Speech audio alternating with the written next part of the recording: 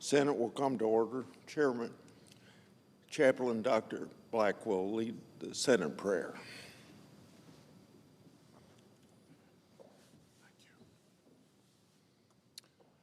Let us pray. O God, our help in ages past, keep our lawmakers under the canopy of your care. We do not ask you to separate them from life's stresses, strains, and setbacks, but to shelter them by your grace in sunshine and shadows. Accompany them in their coming in, their going out, and their daily work. Make them instruments to advance your kingdom. May no weapon formed against them prosper. Lord, encompass them with the everlasting arms of your love, grace, and mercy. And Lord, we praise you for this season of peace and goodwill to humanity. We pray in the name of the Prince of Peace. Amen. Will you please join me in the pledge? I pledge allegiance to the flag of the United States of America and to the republic for which it stands, one nation under God, indivisible, with liberty and justice for all.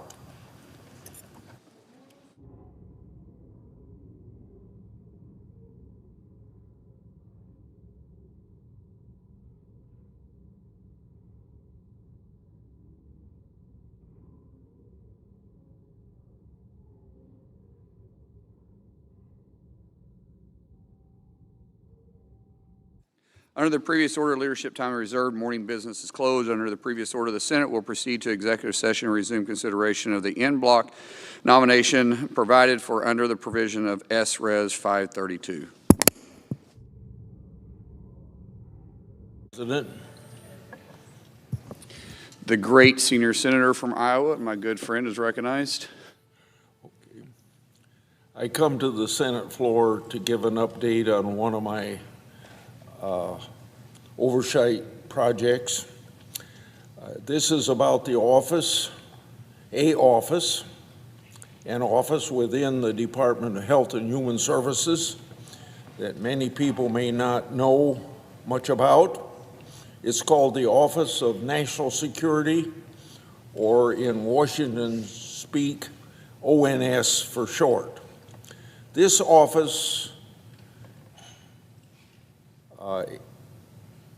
informs HHS leadership about the threat landscape and also manages intelligence and counterintelligence. In addition, ONS also aims to protect HHS from disclosure of confidential information and other efforts that undermine U.S.-led research. I have done oversight of ONS since my chairmanship on the Finance Committee during the 116th Congress, and during the COVID pandemic, I successfully fought to ensure that ONS had a seat at the table with the intelligence community so it could lend its expertise however it was needed. To fulfill its duties to the taxpayers, ONS needs to collaborate closely with national security partners, and the U.S. needs to be ready to fight health threats head-on, especially that includes domestic and foreign threats. And that threat landscape isn't going to go away anytime soon, and it certainly isn't getting any better as pathogens evolve. which means the right hand of government must talk with the left hand of government.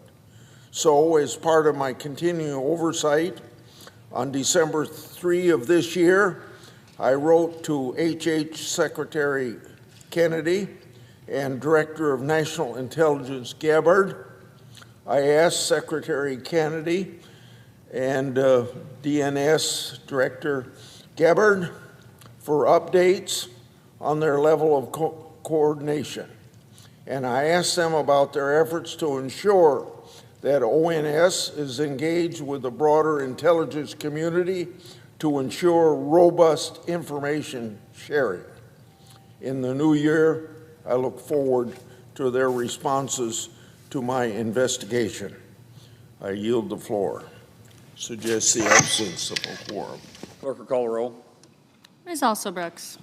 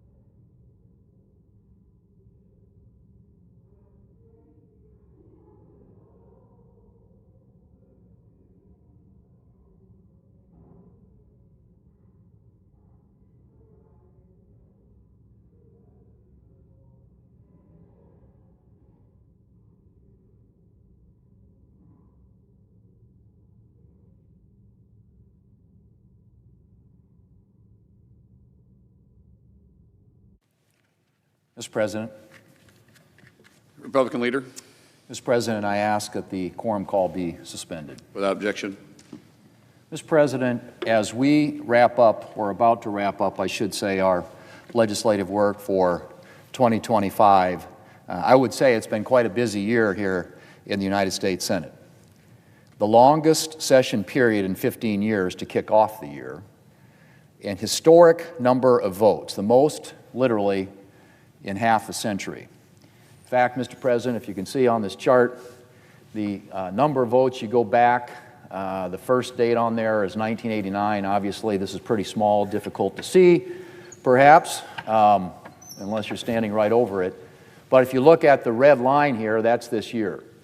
So 653 votes cast so far this year, which dwarfs any year going back to 1989, which is what we had data going back to. We have since researched farther back. Turns out there was one year, 1976. We went back 8 decades. There was one year in 1976 where the Senate cast more votes than we did this year. But if you go back to 1989, the closest one is right here in 1995, which for those of us who were actually following it back then, that was the Contract with America year, and so that was a record number of votes cast in both, I think, the House and the Senate. But we have eclipsed that. There were 613 votes cast in 1995. This year in the United States Senate, we have already cast 653, and we are not quite done yet. So historic, just in terms of the number of votes cast, the number of hours in session, and the number of days in session. Also historic just in terms of the amount of time that we've been around here, Mr. President. So we put in a lot of time here this year. Now, I have always said that you can't equate volume of activity or busyness with productivity. I think you have to, those are sometimes separate metrics. But I would argue, Mr. President, that what really matters here is not the number of votes or the number of hours that we've worked. It is what we accomplished with those hours. And this has been an incredibly productive Senate, and I'm proud to say that we've accomplished a lot this year in the United States Senate. Our flagship bill, I should say, for the year, of course, was the One Big Beautiful Bill, the Working Families Tax Cuts Act, and the largest part of that was, in fact, the tax cuts that were enacted that are going to benefit American families, Mr. President. Back in 2017, the Republicans delivered substantial tax relief for hardworking Americans. But that tax relief was scheduled to expire at the end of this month. And so one of our main priorities for this year was extending that tax relief. And extend it we did. But we didn't just extend it, we made it permanent. And we added to it additional tax relief on top. So now hardworking Americans can enjoy permanently lower rates, plus an increased standard deduction, a further increase in the child tax credit, a new bonus deduction for seniors, no tax on tips, no tax on overtime, and Mr. President, that list goes on and on. In addition to the new and permanent tax relief for individuals and families, we also made important tax relief for businesses of all sizes to help our growth and expand jobs and opportunities for American workers. So I would just say, again, Mr. President, if you look at that map, this measures, and again, it's too far away for people to see, but the color coding represents the amount of tax relief that people in these individual states or even within a state will receive based upon the filings and what we expect they'll be filing for next year. But if you can see at the top of that, the U.S. average is $3,752 in savings as a result of what we did to prevent what would have been the largest tax increase in American history. And so American families this next year, American businesses, are going to have more money in their pockets as a result of what we did. Had we not taken those actions, the average family across this country would have seen a $3,752 increase in their taxes.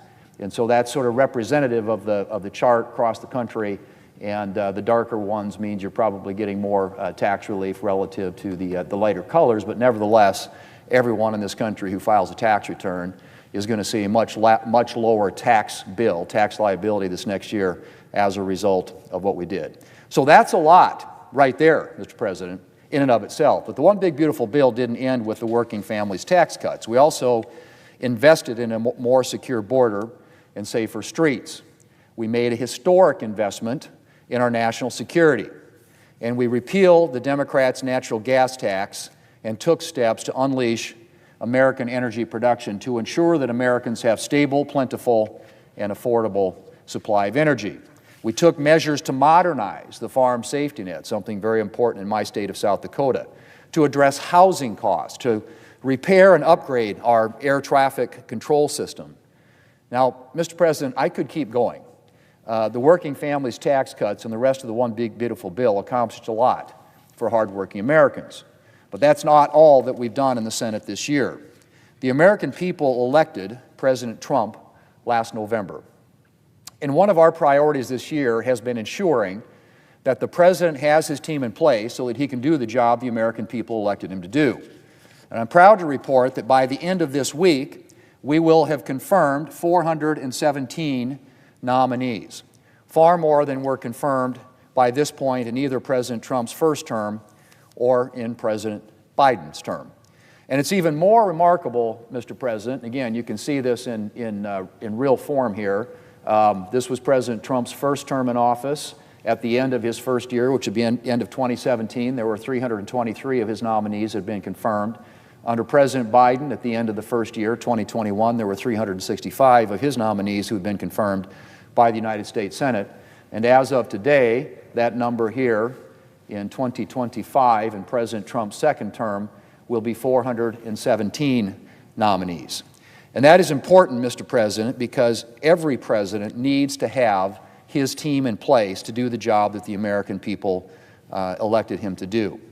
So as we think about, and we look at, discussed on the floor yesterday, you look at the President's first term, what makes this even more remarkable is the fact that there was a historic level of obstruction by the Democrats to getting the President's nominees in place. I'm talking about something unlike anything we've ever seen in American history for any president of any political party. And if you look at his first term, Mr. President, President Trump remains the only president on record not to have had a single civilian nomination confirmed by unanimous consent or voice vote. The only president on record. Democrats have dragged out the process on almost every single one of the president's nominations. Not out of principle, but out of petty partisanship. Any president going back in history, Mr. President, when they get elected, get a mandate from the American people, generally both political parties, and I've been here through multiple administrations, both Republican and Democrat, and I've been here in multiple Congresses and Senates, both Republican and Democrat. And in every case, a lot of, particularly when you get past the cabinet, which we all take very seriously, obviously, and there is a process in place, and some of the changes that we made to expedite nominations didn't affect cabinet-level nominees. But when you get to the sub-cabinet level, in many cases, particularly non-controversial nominees have been approved by unanimous consent or voice vote. It is a way of recognizing that a president needs to get his team in place in order to accomplish the work and the agenda that the American people elected, in this case, President Trump to do.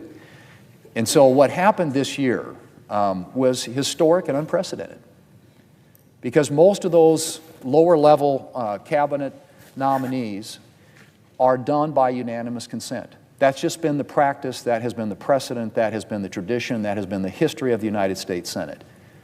And for President Trump, the first president in American history. But as I said, Mr. President, we as Republicans haven't let that stop us.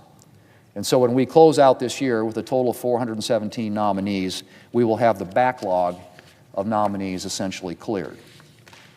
Mr. President, considering nominations is one responsibility of the government. Funding the government, together with the House of Representatives, is another. And one thing that I was determined on when I became leader was to make sure that the Senate went about considering the yearly appropriations bills through regular order. a process that gives senators from both parties the greatest chance to make their voices, and the voices of their constituents, I might add, heard. And we've done a lot to return the Senate to regular order process this year. Appropriations work was unnecessarily delayed by Democrats' decision to shut down the government for 6 weeks. But despite that, we've had multiple individual appropriations bills signed into law, and the Senate is well on its way to passing 5 additional bills. Now, Mr. President, there's a lot more I could talk about when it comes to Senate accomplishments in 2025. We've taken action to repeal a number of burdensome rules and regulations, including the Biden electric vehicle mandate, appliance rules that would have driven up prices for hardworking Americans and businesses, and energy mandates that would have driven up energy prices for American families. We passed the HALT Fentanyl Act to permanently schedule fentanyl analogs as the most deadly type of drugs. We passed the Lake and Riley Act to keep criminal illegal aliens off of our streets. We passed the Genius Act, a landmark bill to create the first U.S. federal framework for stablecoins and ensure U.S. leadership in financial innovation. We passed the Take It Down Act to combat non-consensual explicit images being shared online. And Mr. President, so much more that I could talk about. And we even tried to do things that ultimately were blocked by Democrats, like legislation that would prevent biological males from hijacking opportunities for women and girls in sports. I guess my point, Mr. President, has been a long and a challenging year here in the United States Senate. And I thank all of my colleagues, both Republican and Democrat, and all the staffs, including the folks here on the floor, who put in long days and long hours in this last year. And I think, Mr. President, as I said, there is a lot to show for it. In fact, if I put up this last chart, you'll have a hard time. Nobody's going to be able to read this for sure, but I do this only simply to illustrate this is the list of things that we have accomplished in this last year. And it runs the gamut from all the things, some of which I just mentioned, a lot of which I didn't mention, that were included in the working families tax cuts, the one big beautiful bill that passed last summer, but then so many other things on this list that were accomplished as a result of the good work that we have done on behalf of the American people here in this last year. So, Mr. President, it is, I think, an example of what we all came here to do. And thanks to our work this year, Americans are going to be looking at 1, safer streets, 2, more money in their pockets, and 3, new opportunities to get ahead, and new opportunities on the way for American people and American families. And so, Mr. President, we're going to keep advancing those priorities here in the United States Senate in 2026 and build on the record of accomplishment and the successes that we have had here in 2025. Mr. President, I yield the floor, and I suggest the absence of quorum. Clerk will call the roll. Ms. Alsobrooks.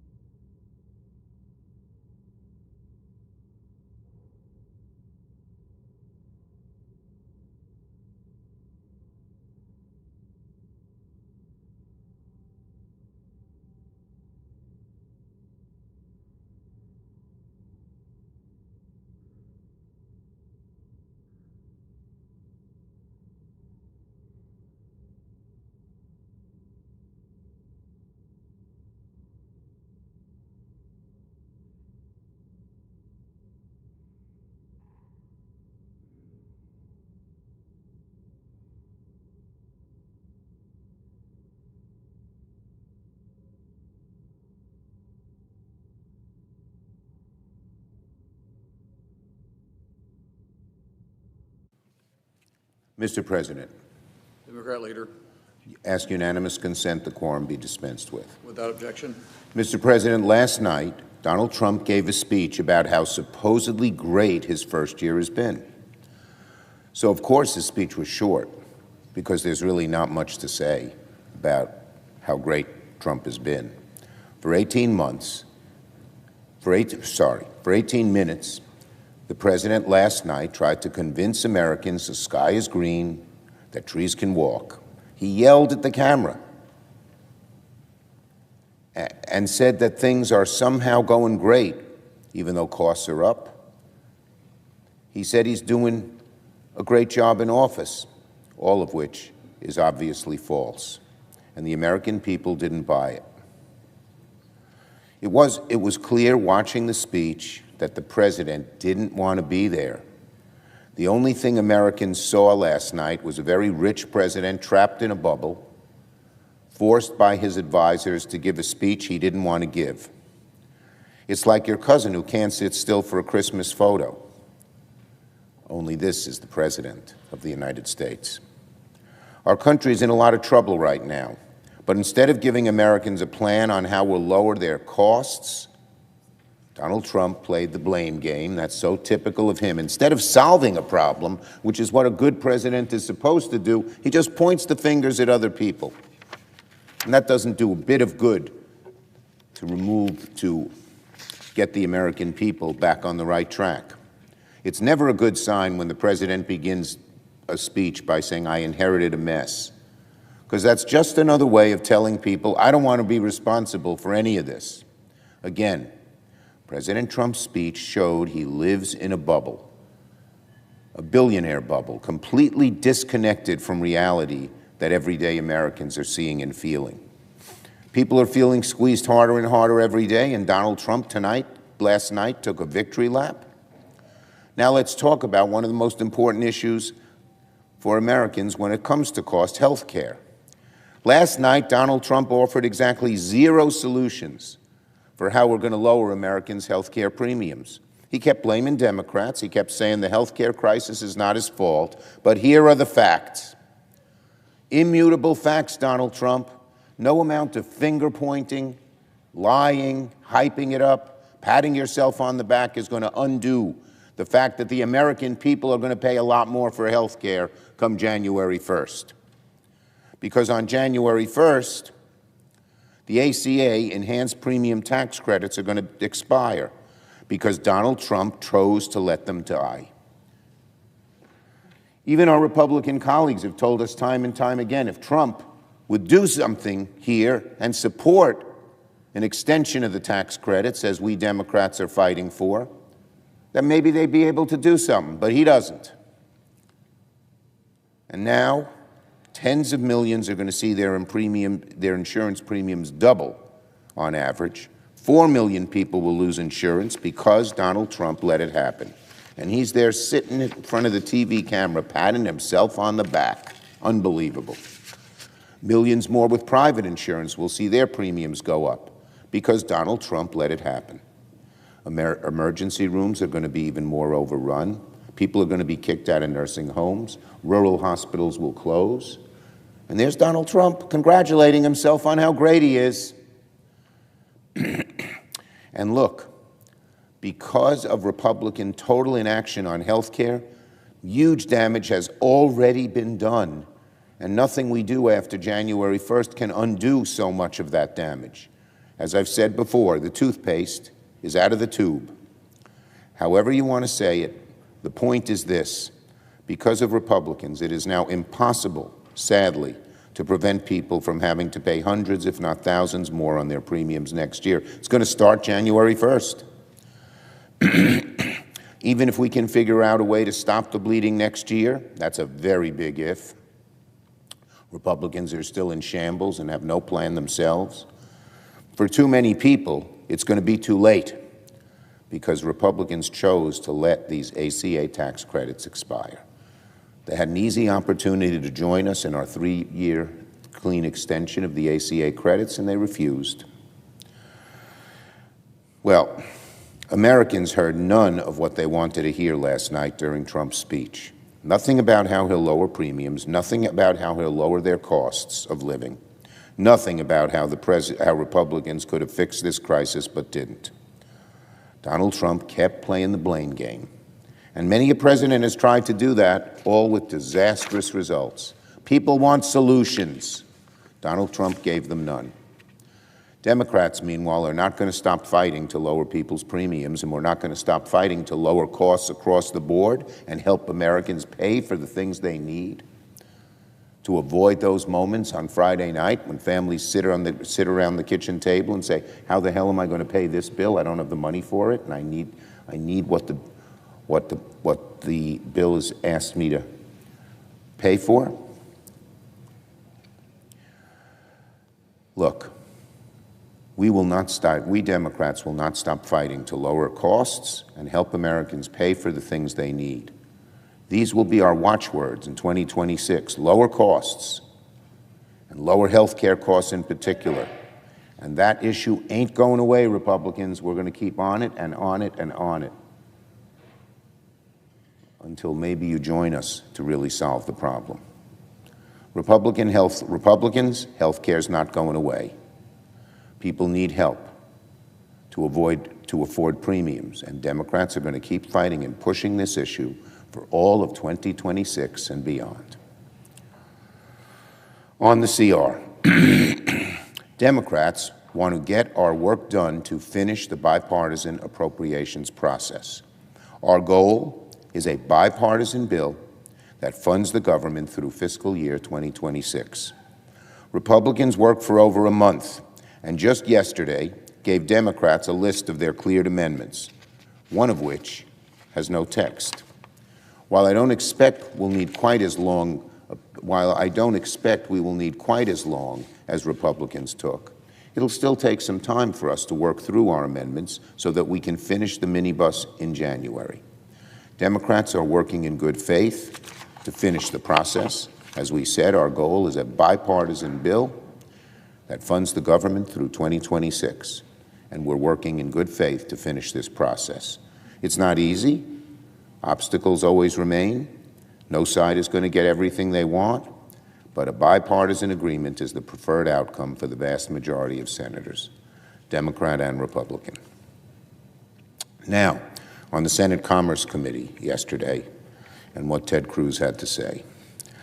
Well, yesterday, the Senate Commerce Committee heard testimony from FCC Chair Brendan Carr, the first time he's appeared publicly before the Senate after trying to bully ABC and Disney into pulling Jimmy Kimmel off the air. Remember back then that Carr said in a podcast, we could do this the easy way or the hard way, and he threatened ABC and Disney with investigations. What thuggery. He threatened to pull broadcast licenses. These are naked attempts at censorship in violation of the First Amendment's protection to free speech. The threatening and bullying of the media into simply being a mouthpiece for Donald Trump is one of the greatest threats our democracy faces. And Mr. Carr has been a willing and eager henchman to achieve that very dangerous goal. It was disturbing to hear Mr. Carr double down yesterday on his attempt to take Kimmel off the air. And it was troubling that too few Republicans were willing to stand up to him. But at least one Republican, the chair of the committee, the junior senator from Texas, Senator Cruz, spoke out against Mr. Carr's bully tactics. I don't agree very much with Senator Cruz on most everything he says, and I didn't agree with many of the things he said yesterday at the committee. But Cruz is absolutely correct that Mr. Carr's conduct is dangerous. On the issue of Mr. Carr and the censoring of the news media, Senator Cruz is right on the money. He's right when he said Mr. Carr's behavior is the kind of stuff you see in Goodfellas. And no government, no matter who's in charge, has the right to silence, intimidate, or censor protected free speech, no matter where it comes from. Mr. President, there are lots of dangers to our democracy under this Trump regime. It's becoming more and more like a regime. But one of the top is the intimidating of media, is the consolidation of media to only have a voice that protects Donald Trump and defends Donald Trump. That's what dictators do. That's what Orban has done in Hungary and Erdogan in Turkey, and dictators throughout history try to censor the media, consolidate the media so they are all under the thumb of the leader, of the dictator. This is a dramatic danger, a huge danger, one of the greatest dangers to our democracy. And Ted Cruz talked about that yesterday. Frankly, if Cruz can speak out against the FCC's obvious bullying tactics, so can other Republicans. Other Republicans should join him. Everyone should join him. What Mr. Carr is doing is a huge danger, and both Democrats and Republicans should unite to call this dangerous conduct out. Cruz's comments yesterday was the first step, and more on his side of the aisle in particular should join him. Now, there's also the issue of affordability, which Mr. Carr did not address.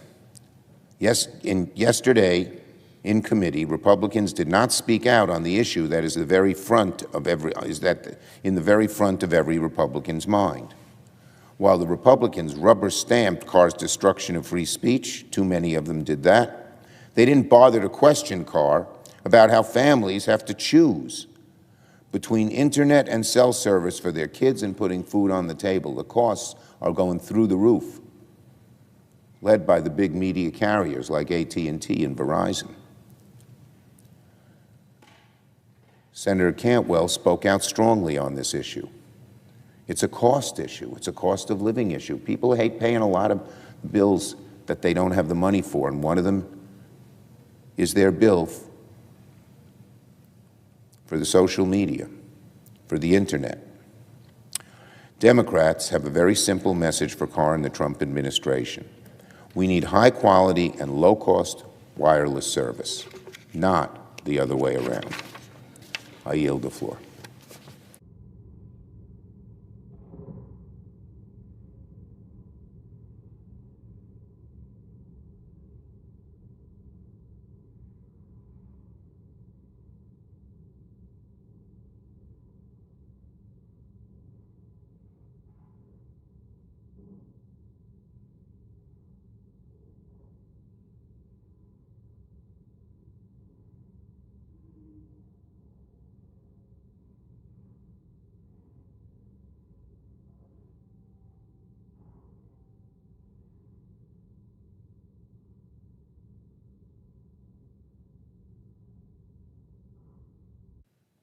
Mr. President. Majority Whip. Thank you, Mr. President. Mr. President, I come to the floor today having just heard the minority leader talk about the President's address to the nation last night. I listened carefully to what the President had to say, and I thought he did an outstanding job explaining what a difference a year makes. Because what the President inherited and Republicans inherited when we took over after Joe Biden and the Democrats had been in charge, our country was weaker. Our country was poorer. Our country was less safe. What we've seen is a complete reversal over the last year, with a focus on significant changes at the border, where we now have a secure border. Most secure it's been in years and years and even decades. A huge difference on energy, where right now, going into the Christmas season, gasoline prices are at the lowest they've been in 5 years. Complete change in taxes, where the Democrats wanted to raise taxes on American families by $5 trillion. Instead, this year, as we go into next year, people are going to see a dramatic difference in lower taxes impacting how much money they have in their pockets. And a dramatic change in national security. We now have peace through strength, and we didn't have that over the last administration. And then on top of all these things, President Trump announced something called a warrior dividend. That's going to give $1,776 to each and every one of our brave men and women in uniform, and there are over 1 million of them right now, And what a gift and what a bonus to thank them for their service. Oh yes, we are dramatically changing the direction of this country. We're getting America back on track. And Mr. President, just this morning we got additional good news. It's the latest inflation report. The inflation has slowed in November to 2.7%, and that is lower than anything anyone expected. That's a reflection of the work that we're doing. Core inflation was the lowest since March of 2021. That's when Joe Biden and the Democrats came into office, and we faced 40-year high inflation. That's what the American people suffered through under 4 years of Biden and the Democrats. This is good news for consumers. It's good news for Main Street. It's good news for the country. The evidence is undeniable. Republicans are getting America back on track. Mr. President, this Christmas, families are really feeling the relief that comes from returning to common sense energy policies. You unleash American energy as we've done, taking the leash off that the Democrats had applied to American energy production. Get more energy production, prices go down. I remember when consumers were paying $5 a gallon for gasoline, even higher for diesel. Now in Wyoming, it's about less than $2.50 a gallon. I hear in Oklahoma from Senator Langford it's $1.99 a gallon. I will never forget the day that Joe Biden held his Environmental Protection Agency. He said, prioritize climate over energy that is affordable, available, and reliable. That era is over. By unleashing American energy that is now affordable, available, and reliable, Republicans are making America safer and more prosperous. Now, a vital piece of all of this energy dominance is America's clean coal. A few months ago, President Trump declared that American clean coal is essential for our nation's safety and prosperity, and he is right. As part of the Working Families Tax Cuts bill, Republicans in Congress lowered the royalty rate for coal production on federal lands. The old higher tax rates risk keeping coal in the ground. Lower rates mean higher production and lower energy costs. It's good certainly for my home state of Wyoming, and it's good for America. Wyoming is America's energy breadbasket. Our Powder River Basin coal produces nearly half of all the coal in America, and it is the cleanest burning coal in the world. More production means more affordable energy. More production means revenue for Wyoming schools as the taxes come in. More production means more certainty for decades into the future in terms of our energy security. More production means good-paying jobs. And Joe Biden tried to cripple the coal production in America. His administration imposed the punishing Buffalo Resource Management Plan on Wyoming and on parts of Montana, a plan to stop mining of American coal. Republicans used the Congressional Review Act to restore sanity to energy production. Now, Wyoming coal producers in the Powder River Basin can provide the coal needed to continue powering our nation. As a result, miners see a bright future again. Coal production is now up 6% since last year. Another critical piece of American energy superiority is nuclear energy. Last year, the Senate passed my bill to ban the import of Russian uranium. President Trump is also supporting uranium production and nuclear energy as part of his all-of-the-above energy strategy. Uranium production now in the United States is booming. My home state of Wyoming is the second largest producer of uranium in America. Our production has increased nearly 100% since last year. Because of Republican policies, production facilities that were once dormant are now ramping up. That's because they have certainty in terms of business. Nuclear energy fuels 20% of American electricity. We need it. More power from all energy sources are going to bring affordable electricity prices in the future. Mr. President, remember, Republicans also ended this electric vehicle mandate that the Democrats were trying to foist upon the American people. We got rid of that $7,500 government subsidies to buy electric vehicles. When California tried to control what cars we can drive, Republicans stepped in to stop them. Electric vehicles are vehicles Americans don't want, can't afford, aren't practical in my home state of Wyoming or yours of Montana. Look, we're not going to allow California to force feed us. They tried. Now Americans are back in the driver's seat. Republicans also removed Green New Deal regulations. We did it throughout the entire government, and taxpayers saved billions. Additionally, Republicans repealed the Biden-era tax on natural gas. That saves Americans money when they heat their homes. Republicans rolled back Biden-era regulations on home appliances. Now Americans have the freedom to purchase what they want, the appliances that work best for them and their families and their budgets. The contrast between Republicans and Democrats is dramatic, and we certainly heard it last night with the president's address.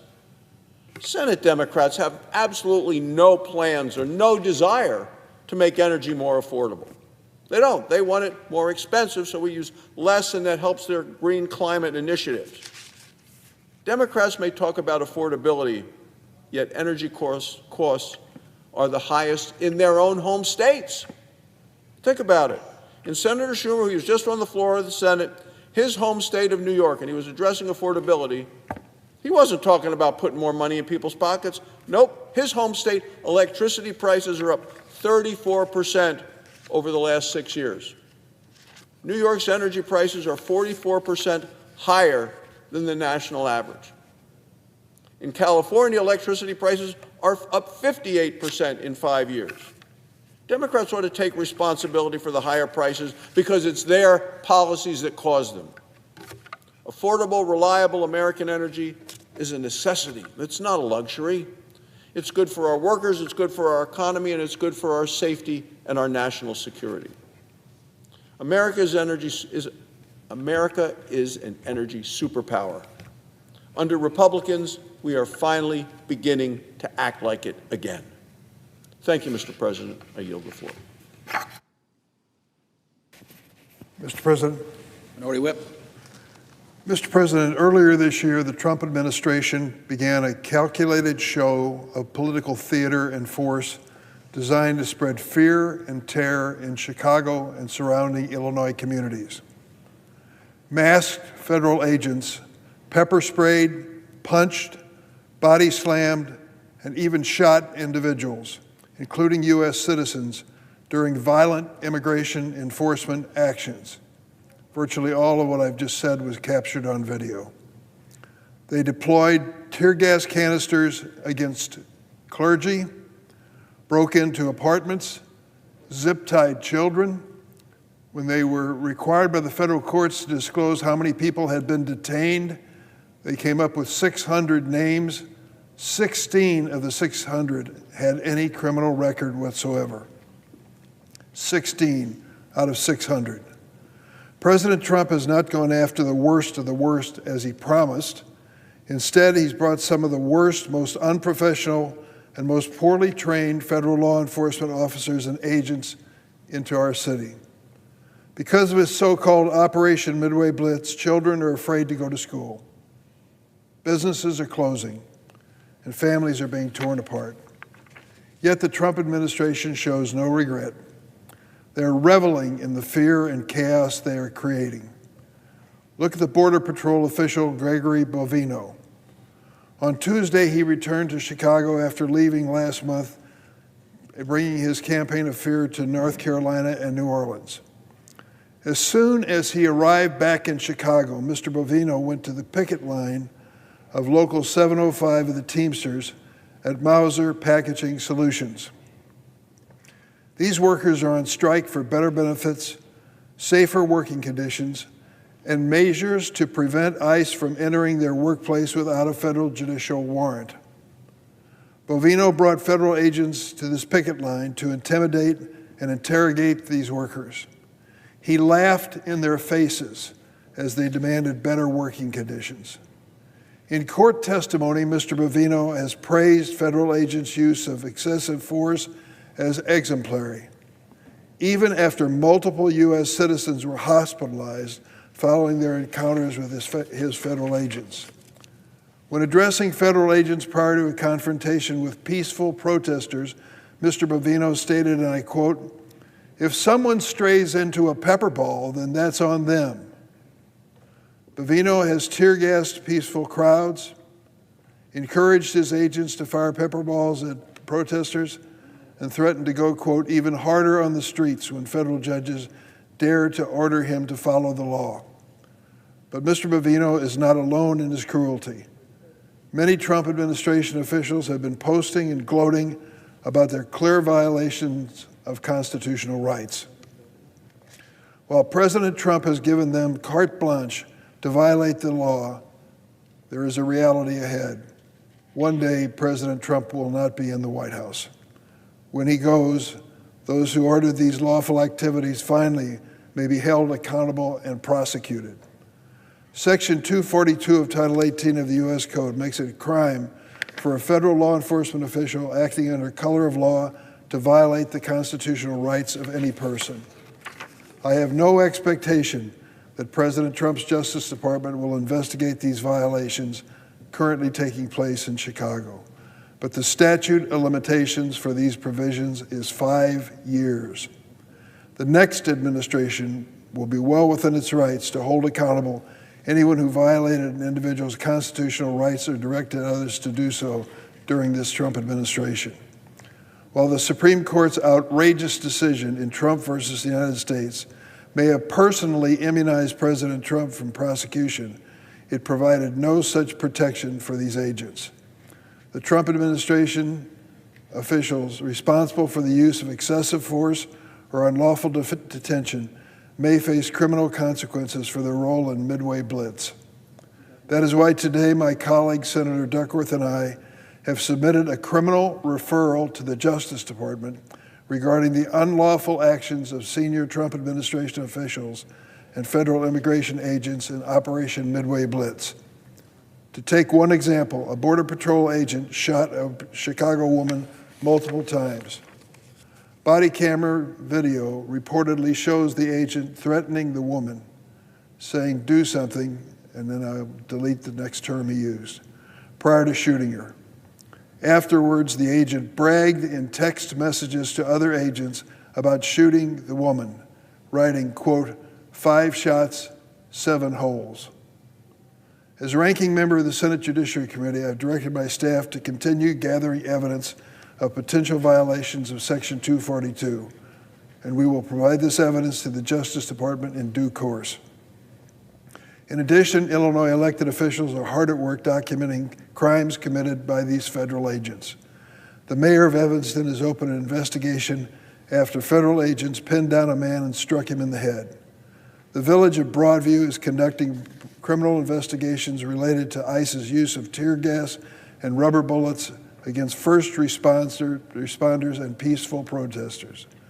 Tomorrow, the Illinois Accountability Commission will hold its first public hearing, which will examine the widespread use of chemical agents during Midway Blitz.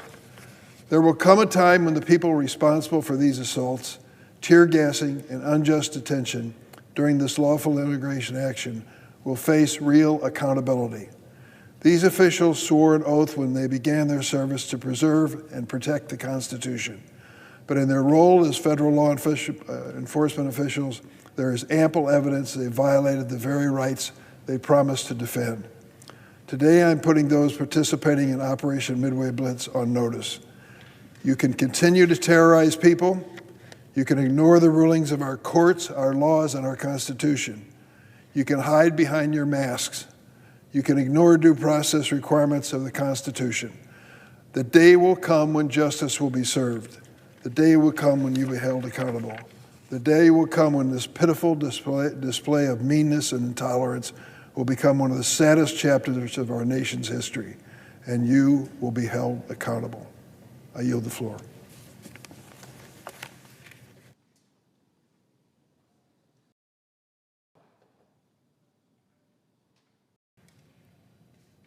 Mr. President. Senator of Iowa.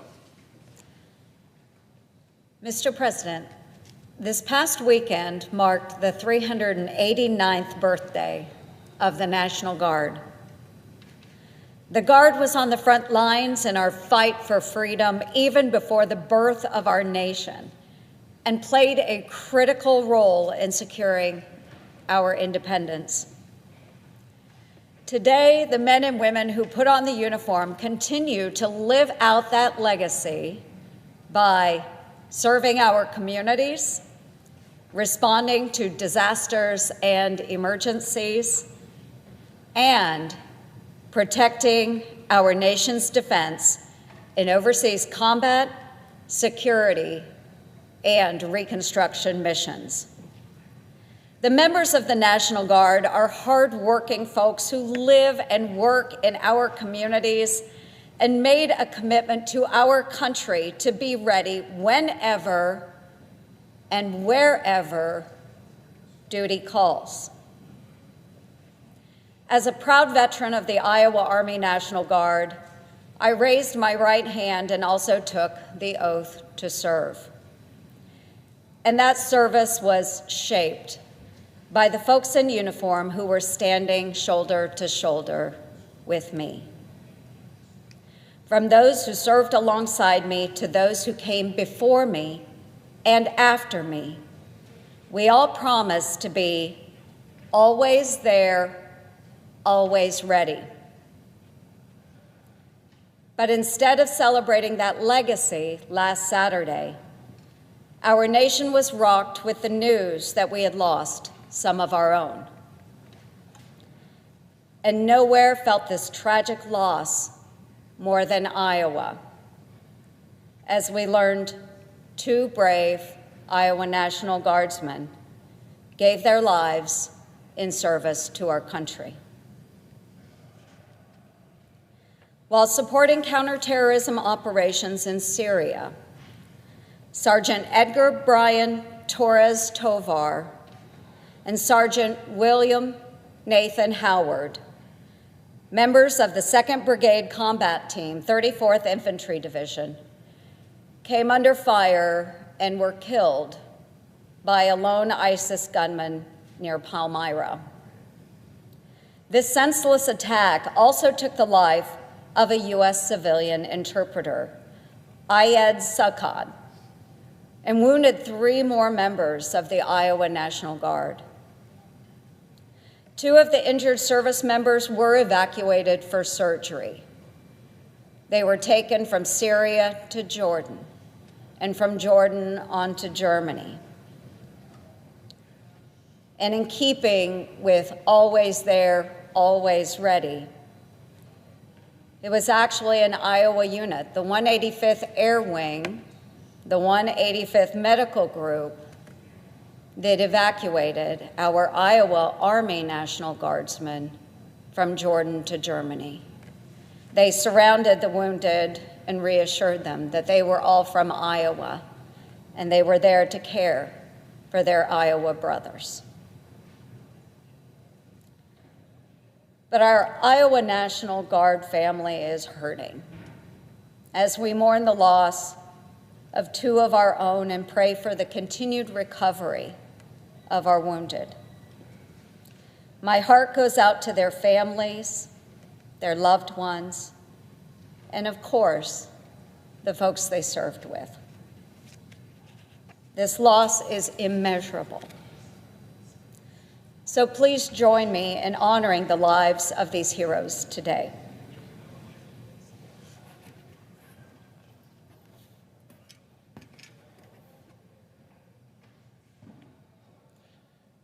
Friends describe 25-year-old Edgar Brian Torres Tovar from Des Moines as selfless, goofy, and kind-hearted, an amazing soldier and an even better friend.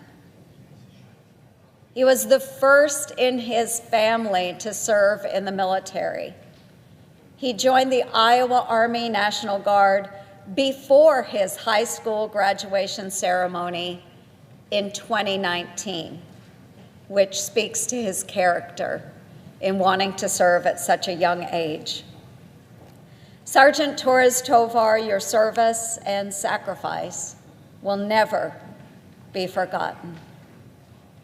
My heart breaks for your friends, your family, and your community. And as I was able to speak with his family yesterday, They were torn apart and still in shock at the loss of their son. I was able to hug his mother and hold her hands and express my sorrow that she would not see her son again. 29-year-old Sergeant William Nathaniel Howard, known as Nate, from Marshalltown, Iowa, was a loving husband and described as an amazing man of faith. He joined the Iowa National Guard soon after graduating from Marshalltown High School and has been enlisted ever since. His stepfather, Jeffrey Bunn, who serves as the Meskwaki Nation Police Department chief, shared that Nate wanted to be a soldier from a very young boy all the way to his adulthood. To his family, especially his wife, Ariana, and their son, my prayers are with you. These men are two of our nation's finest, a true testament to the selfless bravery it takes to put on the uniform and keep our homeland safe from the threat of radical Islamic terror. They are also a reminder that our freedom is not free, and every American owes an enormous debt of gratitude to our service members who put their lives on the line. I know firsthand the sacrifice of men and women who put themselves in harm's way. In 2003, I had the privilege of leading 150 Iowa Army National Guardsmen as a company commander in Iraq and Kuwait in support of Operation Iraqi Freedom. Together, we drove supply convoys conducting transportation and security missions in a combat zone. My soldiers, those incredible men and women, were critical to the mission, and our shared trust and commitment to each other was a very special bond. To those who have served alongside Sergeants Torres, Tovar, and Howard, and to the 1,800 Iowans currently deployed through the Middle East, I feel your loss and your hurt. I have been in those boots. And rest assured, America has your back. When I heard the tragic news, I rushed to comfort the families and traveled to visit the wounded and escort the fallen back to our homeland. Sergeant Howard's brother, Staff Sergeant James Rolsgaard, who was serving in Kuwait at the time, also a National Guardsman, he and I accompanied the bodies to Dover Air Force Base. Before we left Germany, we had a moment alone with the other escorts in the hulk of that C-17, which ironically was piloted and flown by the West Virginia Air Guard. West Virginia having lost a soldier here locally only a few weeks ago. But in that C-17, Sergeant Rolsgaard knelt down beside his brother's transfer case draped in the flag, and he wept.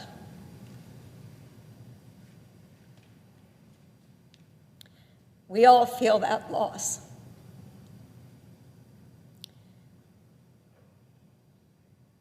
I was able to accompany our fallen back to Dover Air Force Base.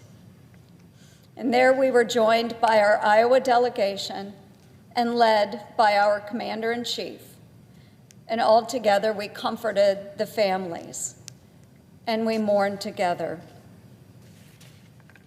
Our governor, Kim Reynolds, has ordered all flags in Iowa to fly at half-staff out of respect and remembrance until the bodies of our Iowa National Guardsmen have returned home and are laid to rest.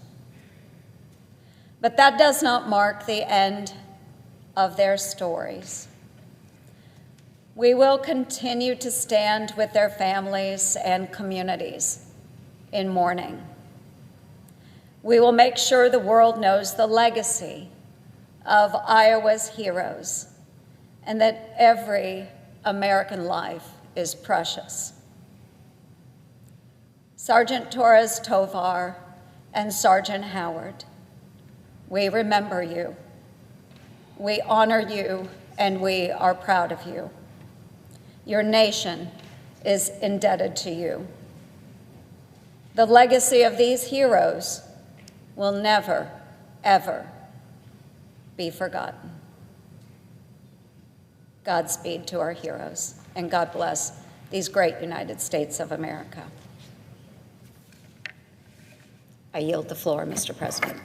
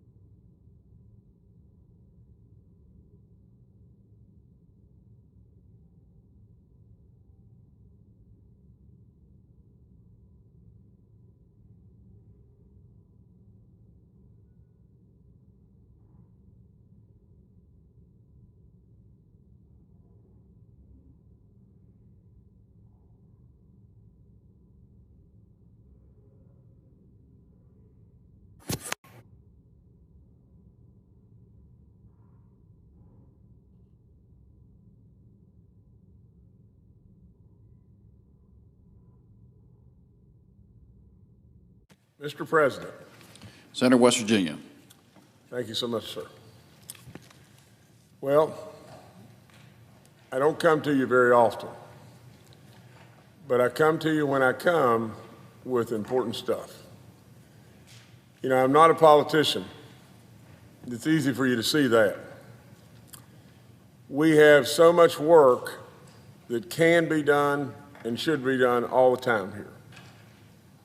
You know, I'm going to speak to you today about folks that we owe everything to. Not some, but everything to. You know, I said so many times as the governor of West Virginia, I said over and over and over that we owe every single thing to those who have served in our military, the active folks that are serving in our military. They have given us everything, everything. You know, in my little state of West Virginia, we're really proud because we step up. We step up in every way. I'm here today in a lot of ways for Sarah and Andy, too. Surely to God above, we have not forgotten Sarah and Andy. We just lost Sarah Beckstrom, a great National Guardsman. Absolutely, in the prime of her life, 20 years old, gunned down right on our streets here. And Andy Wolf continues to fight for his life. And he's improving. He's done wonderful. Andy, in many ways, is our miracle. Our miracle for not only West Virginia, but our miracle for this nation in lots of ways. But I also come today on something that is enormously important. I come today with my bill for this nation, for the most prestigious honor, the most prestigious medal in our military, and that's the Medal of Honor. I want to talk to you about the namesake of this bill, Woody Williams. You know, Woody was a friend, a good friend. His name, Herschel Woody Williams. My bill is Senate Bill 858. It's going to be called the Herschel Woody Williams National Medal of Honor Monument Location Act. And in a few minutes, I'll ask for unanimous consent to this. I'll ask that we'll quit playing these silly, silly, silly politics and step up to the plate and honor absolutely those that have given, in many instances, the ultimate sacrifice. So with all that being said, as I move forward here, I would say to you this. My bill is a testament that will go on the National Mall. It's fully funded. It's fully funded with private donations. We absolutely know that the recipients of the Medal of Honor, absolutely those folks, all the way back to the Civil War, those folks have been in every single conflict that this nation has been in.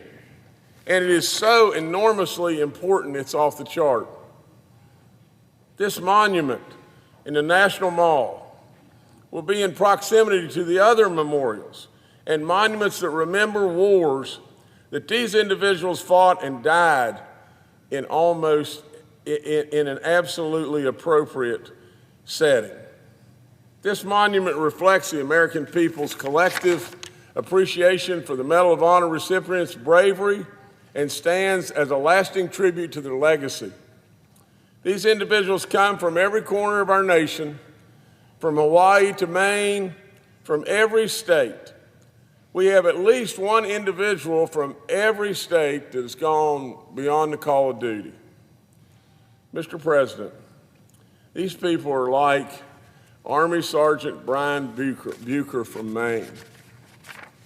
These people are like Navy Ensign Charles Hammond from Maryland, Air Force Master Sergeant John Chapman from Massachusetts, Coast Guard Signalman First Class Douglas Munro from Washington State. Mr. President, we are honored to have these great recipients, many of them with us today. But I do know that two are really right here with us today. U.S. Major General Patrick Brady from South Dakota, who served in Vietnam and made several missions to evacuate wounded soldiers. He utilized 3 helicopters in a single day to evacuate 51 seriously injured men. It's unbelievable. It's totally unbelievable. The bravery, the sacrifice, unbelievable. We also have with us U.S. Army Lieutenant Colonel William Swenson from Washington State. And living up to California, made multiple trips to the enemy's kill zone to evacuate wounded soldiers and recover 4 fallen U.S. servicemen. I just don't know how in the world. You talk about this unbelievable bravery. You talk about their unbelievable sacrifice. They've given so much in every single way, and we should be so proud. Like I said a few minutes ago, we're asking to do something in the National Mall. It's been vetted in every single possible way. The House has passed it unanimously. We passed it out of committee unanimously. Honestly, what is wrong with us in America? What could possibly be wrong with us in America to not step up, and do something as small but as great as this for our greatest medal recipients? The Medal of Honor. Absolutely. I tell you this, I'm grateful to be joined in this effort by 12 senators that have co-sponsored, including 5 of my colleagues from the Energy and Natural Resources Committee. Again, I underline, this passed the House 414 to 0. It passed committee without objection. It is absolutely unbelievable that the National Medal of Honor Museum Foundation has been a great champion and partner on this bill. The National Congress of American Indians has also supported this effort, as it has 42 recipients that are Native Americans. Mr. President,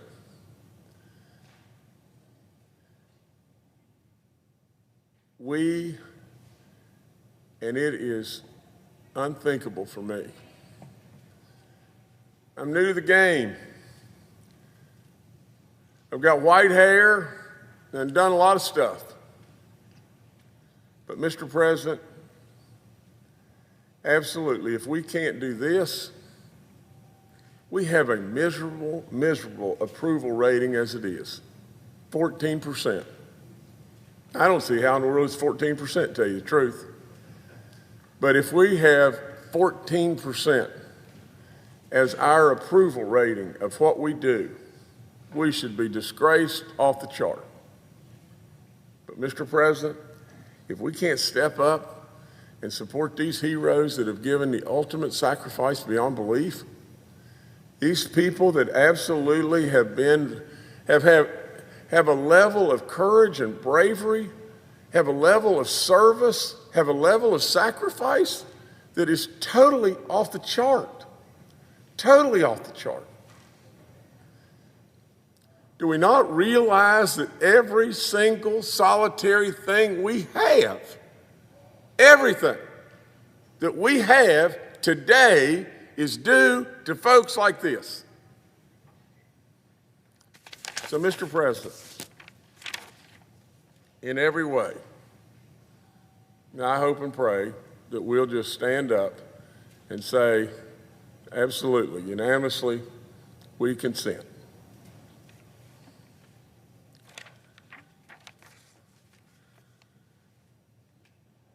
As if in legislative session, not withholding, Rule 22, I ask unanimous consent that the Committee on Energy and Natural Resources be discharged from further consideration of Senate Bill 858 and the Senate proceed to immediately consideration. Further, that the Justice Substitute Amendment at this desk be considered and agreed to. The bill as amended to be considered, read a third time and passed, and that the motion to reconsider be considered, made, and laid upon the table. Is there objection? Reserving the right to object. Senator of California. Mr. President, as we know, the Commemorative Works Act restricts new museums and memorials from being built on the National Mall without an act of Congress. It's one of the ways Congress likes to try to maintain and be mindful of the evolution of the National Mall and the monuments and museums that meet our collective bipartisan standard for placement there.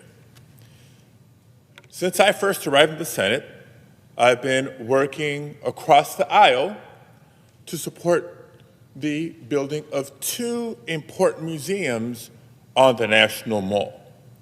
One being the Smithsonian National Museum of the American Latino, the other being the Smithsonian American Women's History Museum. Both of these efforts, longstanding, bipartisan. In fact, Senator Cruz and I, along with Senator Moreno and others, have a bipartisan bill that would adopt this necessary language for placement on the mall. Meanwhile, Senators Klobuchar and Lummis have a bipartisan bill to do the same for the Women's Museum.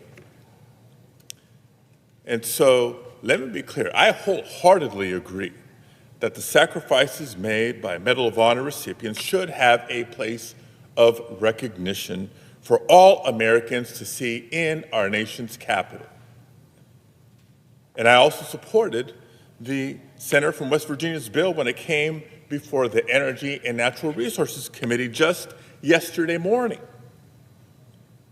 As ranking member of the Rules Committee, let me also offer to the senator from West Virginia and his constituents some good news. I'm happy to share that the committee is working as we speak to approve the installation of a statue in the Capitol for National Medal of Honor recipient Herschel Woody Williams, the individual whom the placement legislation is named after. But as I shared in committee yesterday morning, I also believe that the story of the American Latino and the fight for equality by American women should also be enshrined on the National Mall. So have an amendment that would add the text of those bills to Senate Measure 858 to also allow the Latino and women's museums to build on the National Mall.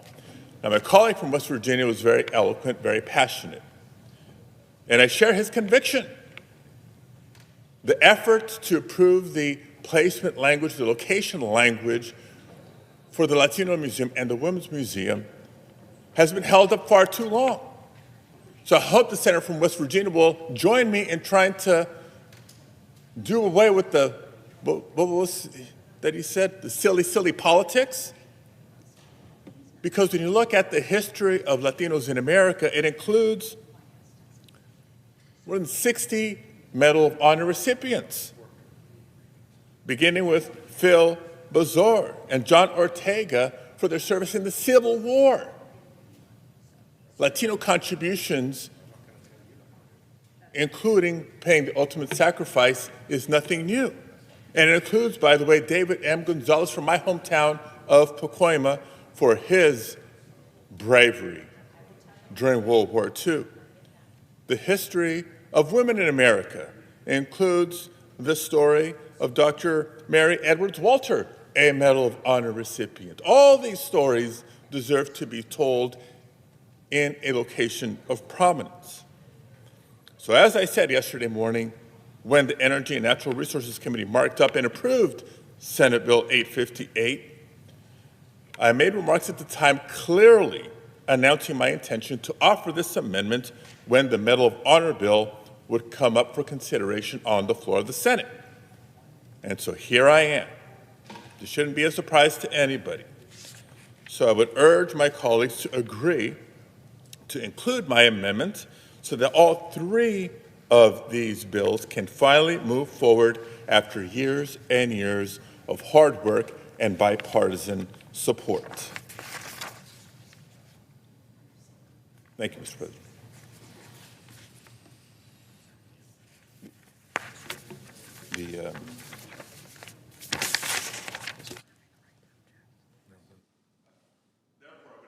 The senator to modify his request so that my amendment, which is at the desk, be considered and agreed to, that the Justice Substitute Amendment as amended be considered and agreed to, the bill as amended be considered read a third time and passed, and that the motions to reconsider be considered, made, and laid upon the table.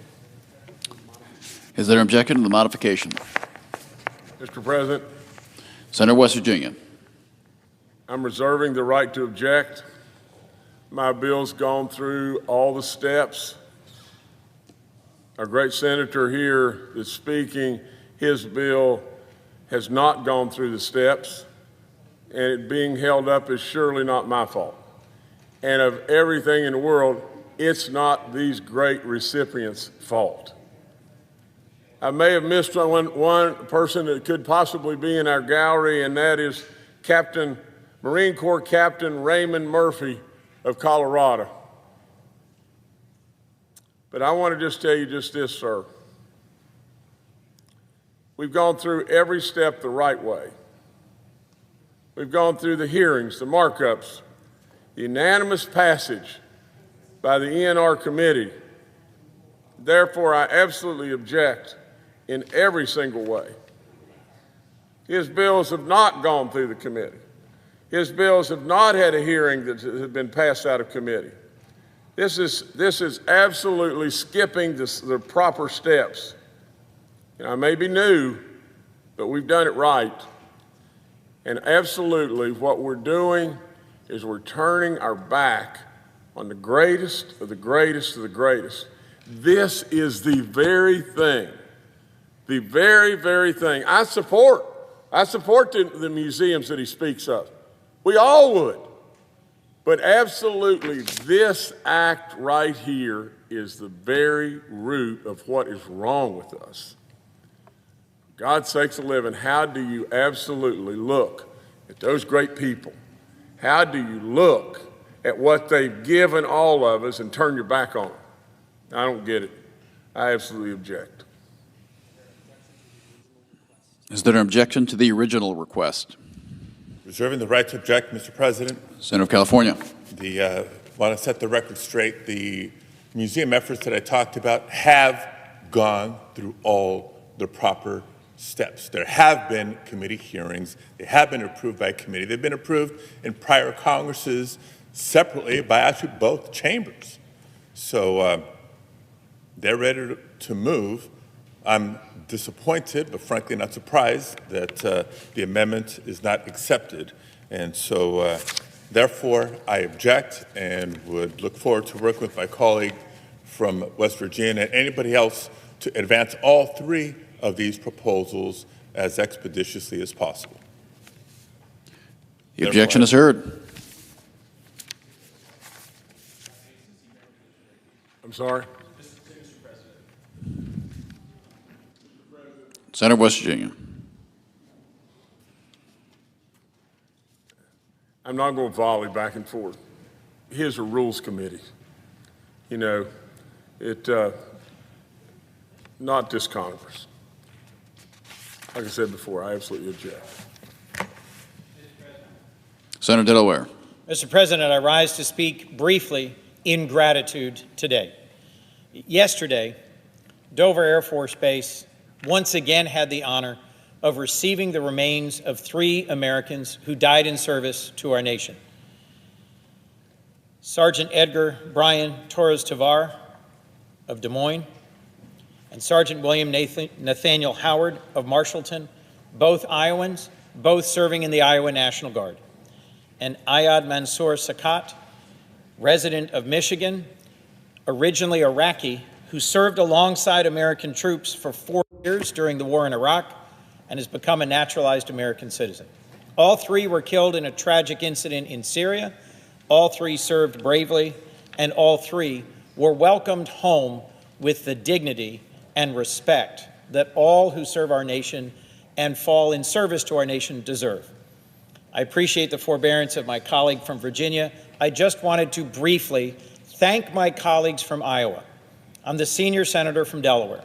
For 15 years, I have invited home state senators to join me in dignified transfers at Dover Air Force Base. And I understand it is logistically very demanding.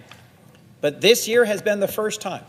In the last year, the 2 senators from Georgia joined for the dignified transfer of 3 Georgians, reservists, who died in an incident at Tower 22 in Jordan.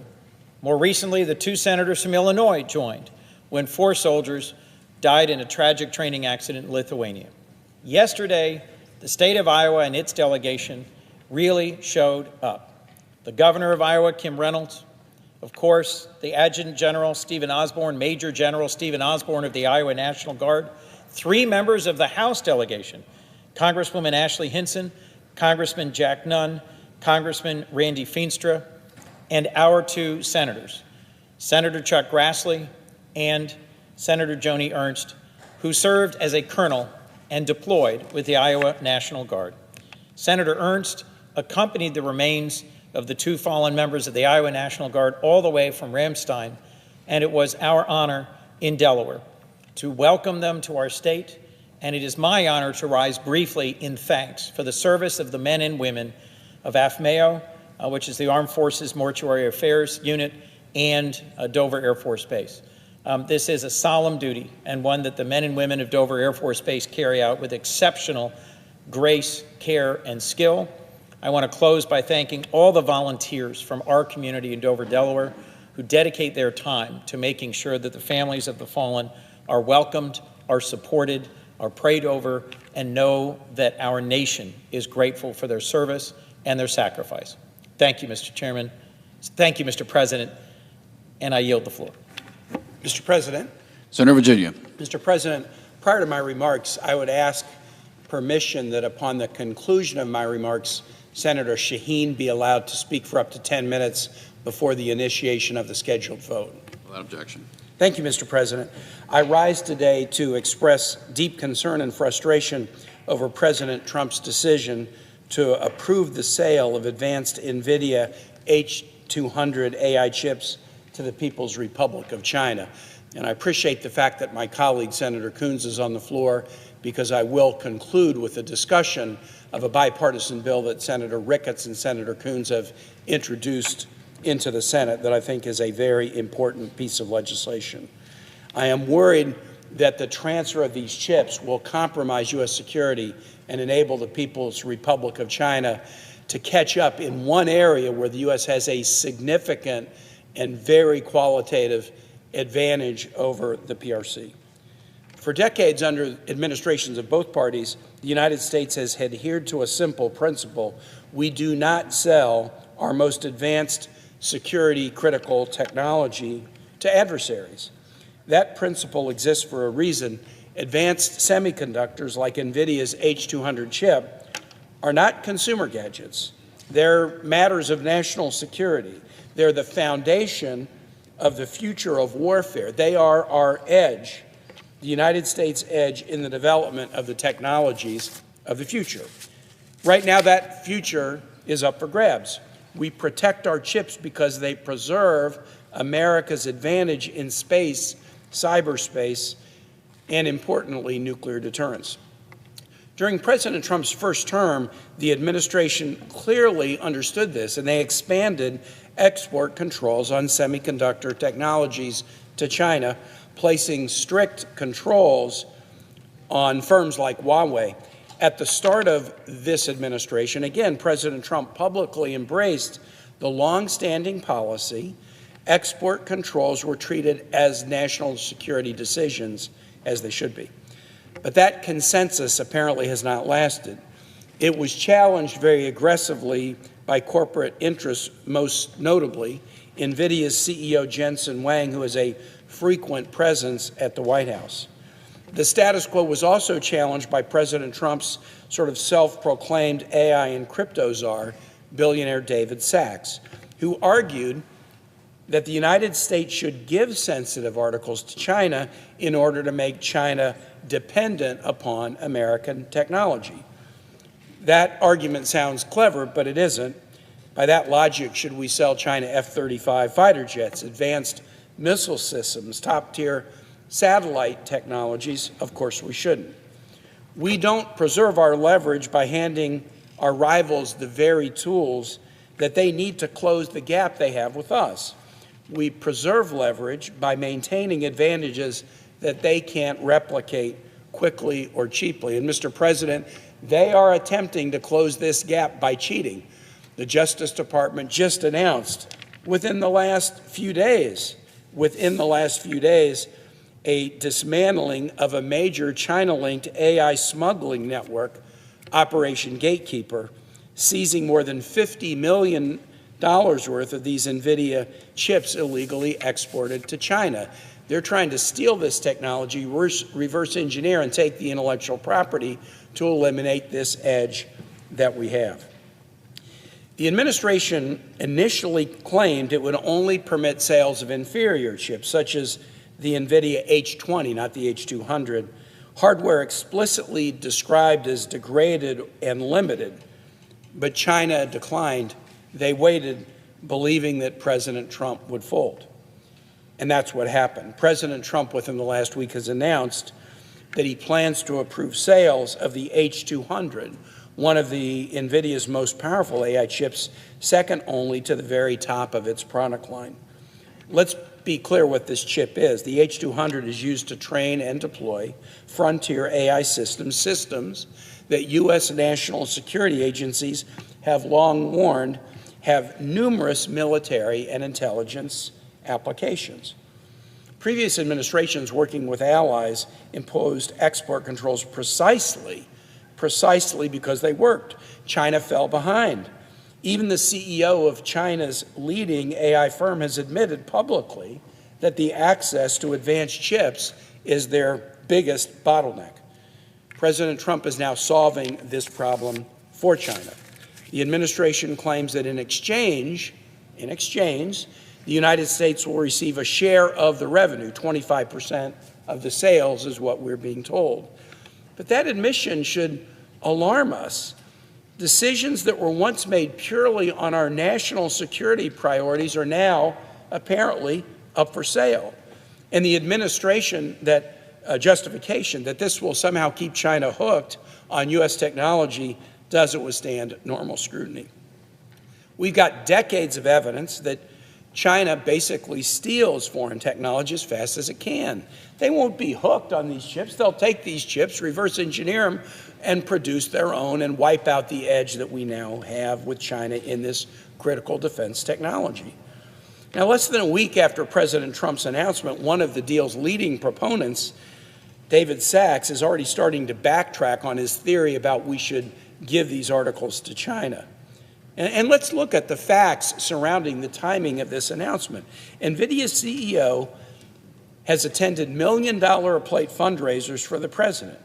His company donated to build the president's ballroom. And now, after months of lobbying and contributions, NVIDIA got what it wanted.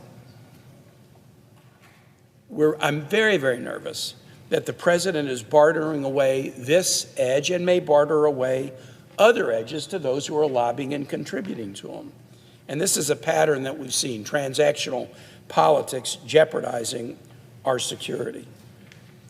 China is reaping the rewards of this. They're already leading or rapidly catching up in so many critical industries. Why would we give up an edge in this one? The American people are watching this play out. They're particularly concerned about China, about China's advances, and about China giving up the edge we have over China in this key area. That's why I've signed on with many in this body. I think there are now 10 co-sponsors, equally divided between Democrats and Republicans. The Senator Ricketts and Coons Safe Chips Act, which would insist upon rigorous export controls over these chips, particularly as they might be transferred to China, the People's Republic of North Korea, Iran, and Russia. The number of bipartisan co-sponsors of this legislation and some similar legislation that is offered by other members, Senators Banks, Senator Collins, is growing. And I urge my colleagues to get on board with this legislation and make sure that we don't harm our national security by transferring technologies of such incredible importance to our country. And with that, Mr. President, I yield the floor. Mr. President. Senator New Hampshire. Mr. President, my colleague from Virginia was very persuasive, I think, in pointing out the threat to national security that providing NVIDIA's chips to China presents. Unfortunately, another area that has the potential to significantly undermine our national security is the efforts by this administration to try and negotiate an end to the war in Ukraine. Now, don't get me wrong, I support ending the war in Ukraine. I think it would be in America's interests, in Europe's interests, and in Ukraine's interests to do that. But to do that in a way that undermines Ukraine for the long term, that gives Vladimir Putin access to the Ukrainian army, which is the largest army in Europe now, the most technologically advanced, and to do that in a way that would further undermine the future security of Ukraine is not in America's interest. But to continue his war in Ukraine, Vladimir Putin needs two things. He needs money and he needs weapons. Russia has hundreds of billions of dollars in assets frozen overseas, some of which are subject to U.S. jurisdiction. Now, Moscow's fighting hard to regain access to that money because it would help sustain its war effort. But as we know, money alone is not going to be enough. Sanctions have significantly degraded Russia's defense industry. And to keep building weapons, Russia relies on outside supply chains. Much of that support now comes from Chinese entities who are providing the materials and the technologies that are keeping Russia's war machine running.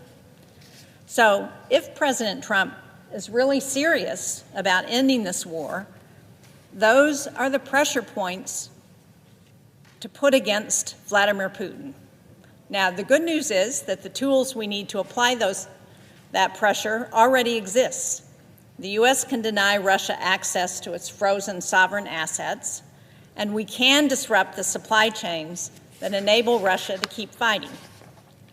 The Foreign Relations Committee has already reported out two bills that have had strong bipartisan support that would address each of these.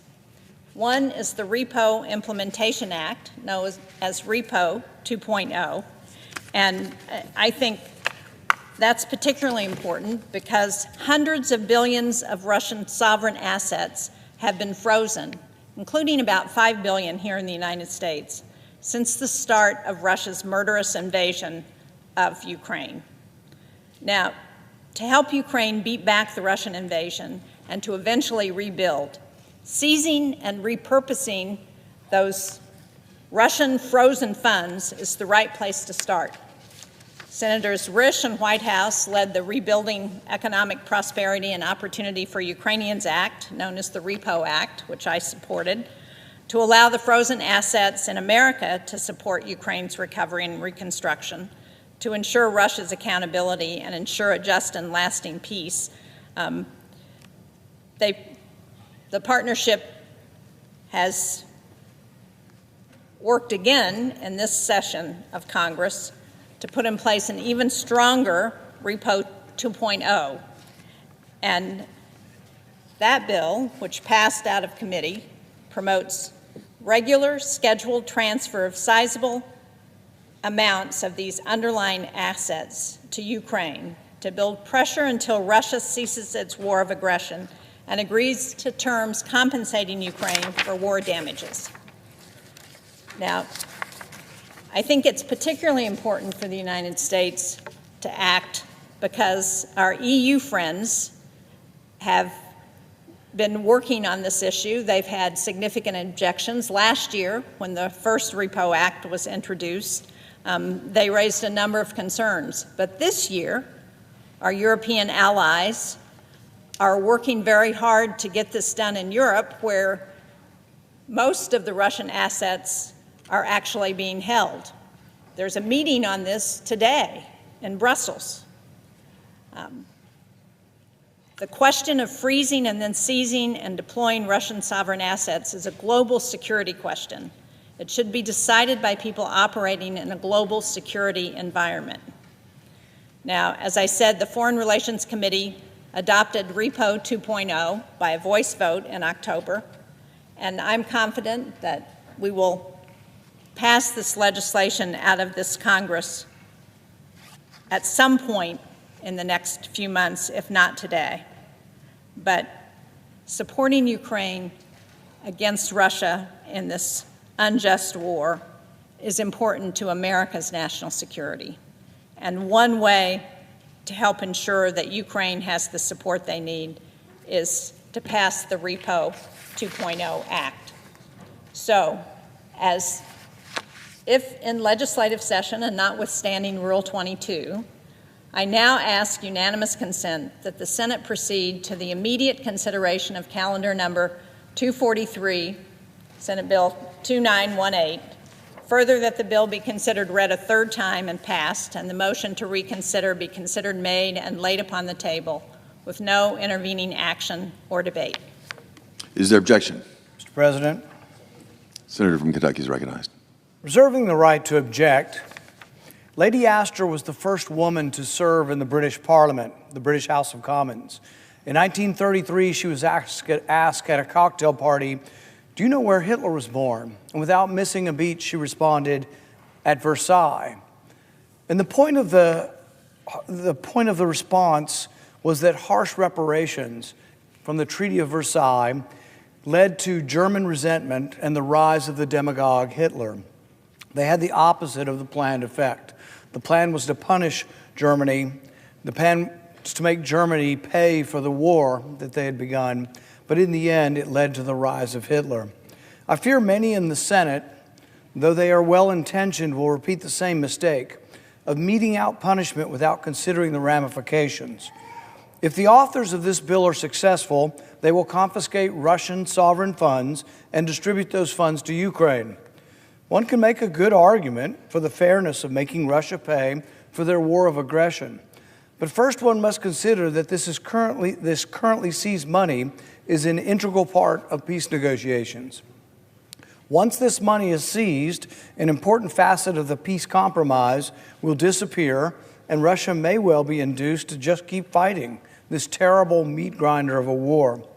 What a tragedy if, in haste, the result of punishing Russia is to prolong the war. Confiscating Russian sovereign assets is essentially an act of economic war. Seizing and transferring these assets to Ukraine may make people in Washington feel virtuous, but it will not bring peace. Confiscating Russia's sovereign assets will reinforce the view of hardliners in Moscow that Russia's war lies not with Ukraine, but really with the United States and the West. There's no justification for Russia's invasion of Ukraine, but this bill directly undermines President Trump's diplomatic efforts to end the killing in Ukraine. In fact, the Trump administration recently warned the European Union not to give seized Russian funds to Ukraine. Russia's frozen assets could be used as a bargaining chip and are being used as a bargaining chip in negotiations. But confiscating their sovereign assets and giving them to Ukraine will only convince Moscow that there is no negotiated settlement to be had with Kiev. The result will be the further destruction of Ukraine. More Ukrainian soldiers and civilians will die, and more cities and towns will be turned to rubble. Nicholas Mulder is an associate professor at Cornell. He highlights the danger of the destabilizing precedent that Western countries would set by seizing assets to end a war they are not openly involved in. Professor Mulder writes that such an action would broaden the coercive actions that states could take for disputes to which they are not a direct party. Elizabeth Braw, a columnist at Foreign Policy and a senior fellow at the Atlantic Council, also highlights the risk of blowback to Western companies. She states that if Western governments themselves begin confiscating assets without due process, they'll expose Western companies to the caprice of undemocratic regimes. In fact, Russia has already threatened to seize $288 billion of Western assets that are in Russia. So we take their money, they take our money. Where does the cycle end? This bill will hand the Russians another tool to fuel resentment against us. American leaders speak of a rules-based international order, but the theory that the United States can confiscate the assets of another country we are not at war with is legally fraught. Professor Mulder argues that economic reprisals are the prerogative of injured states, not of third parties. Rather than compel respect for international law, our actions will demonstrate to our adversaries that we are flouting it. This bill will be used by the Kremlin to show the world that while Washington demands that others follow the rules, we are happy to break them when we see fit. In a multipolar world, Washington can no longer expect to act with impunity, particularly when dealing with a nuclear power. We understood the serious dangers that our country faced during the Cold War, but 3 decades of hubris and repeated foreign policy disasters proves that Washington's foreign policy establishment is badly broken. A good way to start on the road to fixing that broken foreign policy is rejecting this disastrous bill, which will only delay and possibly end the peace negotiations. I object. Mr. President. Objections heard. Senator. I appreciate my colleague from Kentucky's longstanding efforts to object to sanctions and to any way to hold accountable states that commit atrocities like Vladimir Putin's. But I think he's just wrong on how we end this war. The way we end this war is by putting pressure on Vladimir Putin so that he's willing to come to the table. He has not been willing to come to the table to have serious negotiations. And the president's rolling out the red carpet for him in Alaska, welcoming him back into the international community, also has not brought him to the table. So the only thing Vladimir Putin understands, and I agree with my colleague about the Russian people. I've been to Russia. The Russian people are wonderful. They are being misled by a tyrant who will do anything to continue to expand Russia's influence, not only in Europe, but around the world. My colleague, I'm sure, hasn't read some of the documents that show what Russia's doing right now to meddle in the United States to try and influence public opinion about the war in Ukraine. So I think he's absolutely wrong, and that's why I'm going to continue to ask for unanimous consent to pass the third bill that came out of the Foreign Relations Committee, because I think that Russia, not Ukraine, not U.S. taxpayers, should pay for the destruction it's caused. What the Repo 2.0 bill would do would be to make clear that aggression carries lasting financial consequences. Now, the other bill that I think is critical is the Stop China and Russia Act. This is bipartisan legislation that Senator Cornyn co-sponsored with me. It targets those Chinese entities that are supplying Russia's defense industrial base. It focuses on machine tools, on electronics, on industrial inputs that have military applications. Those inputs that are showing up in Russia in their armored vehicles, in their drones, and in their missiles. Those inputs enable Russia to rebuild forces and prepare for future conflict. In fact, I don't know that my colleague from Kentucky, who's on the Foreign Relations Committee with me, was at the hearing that we had earlier this year, where we heard expert testimony before the committee from both the majority and minority witnesses that made clear that the buildup that is happening in Russia right now goes beyond Ukraine. As one of those experts said, at this point, and I'm quoting now, seeing the trends in Russia's military capabilities, reconstitution, adaptation, the buildup in Russian forces, there is no other reason to do that unless you're expecting a confrontation with a much larger potential adversary than Ukraine. Because just to fight the war in Ukraine, Russia doesn't need to do what it's currently doing. That's a quote from one of those experts. That's exactly why this pressure matters, why it's important for us to make sure that Vladimir Putin is really willing to come and negotiate in good faith, which he has not been willing to do.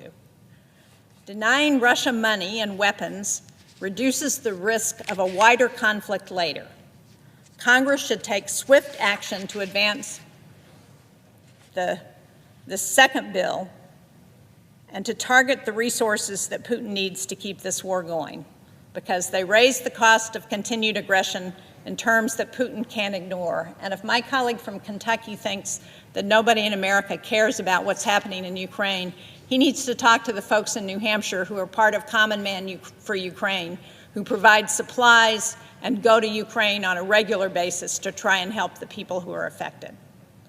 So now, Mr. President, I ask unanimous consent that the Senate take up and pass Senate Bill 2654, the Stop China and Russia Act of 2025.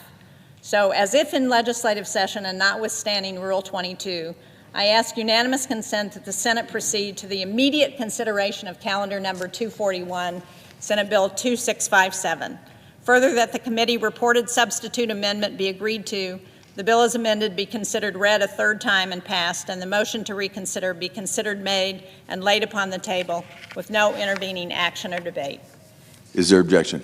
Mr. President, Senator from Kentucky is recognized. reserving the right to object, notion to think that we will yell and scream and gnash our teeth and tell China, quit selling dual-use material to Russia, and that they will immediately have a sanguine face and say, oh, of course, what were we thinking? We'll quit doing it. That's what the logic of this legislation is. We're going to tell China to quit doing it. Now, there is another way diplomacy could work. We have hundreds and hundreds of sanctions on China. If you want China to do something, you could offer to China to remove some sanctions in exchange for them not selling weapons that have dual use or parts that have dual use to Russia. There are ways that you can gain things through diplomacy, but they are transactional and they include carrots and sticks.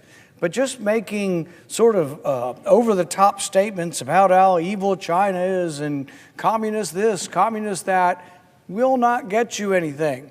If you want something from China, you have to offer them something in exchange. If you want them to quit selling dual-use parts to Russia that they are using in the war, offer them some relief from the hundreds and hundreds of sanctions we have put on. Instead, what this body and the same people who are for this bill have advocated is, oh, we're going to go one step further.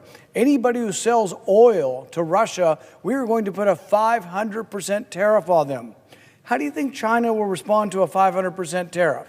You think China's going to say, oh, we're so sorry, our bad, we should not trade with China, and we will do whatever the U.S. tells us? No, they will react like anybody else that's a sovereign nation, and they will push back, and they will say, hell no, we're not going to stop buying oil and gas from Russia. Then there'll be a 500% tariff on China, which means what? An embargo. We've got an embargo the president has already declared on Venezuela. Do we want an embargo of goods with China? Do we think we're going to defeat China by not trading with them? In fact, I think it's the opposite. I think you defeat and influence China by trading with them. The moment we have no trade with China is the moment, in all likelihood, they'll say, we've got nothing to lose in going into Taiwan. The moment they go into Taiwan will be when we have absolutely no trade with China. So it's the opposite. These people want to isolate us from trade. They want a trade isolationism throughout the world. It's a mistake and won't work. It's not that some of the goals or things that they advocate for aren't desirable. I agree. We should try to get Russia to quit, China to quit selling dual-use parts to Russia. But guess what? When Secretary Yellen and Secretary Blinken went over there, what did they do? They went over there and publicly chastised China in their country. You think that worked? No, that made China mad. They did the opposite. This is the opposite of diplomacy. If you want diplomacy, you don't call people names. You don't treat them like a stepchild. You don't treat them like a rebellious teenager and say, I'm wagging my finger and you better quit selling dual-use parts to Russia. No, you have to offer them something they want, and in exchange, they do something we want. That's the way diplomacy works. But in Washington, diplomacy works by, we will have a resolution and we will say, this resolution will say how evil China is. Doesn't have any effect. The sanctions haven't worked. Taking Russia's money is not going to work, and chastising China is not going to work. If you want to have better relations, you have to have relations where it's a give and get relationship. That's what diplomacy is all about. I object. The objection is heard. Mr. President, Senator from New Hampshire is recognized. I think again. my colleague is confused. This bill would not tell China what to do. It would require sanctions that would prohibit the actions that I outlined about support to Russia. And there aren't any tariffs in this bill. Again, my colleague is confused. And I don't think giving NVIDIA's chips to China is the way to get China to cooperate with the United States. I think developing a relationship that China understands where we are on issues and we understand where they are is important. And that's what this bill is about. It's about helping China to understand that we stand in support of Ukraine and we don't support China providing weapons and keeping Russia's war machine going. So, Mr. President, I'm afraid my colleague from Kentucky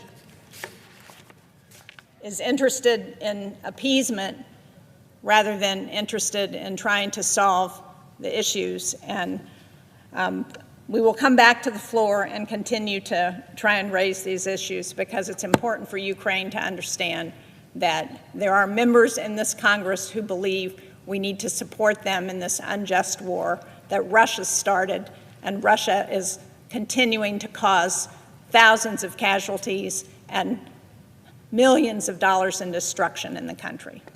I yield the floor.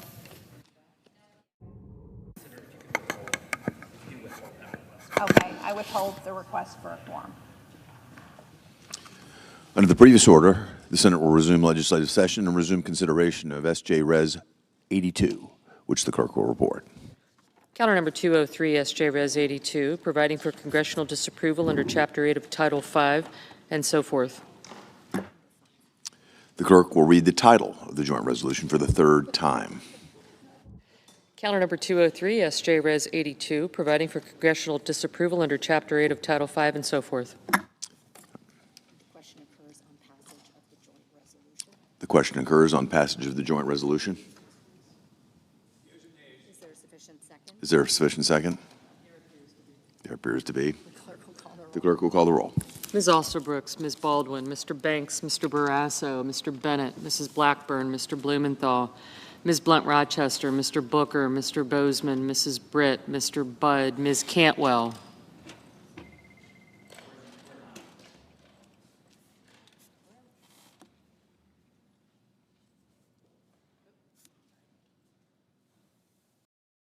Thank you.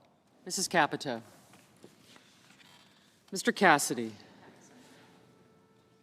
Ms. Collins. Mr. Coons. Mr. Cornyn. Ms. Cortez Masto. Mr. Cotton. Mr. Kramer. Mr. Crapo. Mr. Cruz. Mr. Curtis. Mr. Daines. Ms. Duckworth. Mr. Durbin. Ms. Ernst. Mr. Fetterman. Mrs. Fisher. Mr. Gallego. Mrs. Gillibrand. Mr. Graham. Mr. Grassley. Mr. Haggerty.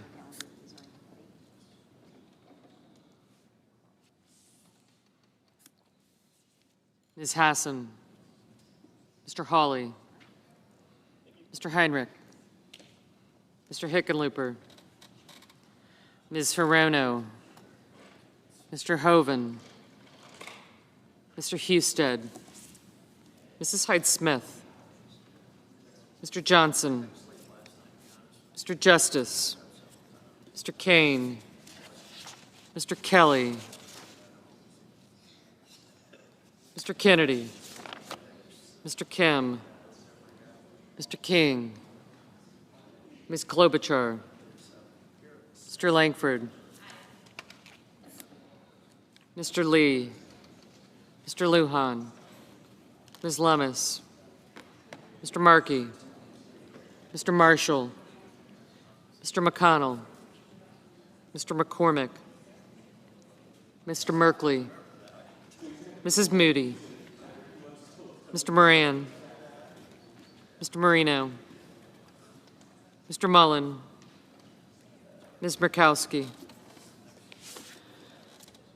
Mr. Murphy. Mrs. Murray. Mr. Ossoff. Mr. Padilla. Mr. Paul, Mr. Peters, Mr. Reed, Mr. Ricketts, Mr. Risch, Ms. Rosen, Mr. Rounds, Mr. Sanders, Mr. Schatz, Mr. Schiff, Mr. Schmidt, Mr. Schumer, Mr. Scott of Florida, Mr. Scott of South Carolina, Mrs. Shaheen, Mr. Sheehy,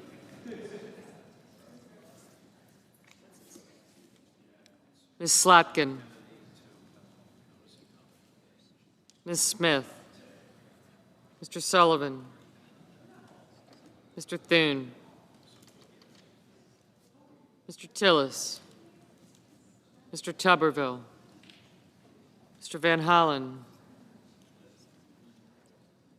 Mr. Warner, Mr. Warnock, Ms. Warren, Mr. Welch, Mr. Whitehouse, Mr. Wicker, Mr. Wyden, Mr. Young,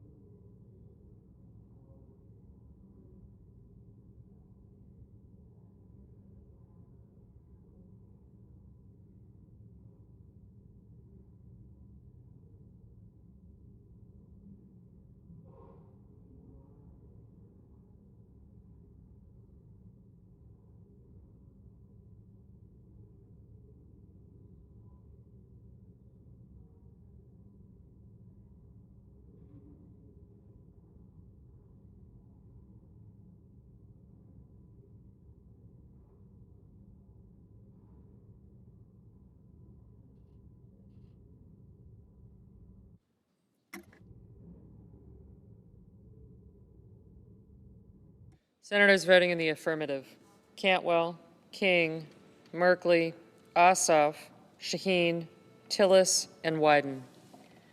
Senators voting in the negative: Barrasso, Cornyn, Lee, Marshall, and Risch.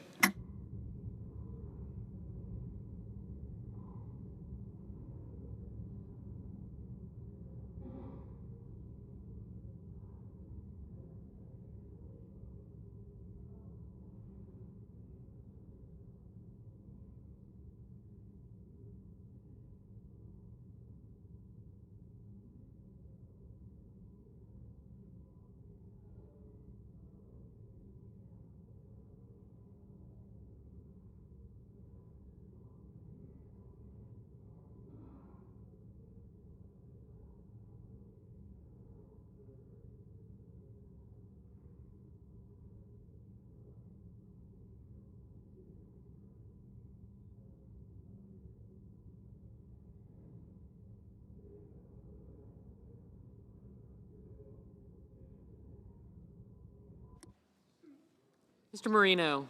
No. Mr. Kane? Aye.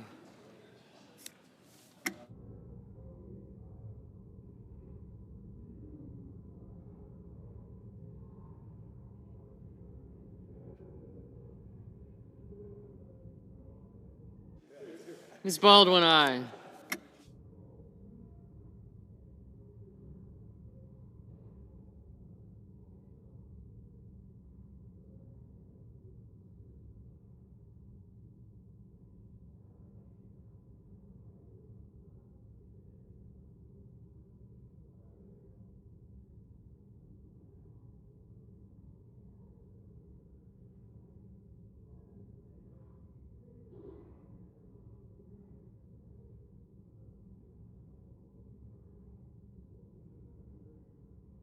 Mr. Langford, no.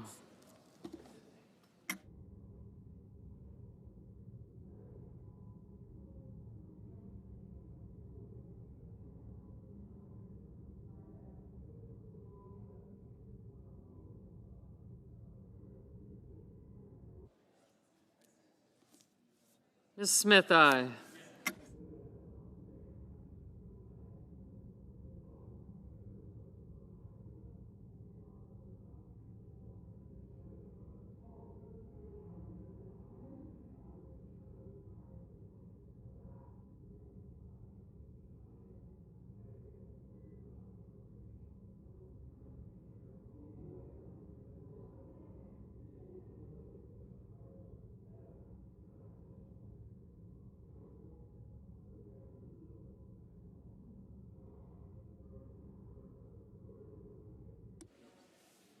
Mr. Crapo, no.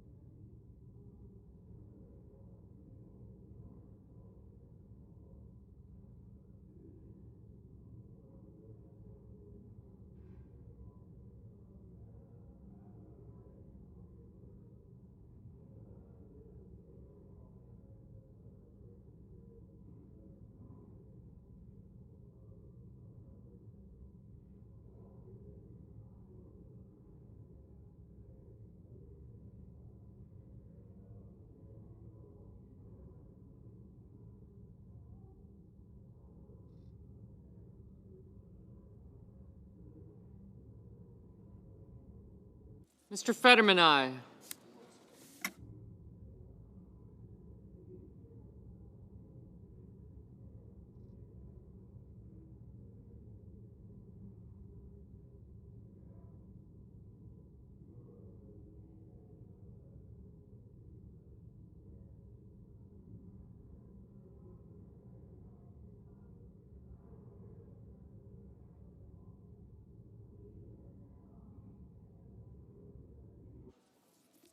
Mr. Rounds, no.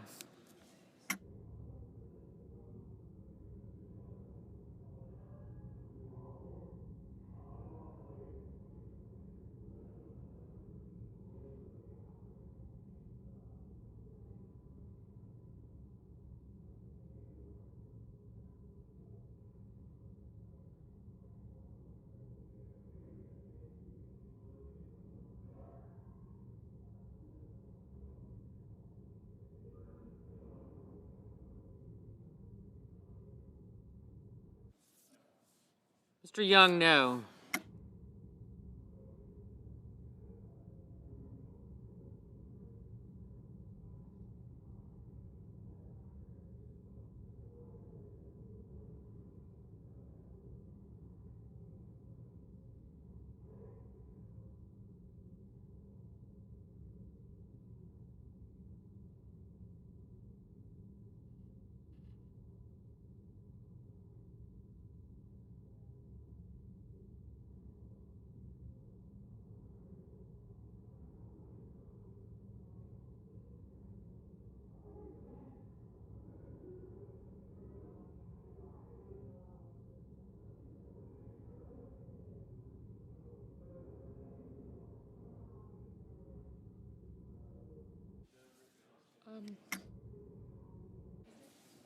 Mr. Curtis, no.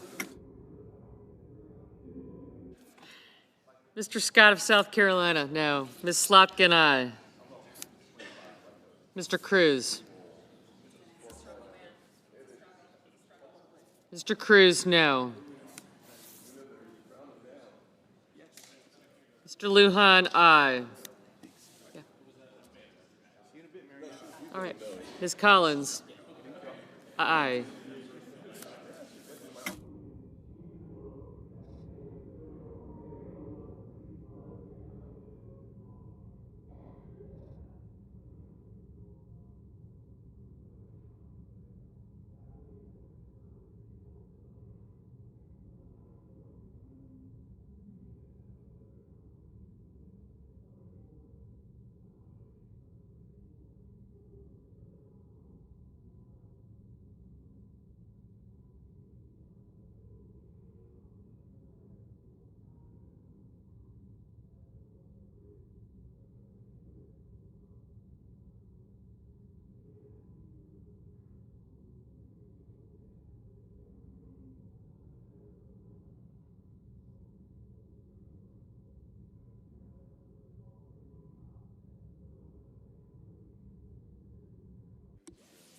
Mr. Paul, no.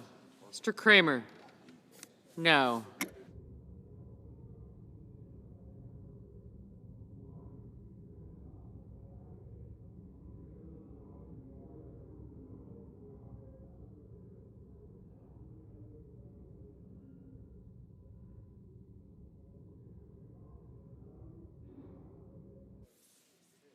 Mr. Husted, no.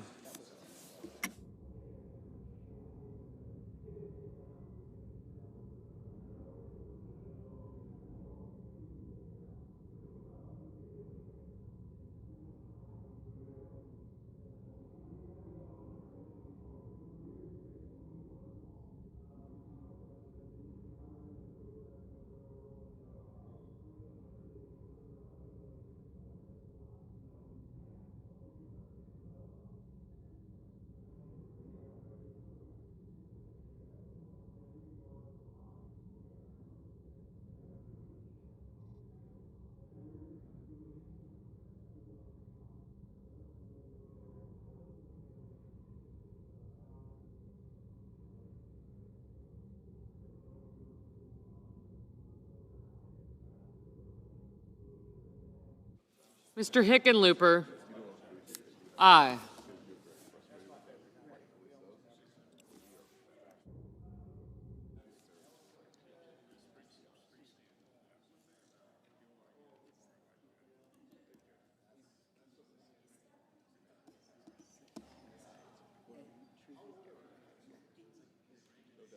Ms. Duckworth, aye. Mr. Sheehy, no.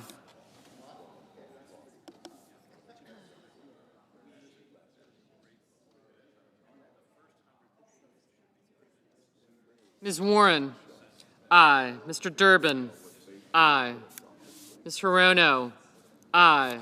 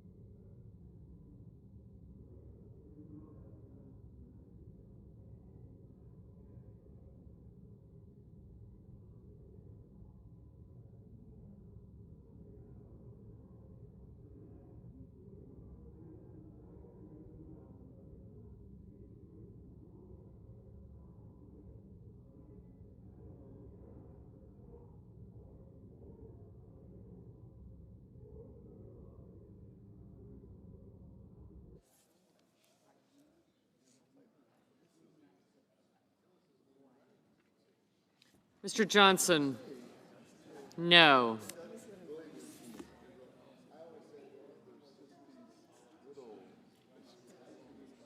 Mr. Reed, Aye. Mr. Peters? Aye. Ms. Cortez Masto? Aye.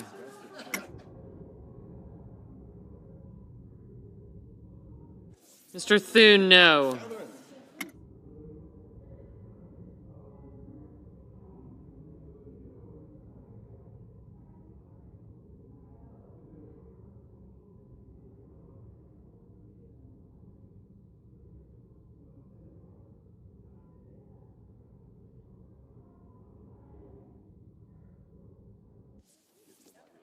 Ms. Rosen, aye.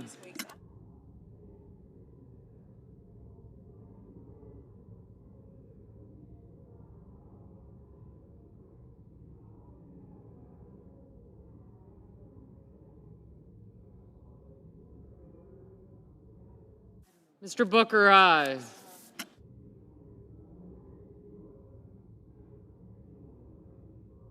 Mr. Haggerty, no.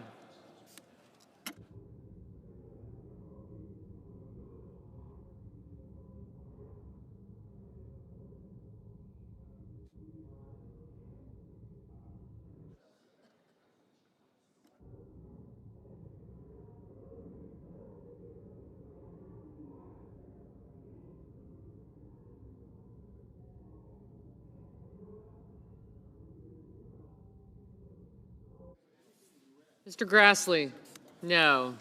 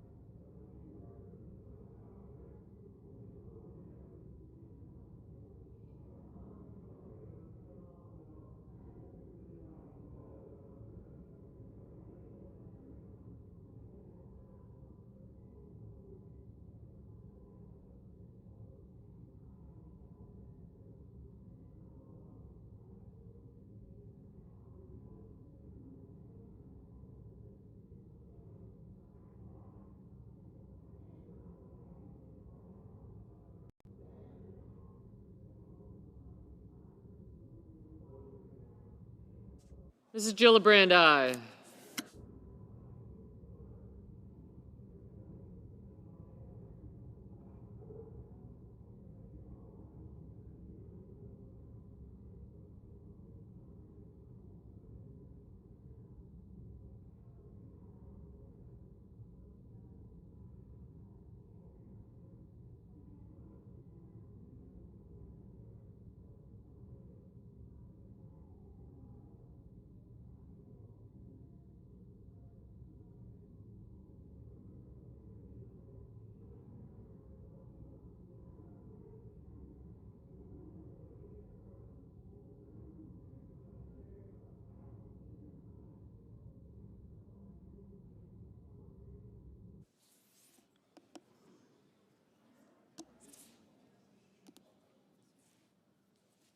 Mr. Welch, aye.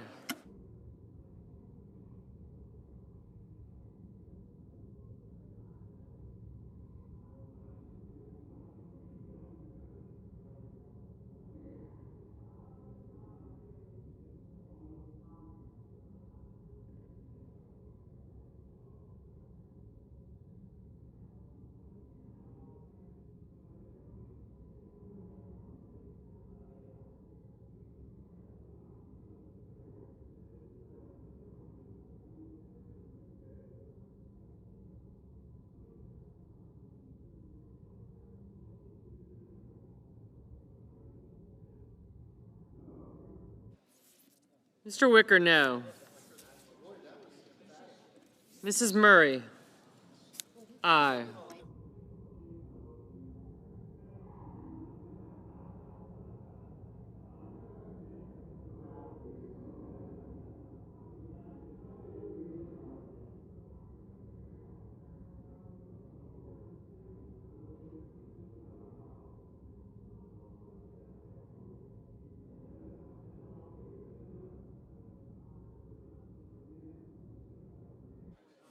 Ms. Hassan, aye.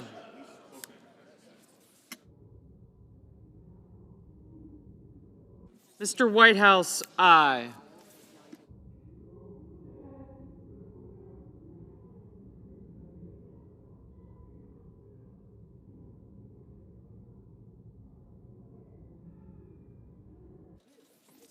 Mr. Schatz, aye.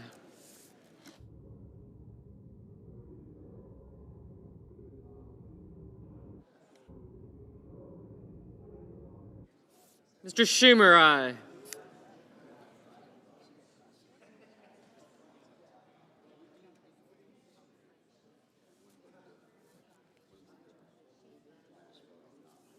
Mr. Blumenthal, aye. Mr. Moran, no. Mrs. Blackburn, no. Mr. Kennedy, no.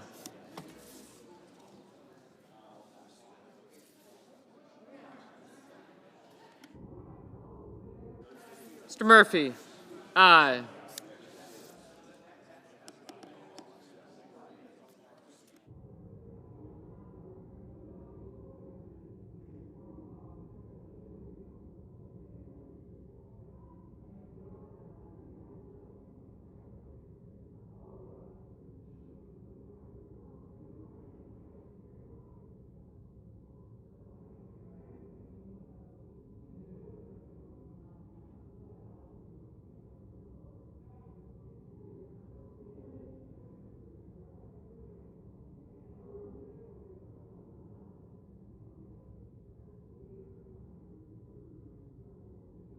Mr. Cotton, no.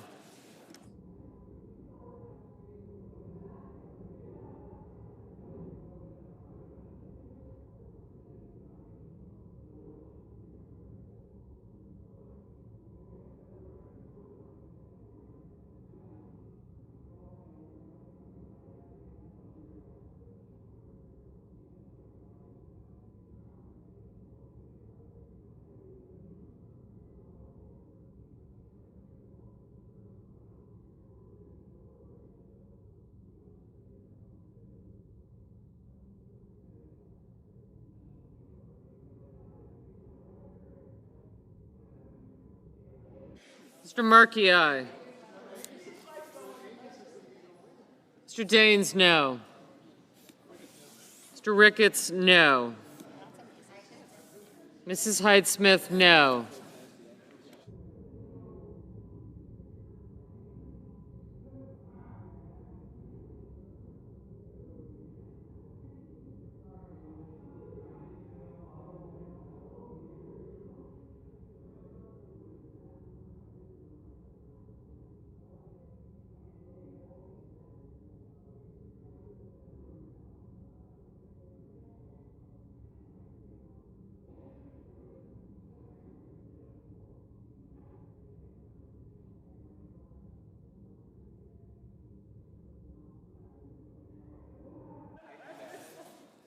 Mrs. Moody, no.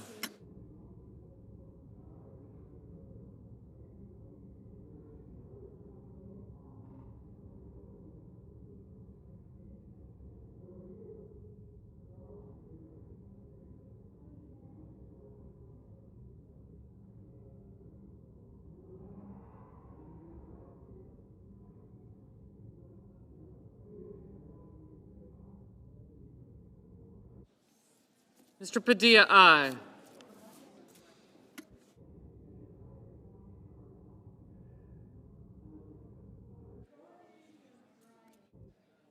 Mrs. Capito, no.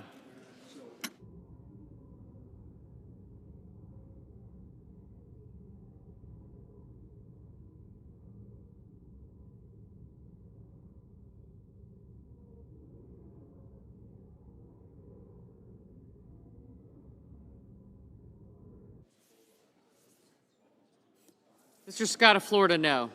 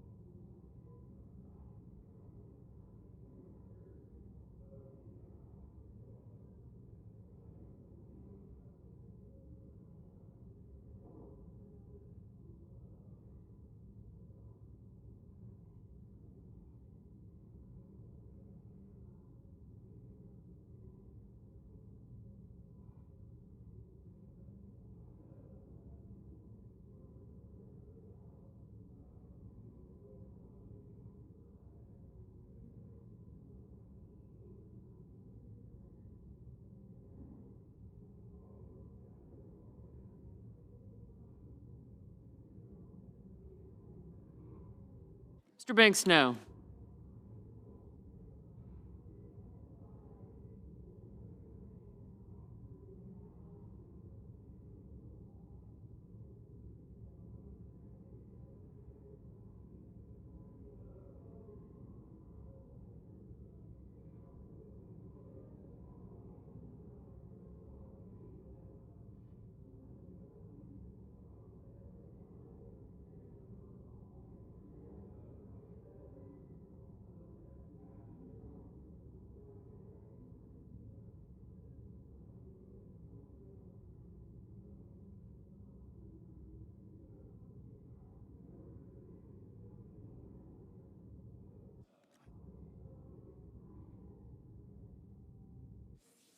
Ms. Klobuchar, aye. Mr. McConnell,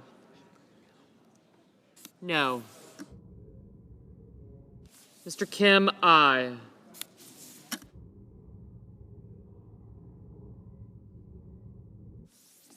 Mr. Tuberville, no. Mrs. Britt, no.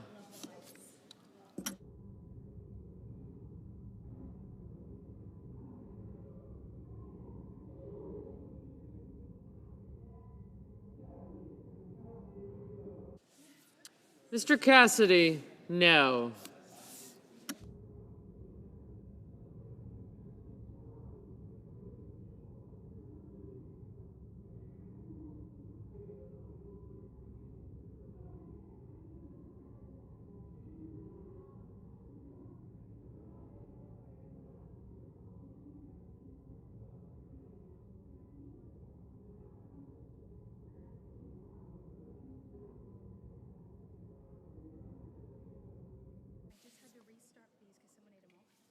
Mr. Graham, no. Mr. Budd, no. Mr. Kelly, aye. Ms. Ernst, no.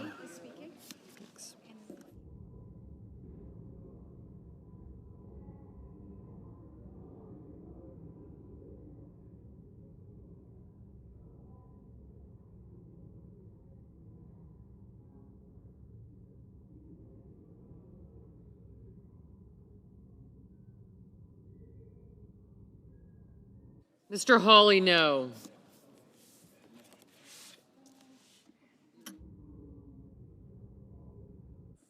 Mr. Gallego, aye.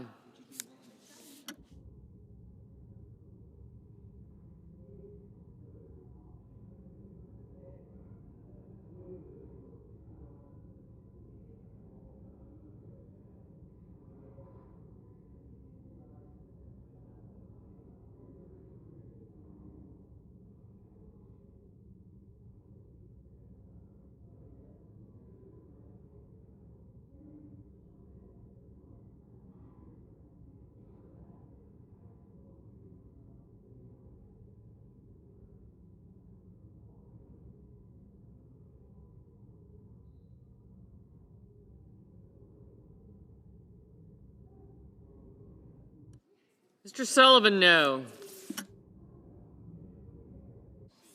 Mr. Justice, no.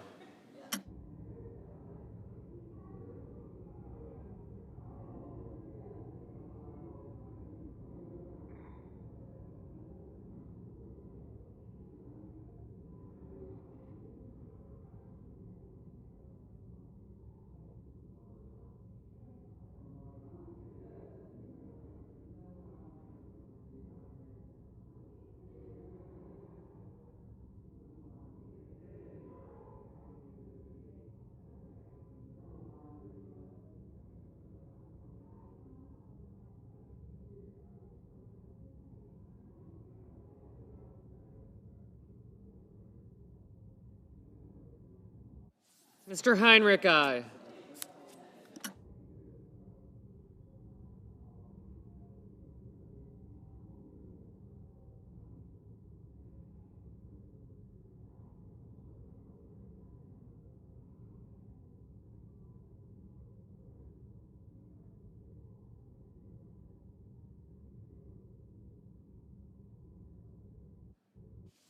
Ms. Blunt Rochester, aye.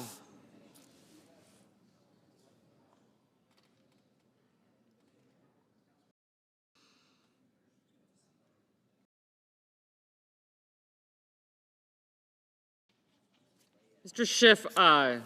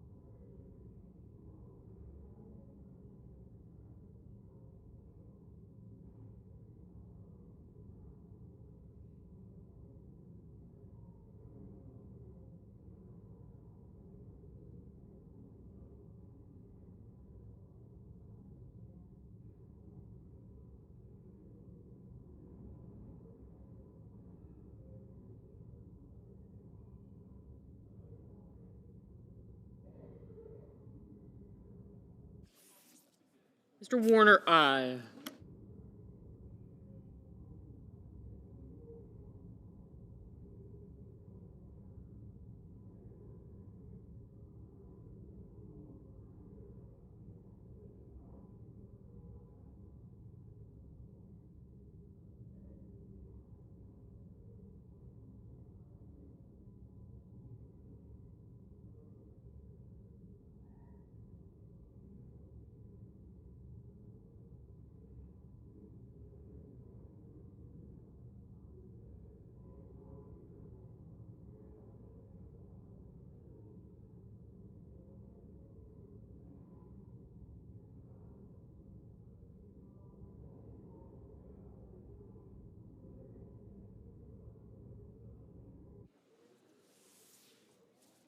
Mr. McCormick, no.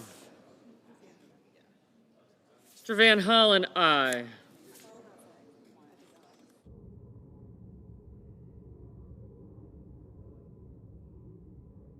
Ms. Alsobrooks, aye.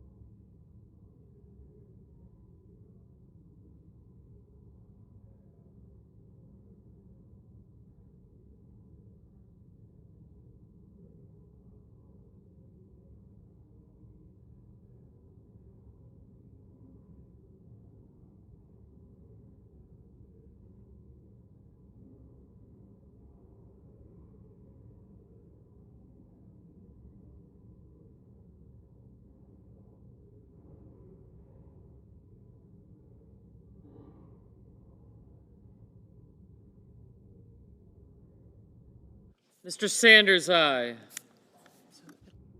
Mr. Coons.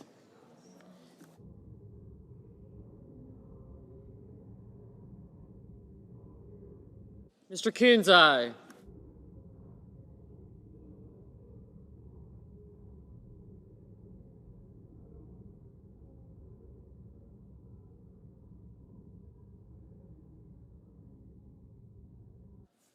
Mrs. Fisher, no. Ms. Lummis, no. Mr. Bennett, aye.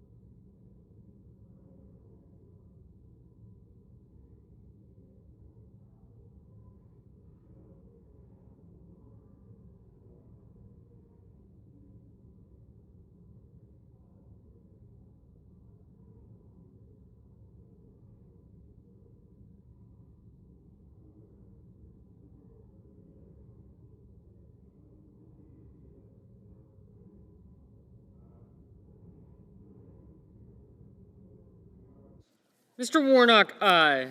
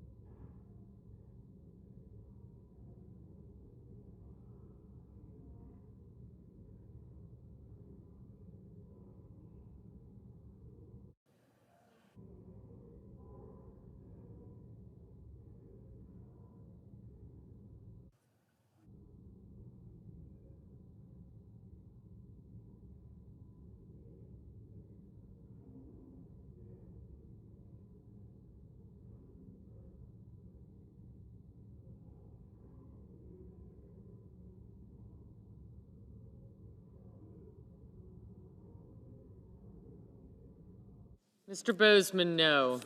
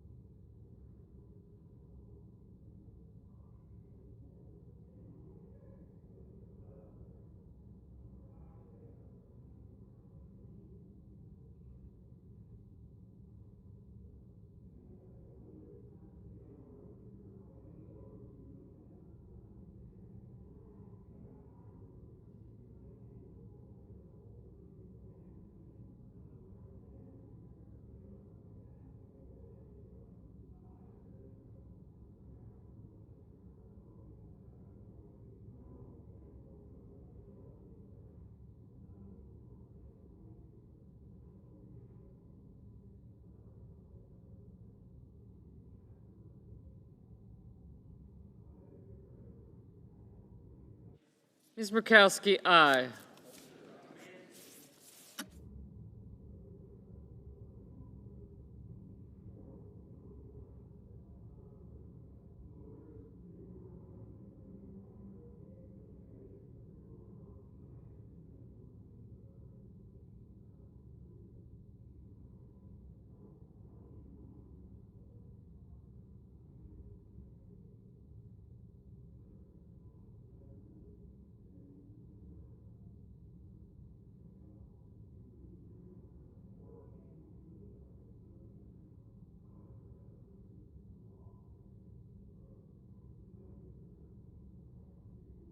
Mr. Mullen, no.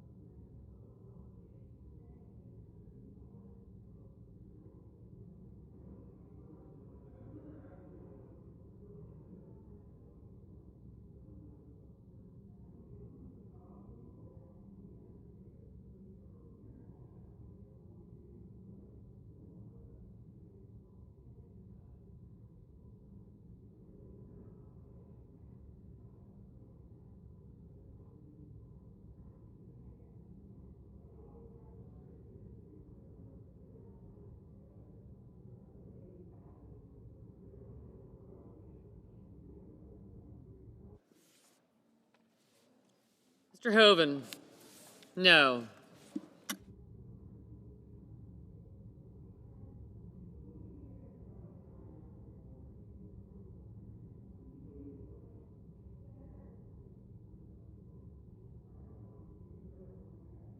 Mr. Schmidt, no.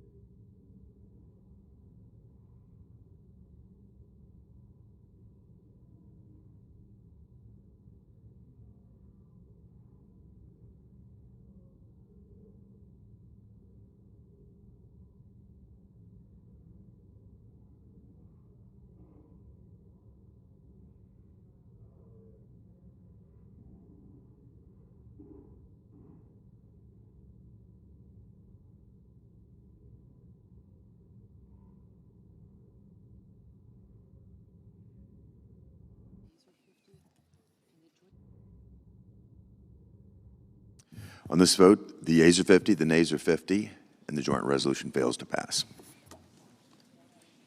Under the previous order, the Senate will resume executive session. Thanks.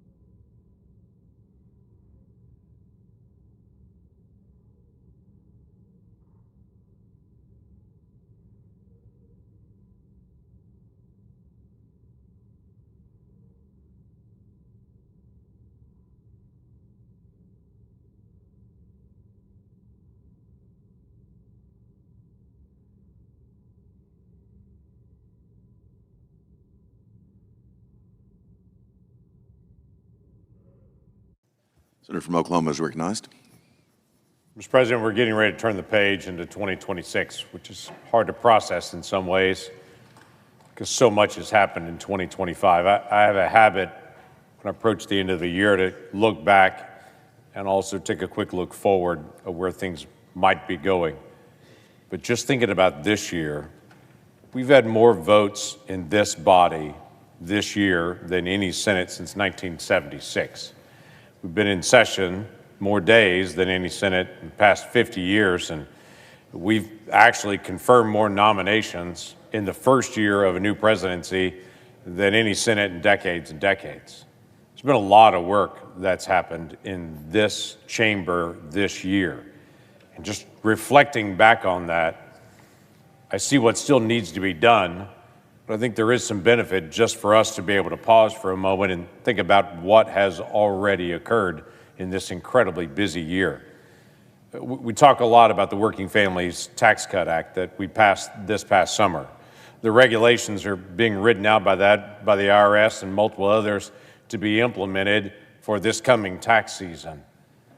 But there's so many things that actually went into that, and the debate around it was so noisy. I think people lose track of the things that were actually in it.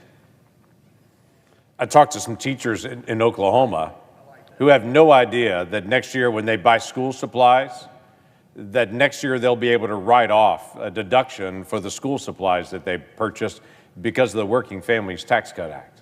We're literally treating every classroom as if it's their own small business, and they have their own small business expense, and they can deduct it from their taxes, their expense for their classroom. That's never happened before, and we think that'll be a tremendous gain for classrooms all over the country and to be able to be a direct help to teachers. That's just one of the many things that were in the bill. Things like no tax on tips to be able to help service-related employees all over the country. No tax on overtime, which is especially beneficial to our first responders and our law enforcement that work so much overtime, including Capitol Hill Police that are right here. There's a lot of overtime hours, and that's going to be a direct help to them. I was talking to a person at a checkout line not long ago that was a senior adult, that was a working senior adult, that as I'm checking out, she said, hey, that bill that y'all passed, that's going to keep me from paying taxes on my income after Social Security, after I'm receiving that, that's going to be a huge help to me. And she just couldn't thank us enough, because as a working senior, she just needed a little bit of help. There's so many different things that we were able to get done in that working families tax cut bill. We're able to provide a new child tax credit. We're able to provide a tax incentive to businesses that actually provide quality child care for their employees, so that so many employees that want to have their kids near them at work could actually have that opportunity. I'm grateful that we're able to do some things that are substantial for a lot of those families. Within the past hour, it's kind of funny even walking the floor on this, I had someone that just made a random comment. They had no idea of my connection to it, but they just made a random comment about a part of the bill that I actually helped author in that working families tax cut bill, and that's the area where we deal with full expensing. Now, if you're not a business owner, you have no idea what that is. But if you own a farm or a ranch or a business, you know exactly what it is. If you've got big capital expenses, think for a farm or a ranch, a tractor or a truck. Think for a manufacturing, a big piece of equipment. When you're able to purchase that, that's a business expense. But in the past, in the tax code, you'd have to write that business expense off over several years. You do eventually get to write it off, but all the expense is actually in the first year when you had to buy it. You were prohibited from writing it all off in your first year. I was able to get that changed in this bill in a section that I authored so that those businesses and farmers and ranchers that in the year they purchase that big of equipment, they can also write it off on their taxes that 1 year rather than having to stretch it out in several years. It's exactly the same to the federal government as far as income, what's coming in tax revenue to the federal government. It's no difference. But to that business and that farm and ranch, it's a huge difference for them. Many of those small businesses that have a big capital expense, literally, if they have a big capital expense that year, they also have to go to the bank and borrow money to help pay their taxes that year because it takes several years to be able to depreciate that out. That's gone as of this year. That's no longer going to be an issue. Literally, every economist has said that is one of the most significant parts of the bill as far as for economic activity across the country because it incentivizes more people to buy another piece of equipment to be able to use. It makes their business more efficient, and guess what? The person who sold them the piece of equipment also gets more business. It literally churns our economy and gets us up into a higher speed economically, providing more jobs and more opportunity for more people. I also worked a lot on a section on the bill that a lot of people don't talk about, but it's very important to me, and I found it's been very important to a lot of other folks as well in the nonprofit sector. In 2017, we made a change in the tax law. That change doubled the standard deduction, simplifying tax filing for about 91% of Americans. It's much more straightforward than it used to be. But the trade-off for that was, if you donated to a nonprofit, if you don't itemize your taxes, that nonprofit donation is no longer tax deductible for you. Meaning, the top 9% of people in the country in income that itemize their taxes, they get to write off their nonprofit donations. No one else does. Well, that may not seem like a big deal, but in the past decades, nonprofits have lost $20 billion going into nonprofits. It's a very significant issue. America has 3 safety nets. The third of those safety nets is government. The first safety net is the family. The second safety net are churches and nonprofits. The third safety net is government. Government can never keep up with all the issues and the social needs. We got to have strong families. We've got to have strong churches and nonprofits. They're the ones that are actually taking care of the homeless and the hurting and the hungry. They're the ones that do it every single day. They're the volunteers that are out there that are supported in what they're doing by usually small dollar donations. So as of January the 1st of next year, we made a permanent change in tax policy to say if your family donates to a nonprofit of your choice, pick whichever one you want to. If your family donates to a nonprofit, as of next year, you'll be able to write off up to $2,000 of that donation off on your taxes, whether you itemize or not.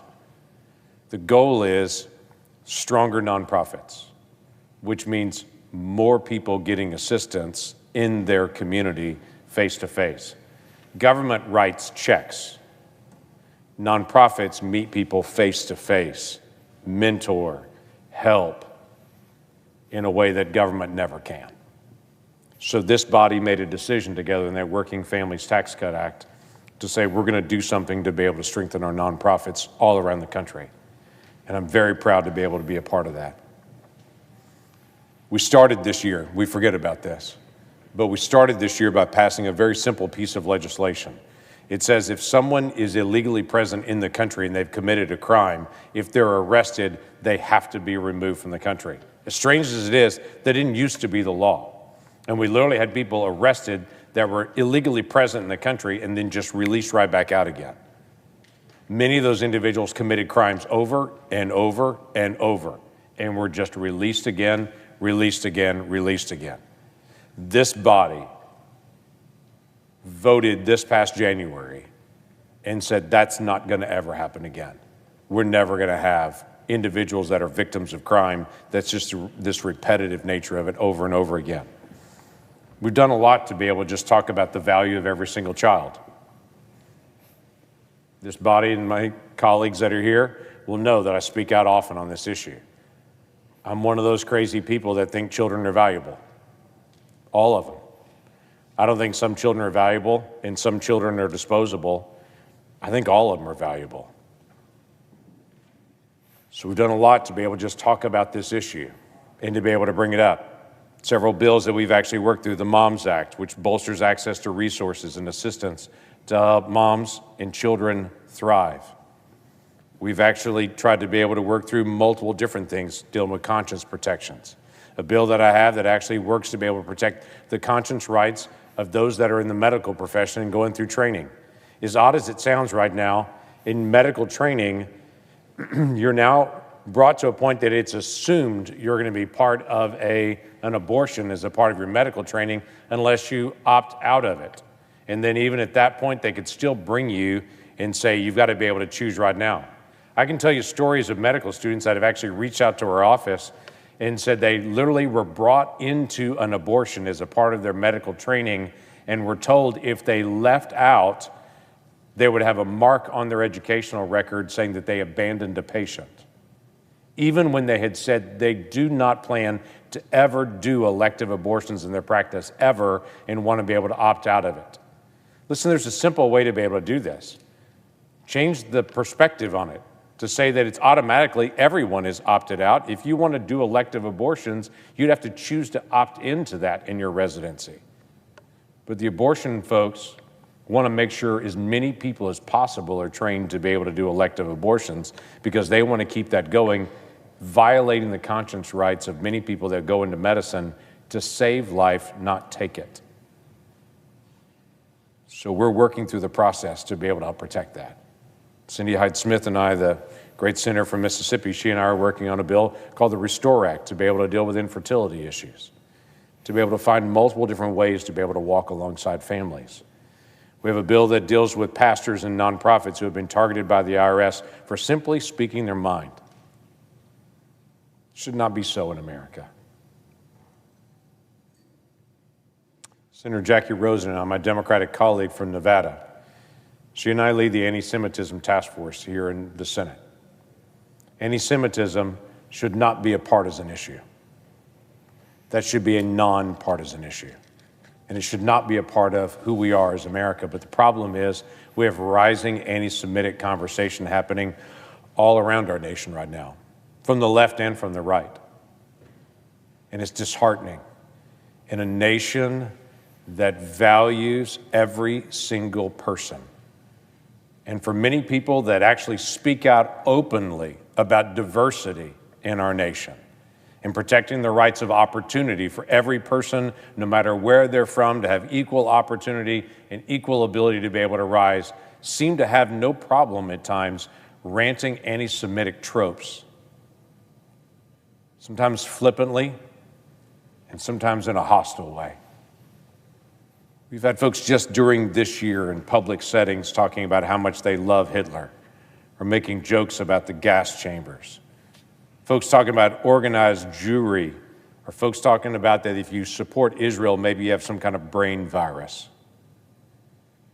With folks chanting from the river to the sea and liberation by any means. with college campuses even this year, where a Jewish student was confronted with someone saying, if I see another pig female Jew, I will drag you away, rape you, and throw you off a cliff. This is the United States of America. We stand for the rights of every individual to have any faith of their choosing and to live that faith openly without fear. So why is it that when I go to Hanukkah festivals, there have to be so many police there? You know why? Because some people hear these dumb statements and they do dumb things, acts of violence that come out of that. Just this year, we had 2 Israeli embassy staff members that were murdered walking out of an event here in Washington, D.C. Just this year,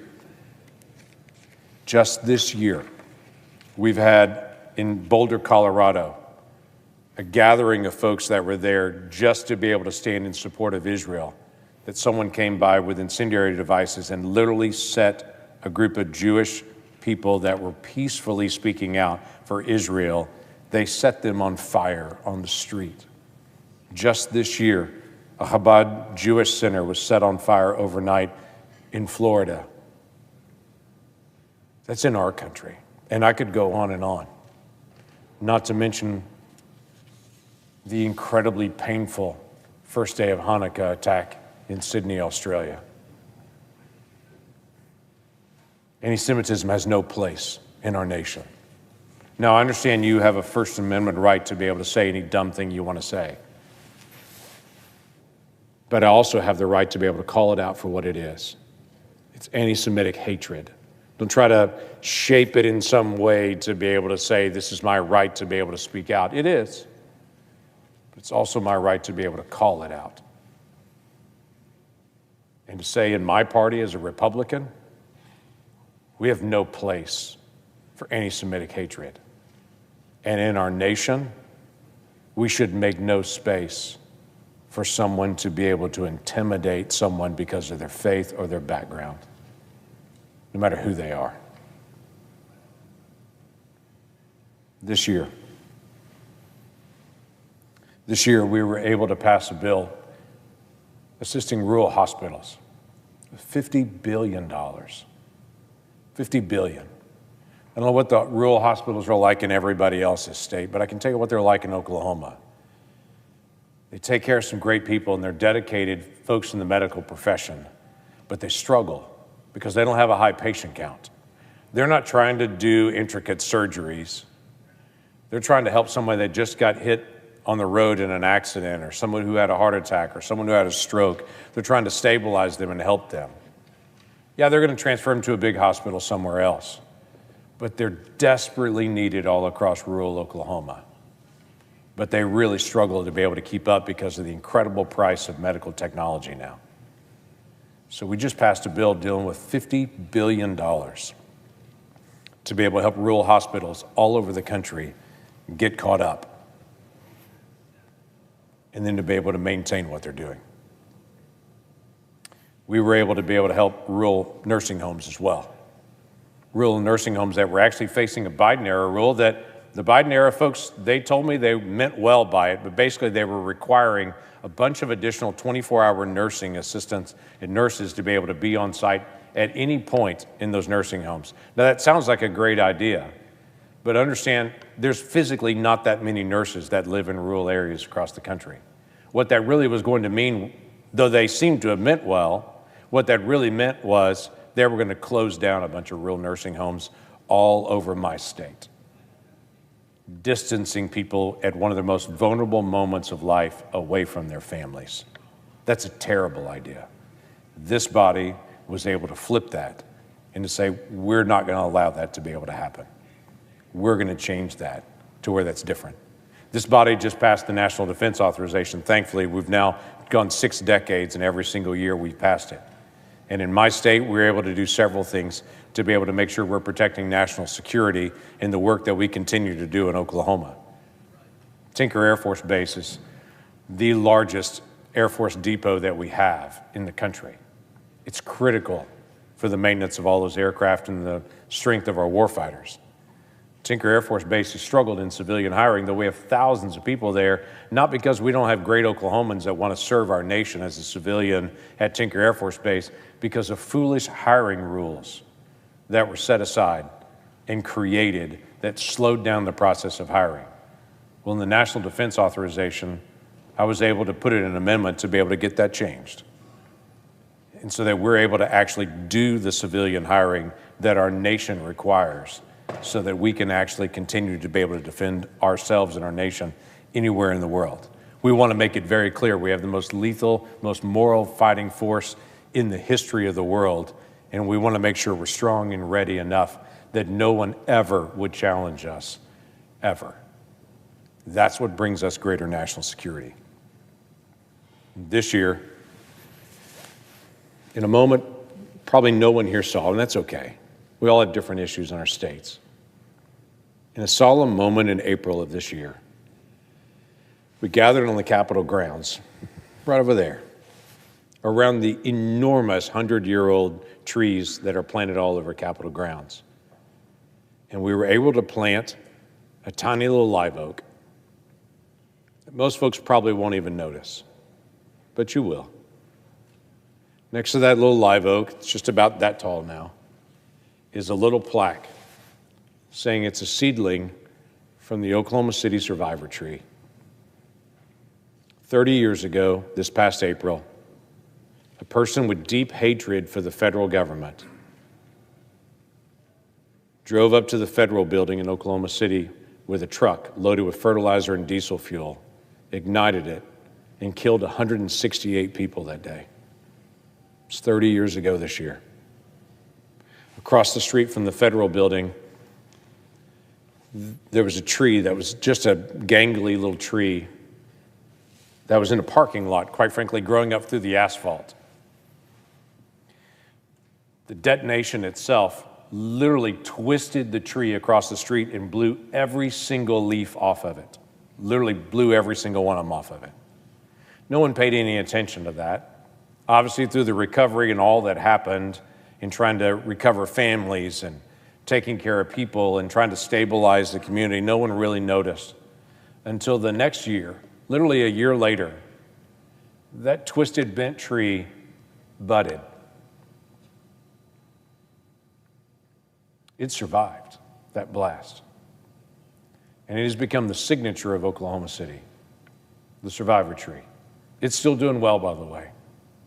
A seed pod was taken from that tree, was grown in some soil, and then was transplanted here to the Capitol grounds so that every person that walks past it for centuries from now will walk past and see that little plaque and remember those who were lost, those who survived, and those who were changed forever in April of 1995. We got to do that this year because we never want to forget. We've gotten a lot done this year. There's still a lot more to do next year. We've got to finish appropriations. We've got a lot of work to do on housing costs. We've got a lot of other bills that are still pending.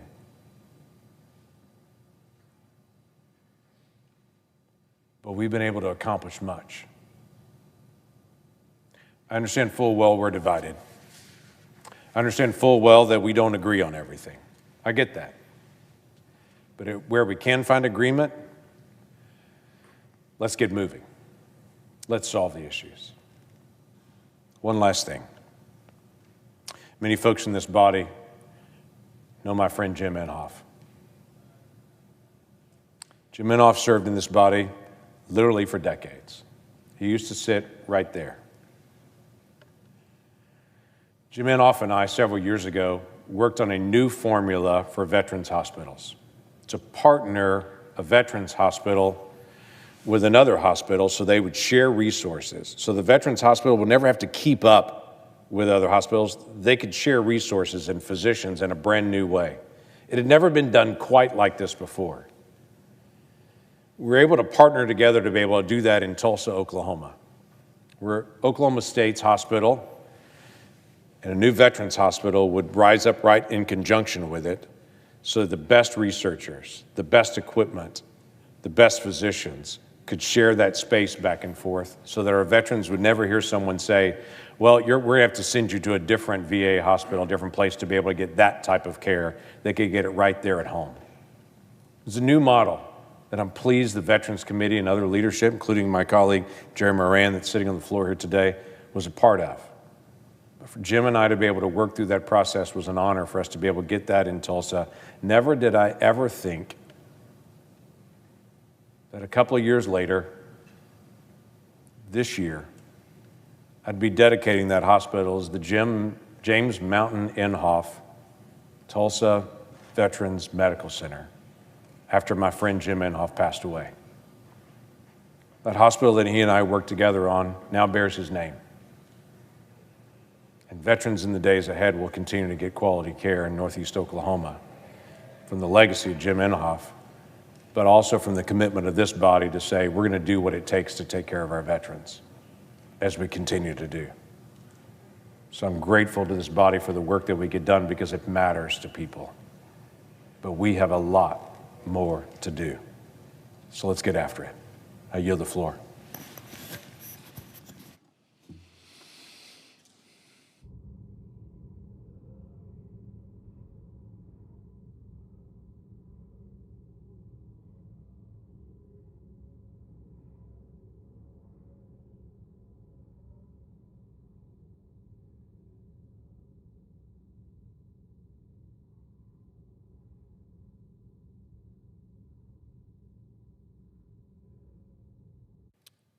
Mr. President.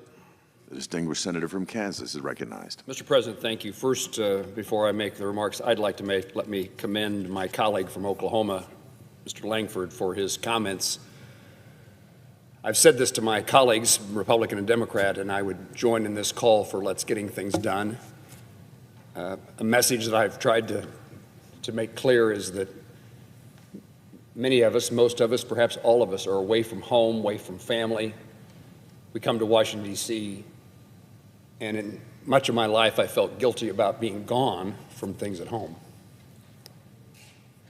That sense of regret about being absent to family, to kids, to wife, is somewhat compensated for in the service that comes from this serving in the United States Senate from public service. But unless we actually accomplish things, it's hard to justify the sadness that comes, the challenges that come, the absence of fulfilling responsibilities that occur in our lives if we're here without accomplishments. And Senator Langford made so clear, it doesn't always have to be the biggest things or the things that are thought of to be the biggest.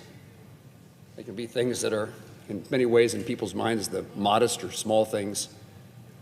But I can't imagine that anybody in the United States Senate or in Congress or in public service or in jobs that are demanding would do so if they didn't think that there was a goal accomplished at the end of their time. And we all ought to take to heart what the senator from Oklahoma said about getting things done. It can help us justify being away from those we love so frequently and doing something that actually matters to America and the world. We don't, certainly we shouldn't come here for purposes of the name on the door or a nice desk in a big office or for the camaraderie or the ability to call yourself a United States Senator. Those things are absolutely meaningless.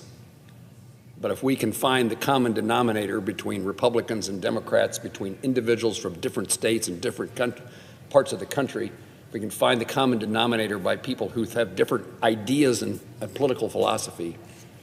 The United States Senate should be a place that's designed to pull people together, to bring us together so that those accomplishments occur. And I commend my colleague from Oklahoma as a senator who has accomplishments and works hard to make sure that we all are working together so we all can have accomplishments. I express my gratitude and respect for the senator.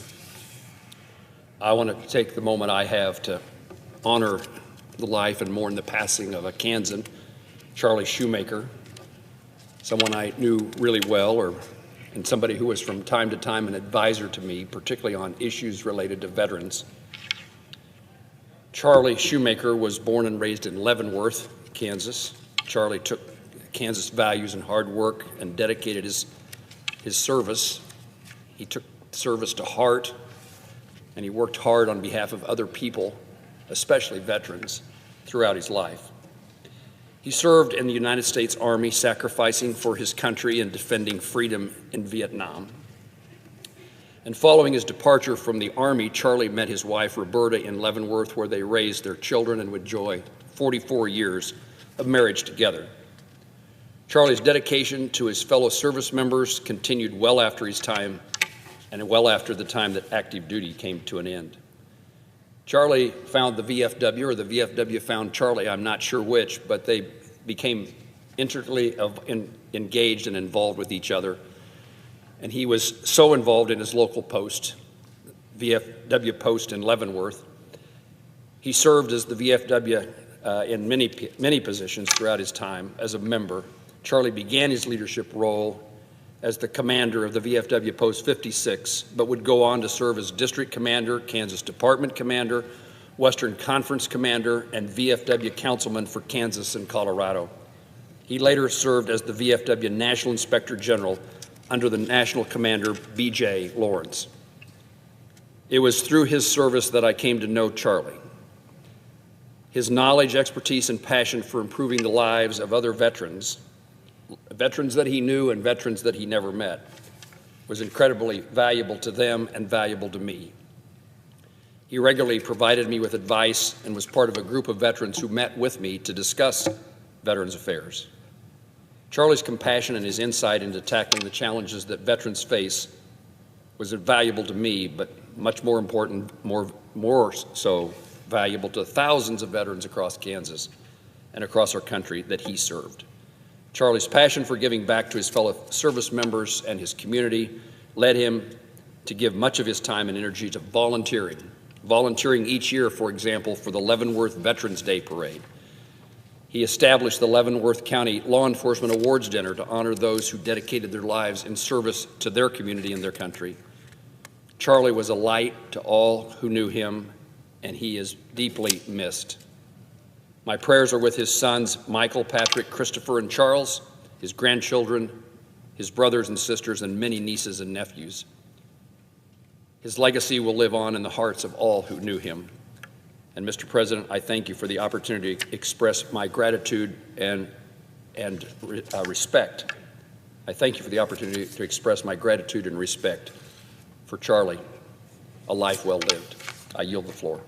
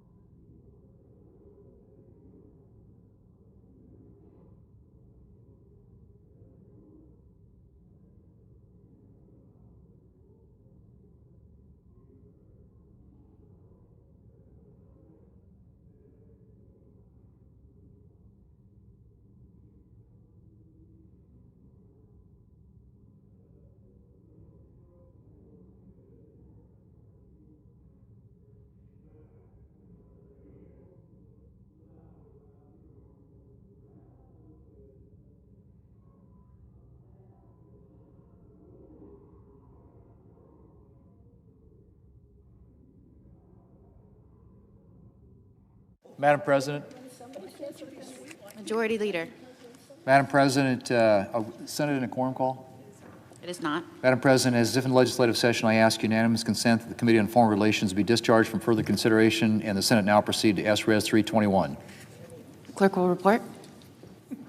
Senate Resolution 321 commemorating 30 years of diplomatic relations between the United States and Vietnam on July 11, 2025. Without objection, the committee is discharged.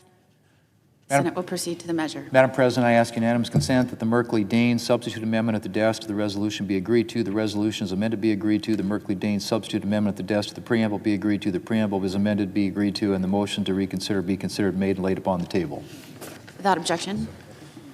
Madam President, as if in legislative session, I ask unanimous consent the Senate proceed to the consideration of S-Res 571, which is at the desk.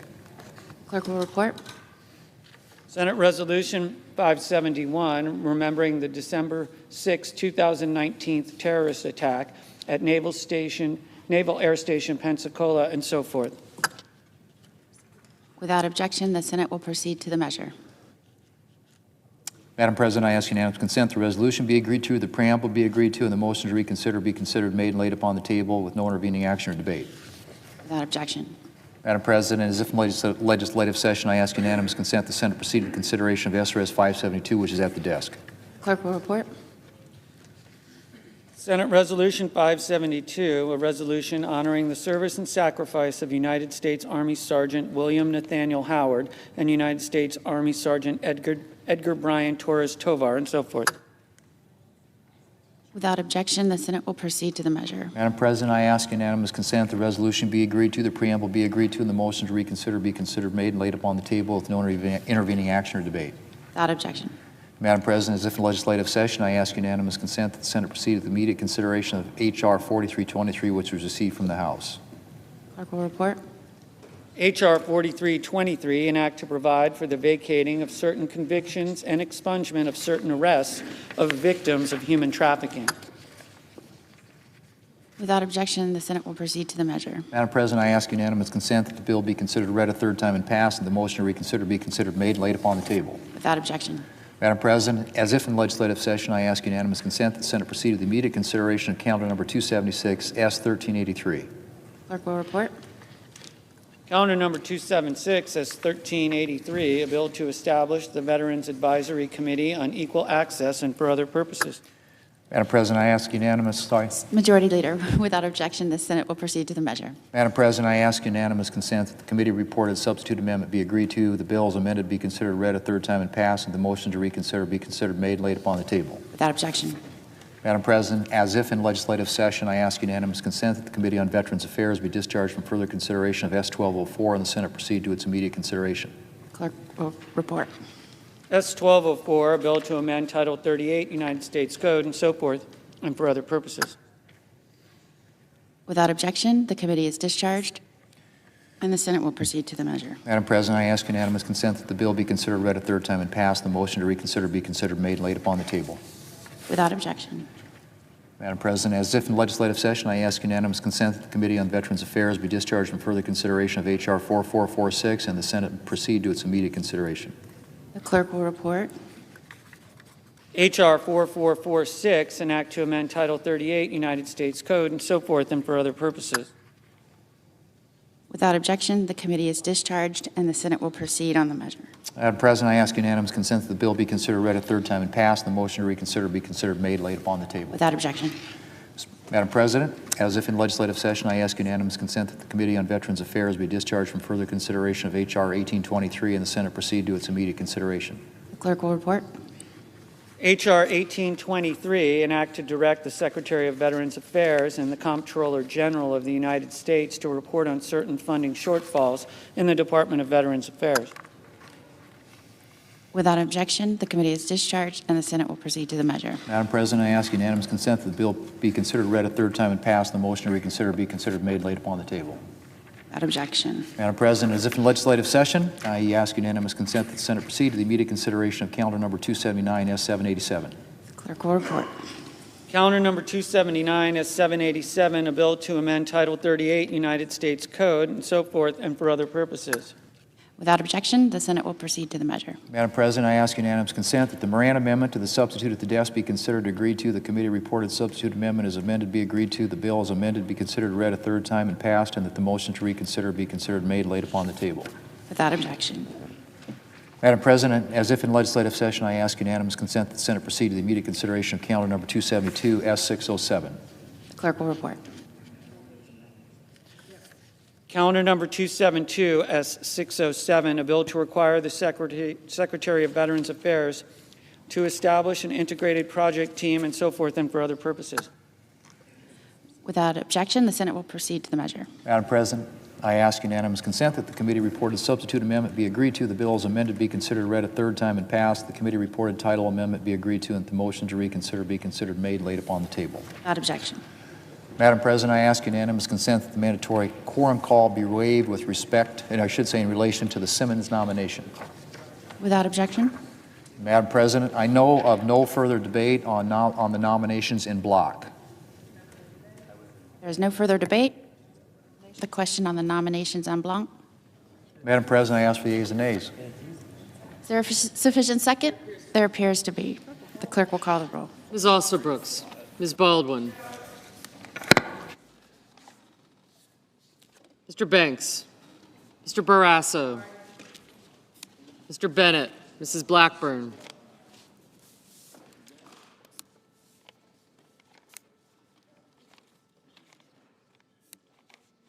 Mr. Blumenthal.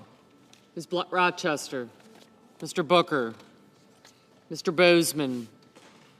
Mrs. Britt. Mr. Budd. Ms. Cantwell. Mrs. Capito. Mr. Cassidy.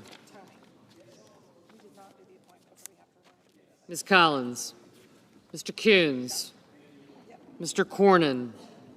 Ms. Cortez Masto. Mr. Cotton. Mr. Kramer. Mr. Crapo. Mr. Cruz. Mr. Curtis. Mr. Daines. Ms. Duckworth. Mr. Durbin. Ms. Ernst. Mr. Fetterman. Mrs. Fisher. Mr. Gallego. Mrs. Gillibrand. Mr. Graham. Mr. Grassley. Mr. Haggerty. Ms. Hassan. Mr. Hawley. Mr. Heinrich. Mr. Hickenlooper. Ms. Hirono. Mr. Hoven. Mr. Husted. Mrs. Hyde-Smith. Mr. Johnson. Mr. Justice. Mr. Kane. Mr. Kelly. Mr. Kim. Mr. King. Ms. Klobuchar. Mr. Langford. Mr. Lee. Mr. Lujan. Ms. Lummis. Mr. Markey. Mr. Marshall. Mr. McConnell.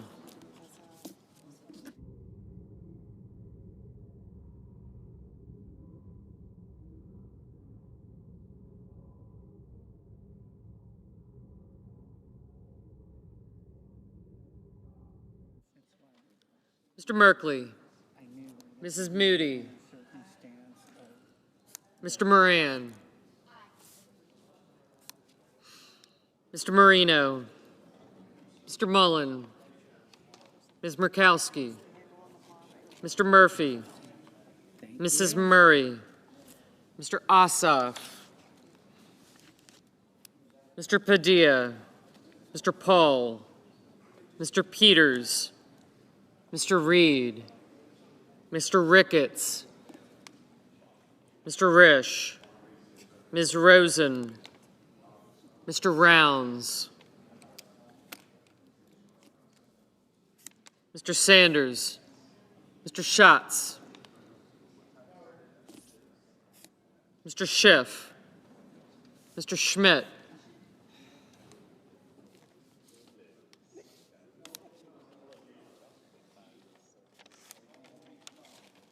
Mr. Schumer, Mr. Scott of Florida, Mr. Scott of South Carolina, Mrs. Shaheen, Mr. Sheehy, Ms. Slotkin, Ms. Smith, Mr. Sullivan, Mr. Thune, Mr. Tillis,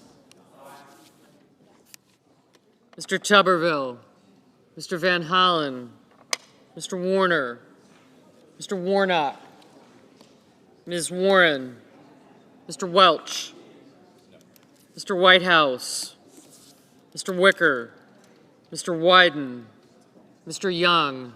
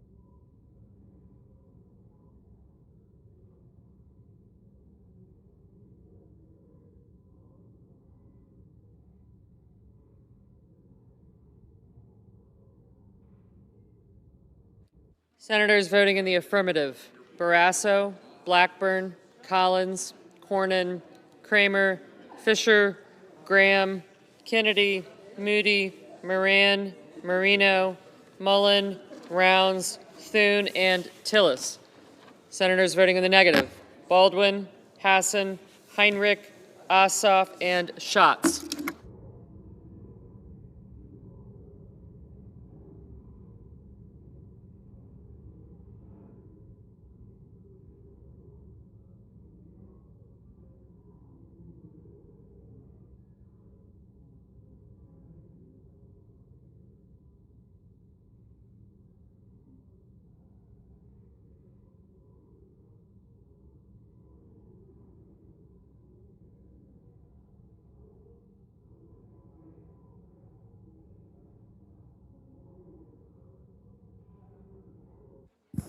Ms. Duckworth? No.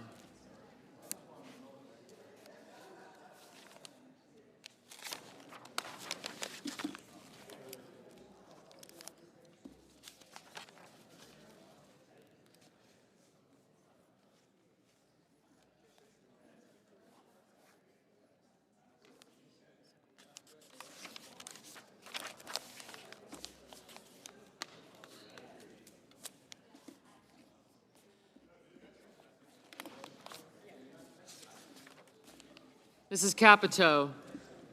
Aye. Mr. Risch? Aye.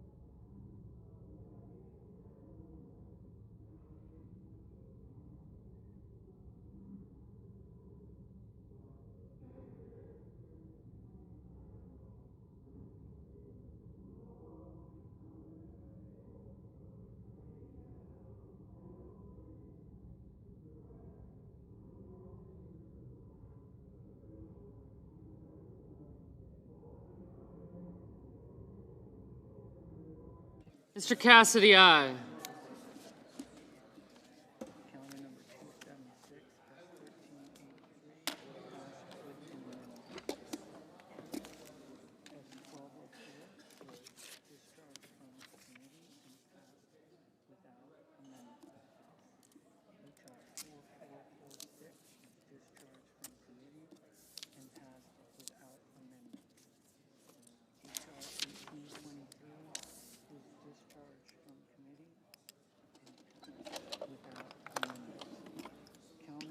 Mr. Kane, no.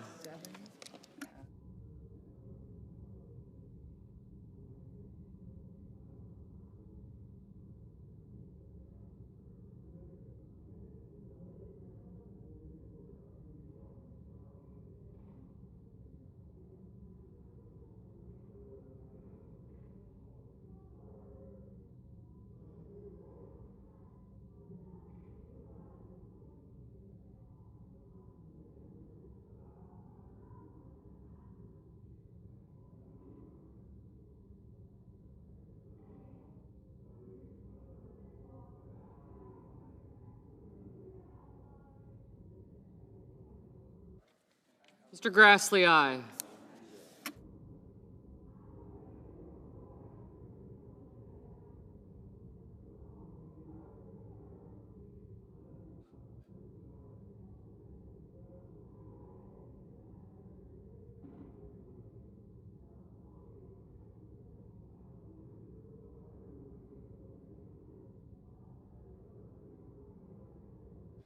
Mr. Crapo, aye.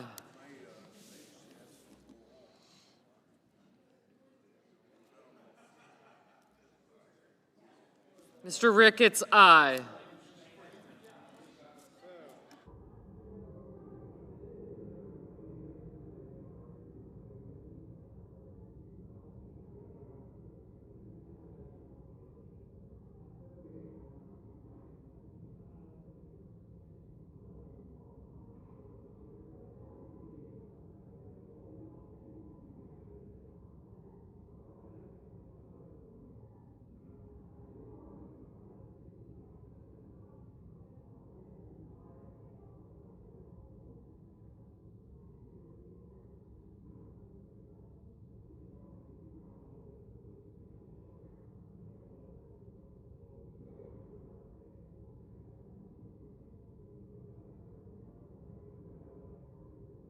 Mr. Merkley, no.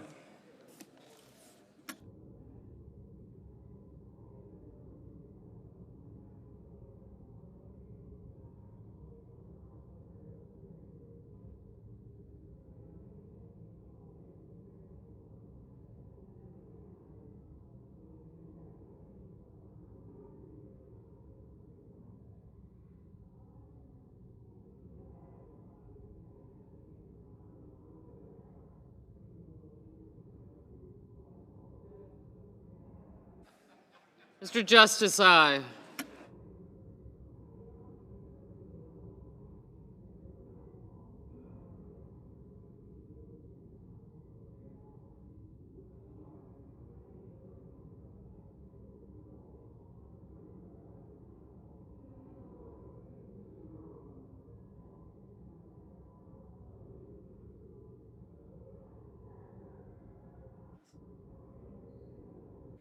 Mr. Wicker, aye. Mr. Daines, aye.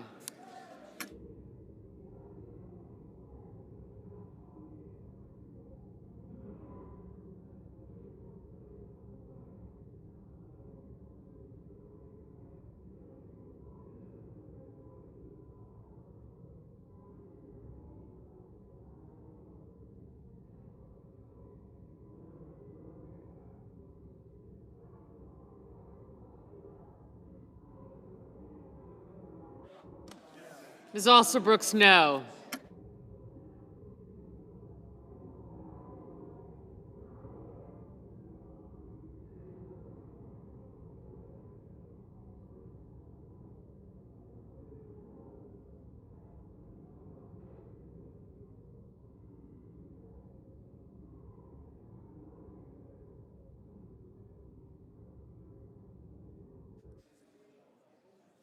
Mr. Warnock, no.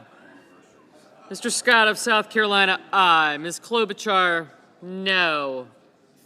Mr. Tuberville, aye.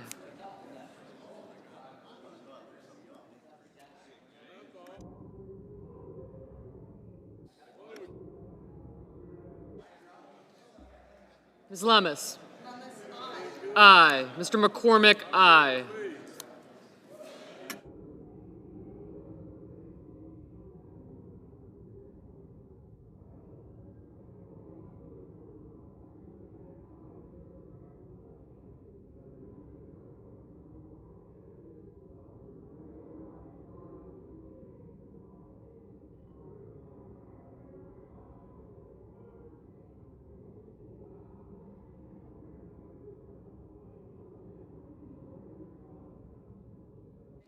Mrs. Hyde-Smith, aye.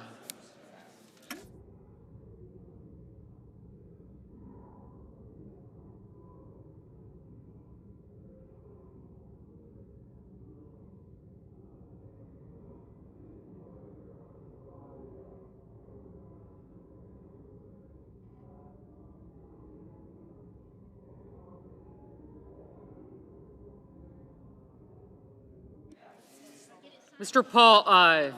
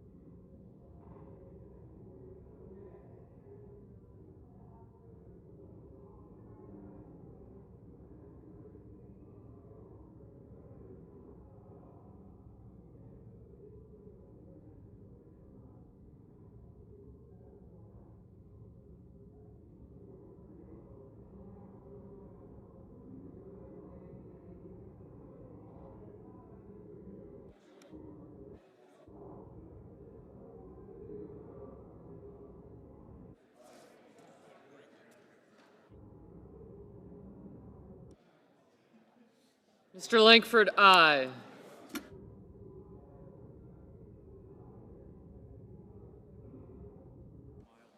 Mr. Padilla, no. Ms. Cantwell, no. Mr. Reed, no. Mr. Murky, no.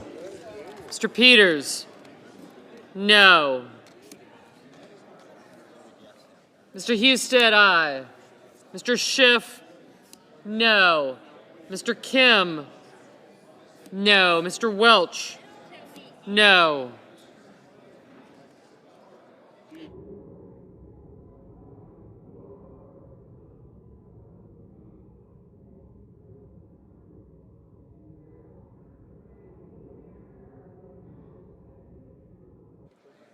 Mr. Marshall, aye.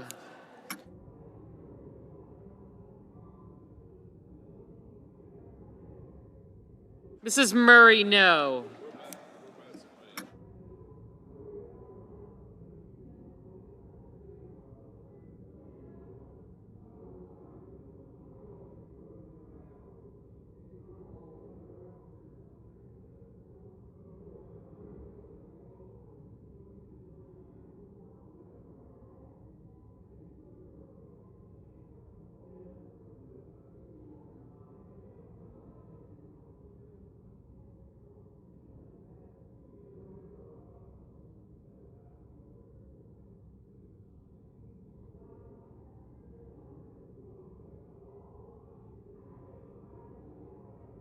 Mr. Blumenthal, no.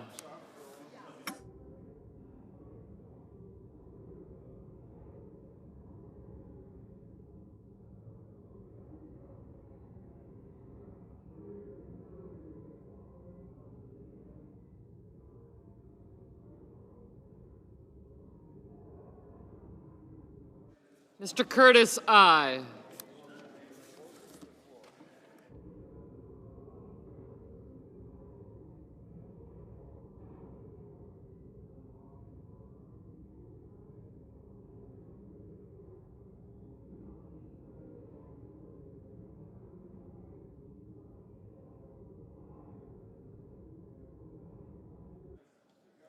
Mr. King, no.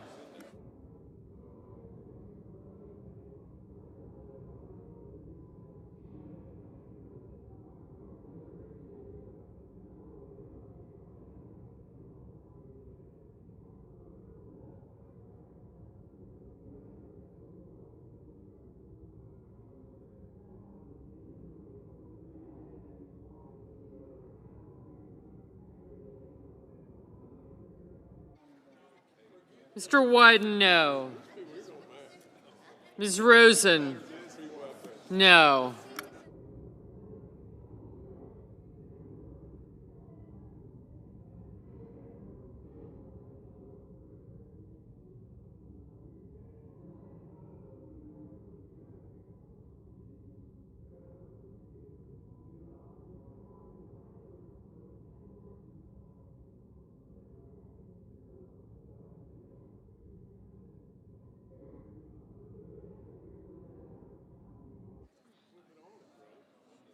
Mr. Scott of Florida, aye.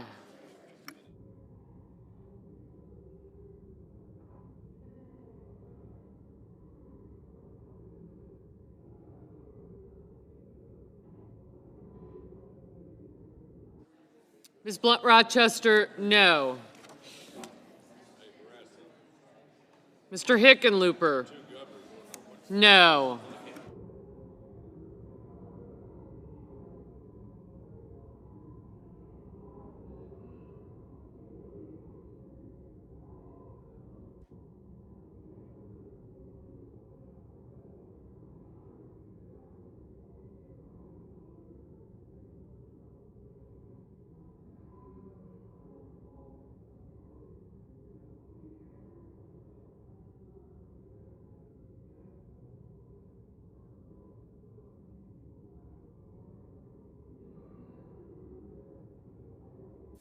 Mr. Whitehouse, no.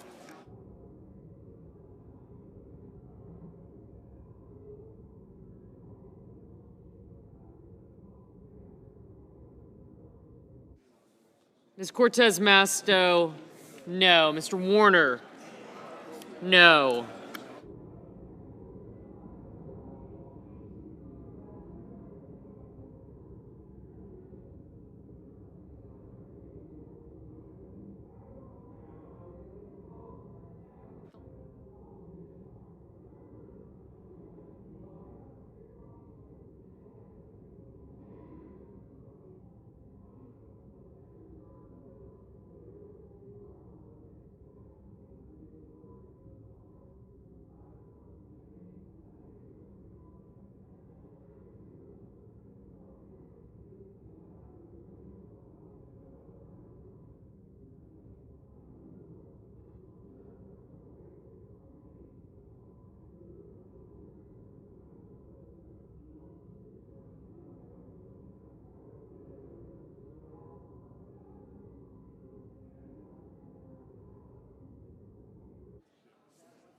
Mr. Murphy, no.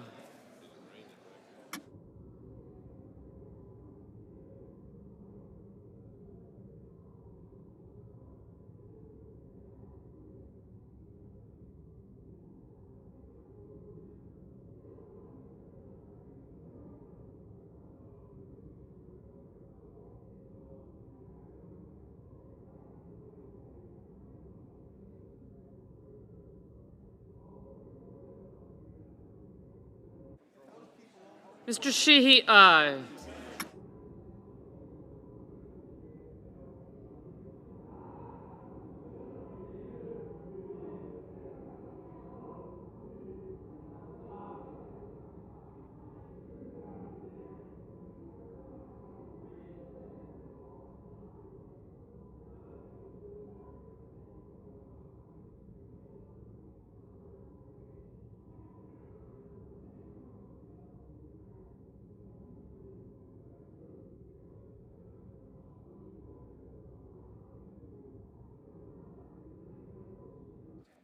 Mr. Johnson, aye.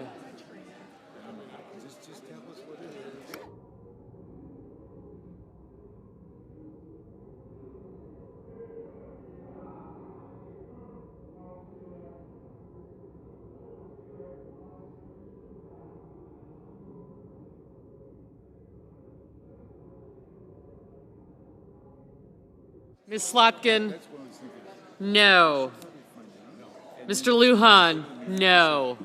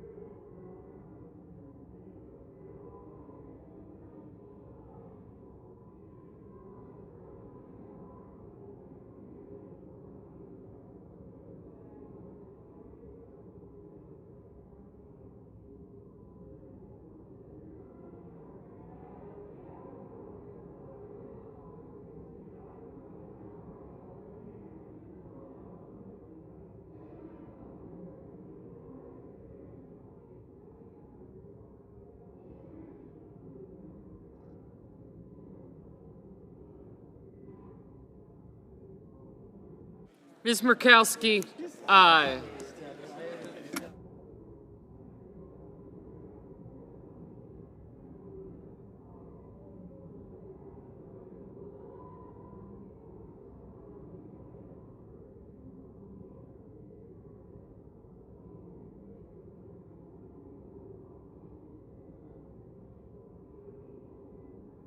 Mr. Cotton, aye.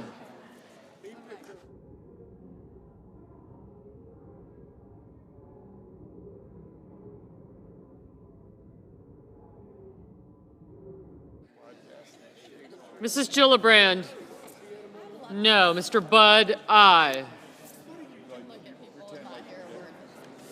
Mr. Gallego, no.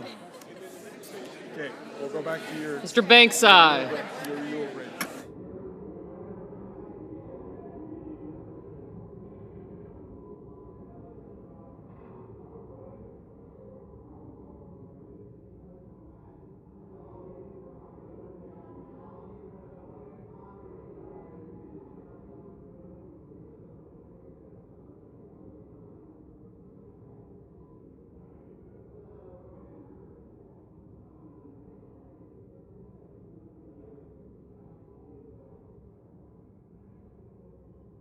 Mr. Schumer, no.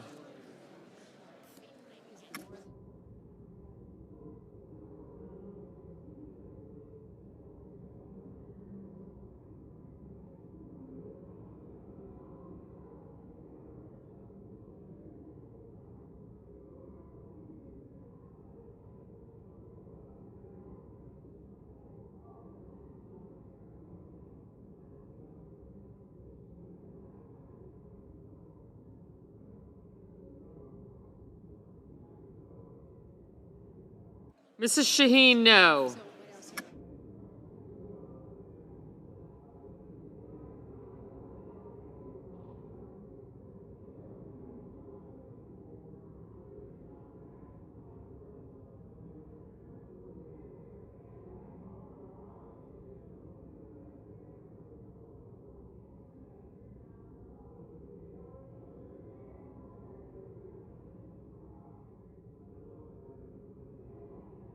Mr. Haggerty, aye.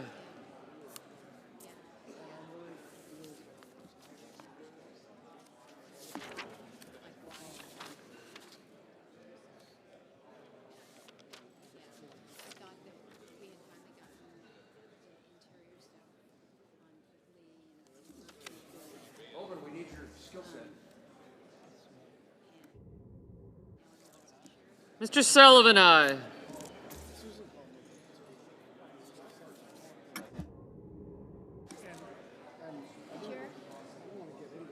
Mr. Hoven, aye.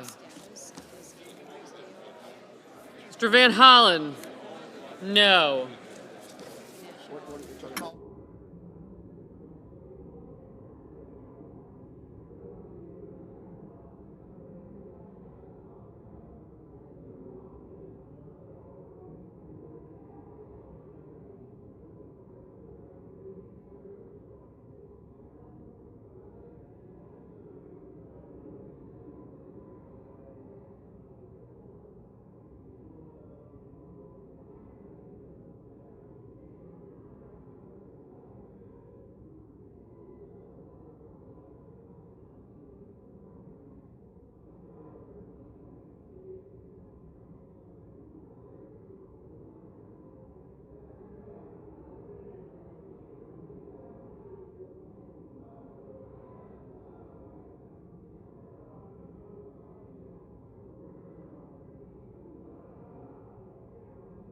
Mr. Fetterman, no.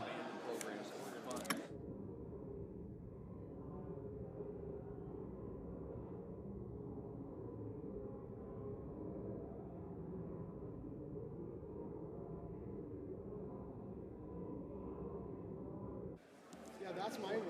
I know Jared will be Mr. Bennett, no. Mr. Hawley, aye.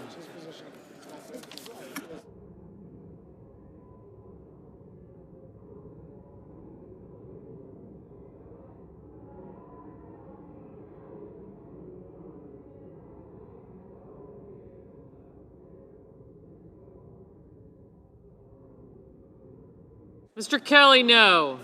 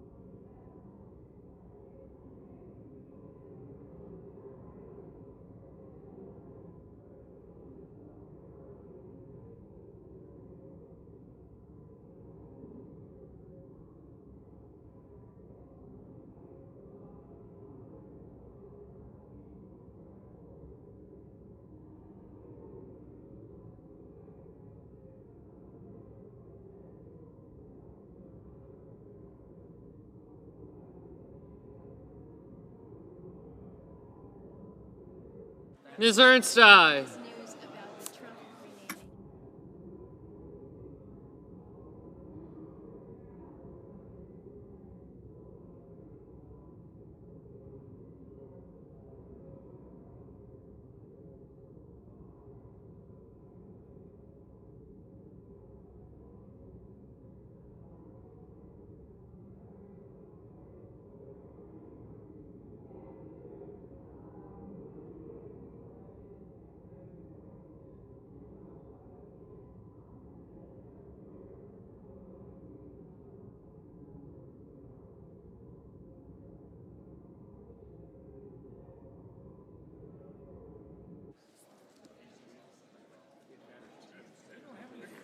Mr. Sanders, no.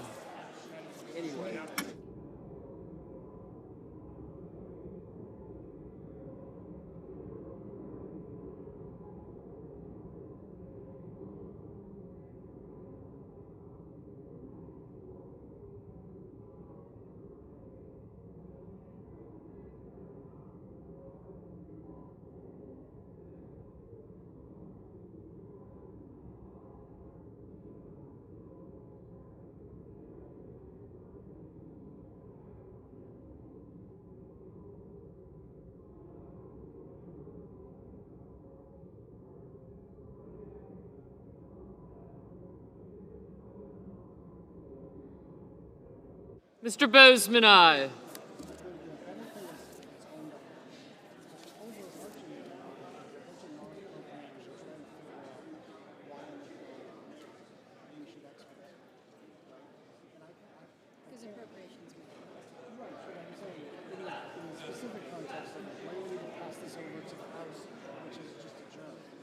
Because in January, the deadline coming for the CR pages, then there's a whole, the arrival of leverage returns. And we're back to having people over here have new ideas and things they want to keep us from shutting. The same is true on your side. Although, I'm a little more confident. He's just talking about like leverage and how. Oh, I thought I saw pink hair. Who? I thought I saw pink hair. No, it was a dress with like poofy pink stuff. Because I think everyone understands that you don't need to follow the post. We figure out height. I think that could come together. Mr. Coons, no.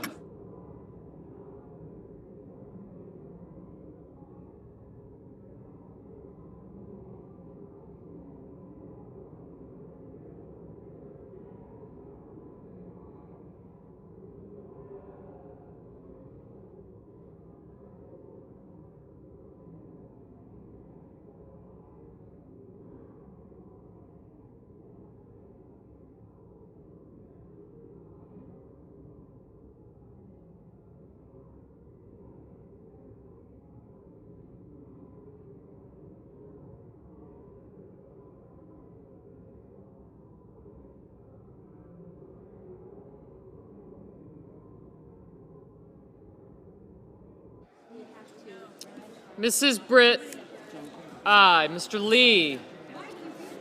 Aye.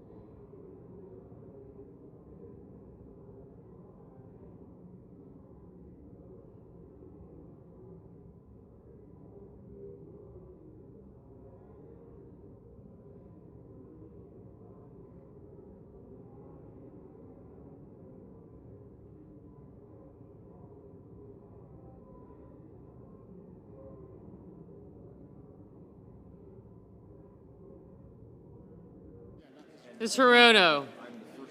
No.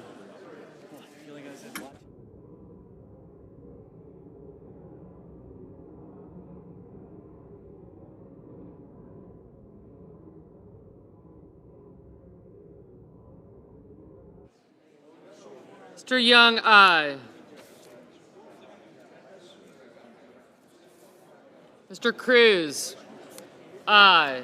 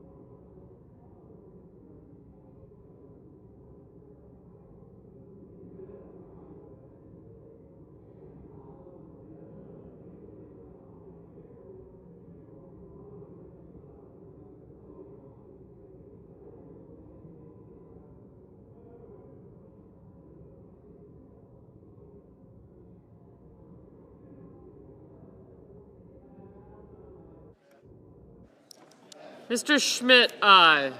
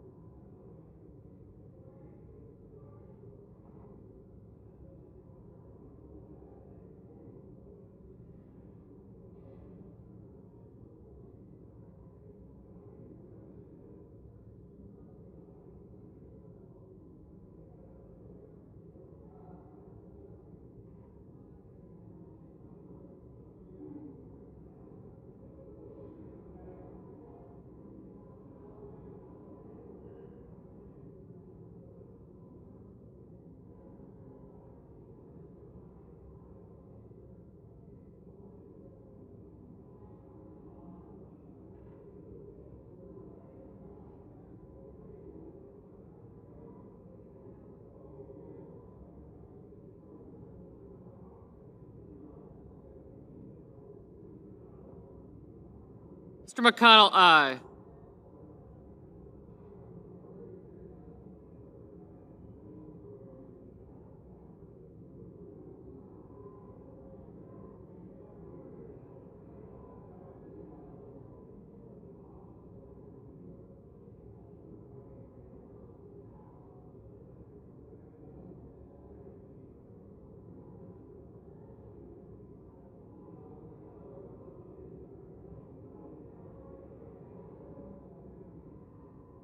The yeas are 53, the nays are 43, and the en blanc nominations are confirmed. Under the previous order, the motion to reconsider is considered made and laid upon the table, and the President will be immediately notified of the Senate's action. The clerk will report the motion to invoke cloture. Cloture motion. We, the undersigned senators, in accordance with the provisions of Rule 22 of the Standing Rules of the Senate, do hereby move to bring to a closed debate on the nomination of Joshua Simmons of Virginia to be General Counsel of the Central Intelligence Agency, signed by 17 senators. Unanimous consent, the mandatory quorum call has been waived. The question is it the sense of the Senate that debate on the nomination of Joshua Simmons of Virginia to be General Counsel of the Central Intelligence Agency shall be brought to a close? The yeas and nays are mandatory under the rule. The clerk will call the roll. Ms. Also Brooks. Ms. Baldwin.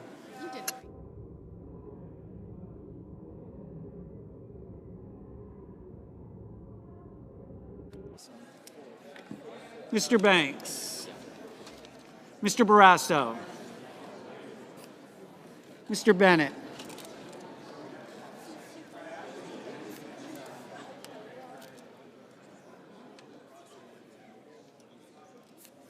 Mrs. Blackburn. Mr. Blumenthal.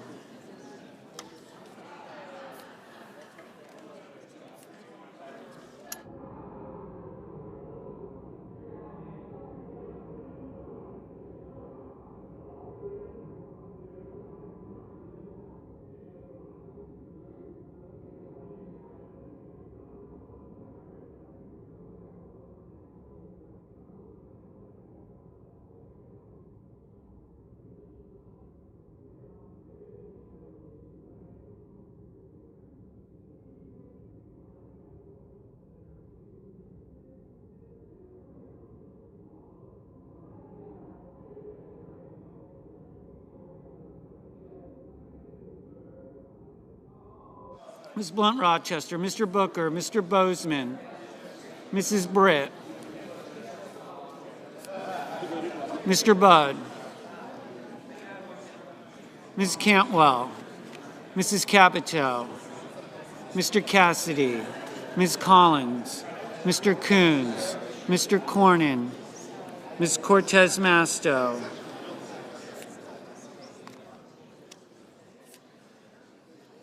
Mr. Cotton, Mr. Kramer, Mr. Crapo, Mr. Cruz, Mr. Curtis,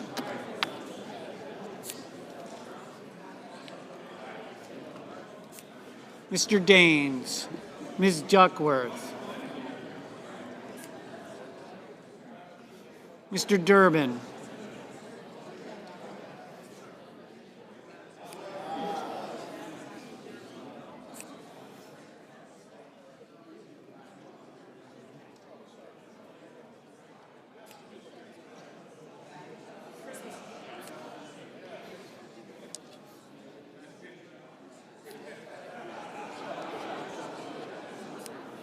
Ms. Ernst, Mr. Fetterman, Mrs. Fisher, Mr. Gallego, Mrs. Gillibrand, Mr. Graham, Mr. Grassley, Mr. Haggerty, Ms. Hassan, Mr. Hawley, Mr. Heinrich, Mr. Hickenlooper, Ms. Hirono, Mr. Hoven, Mr. Husted, Mrs. Hyde-Smith.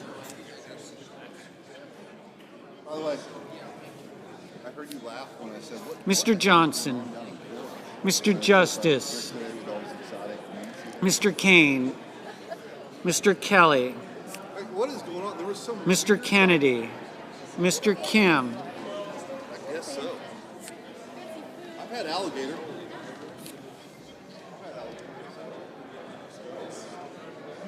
Mr. King, Ms. Klobuchar, Mr. Langford, Mr. Lee, Mr. Lujan,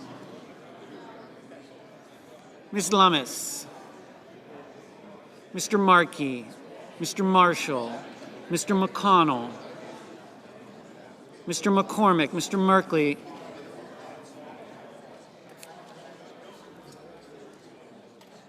Mrs. Moody.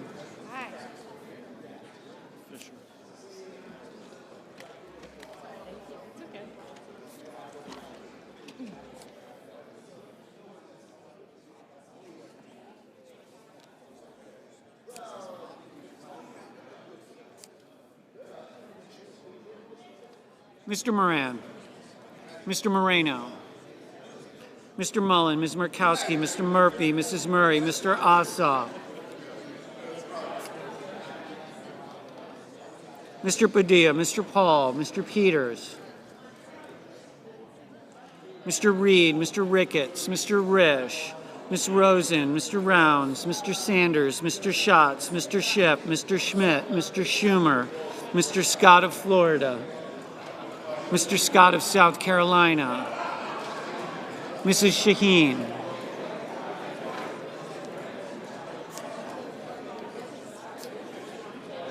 Mr. Sheehy, Ms. Slotkin, Ms. Smith, Mr. Sullivan,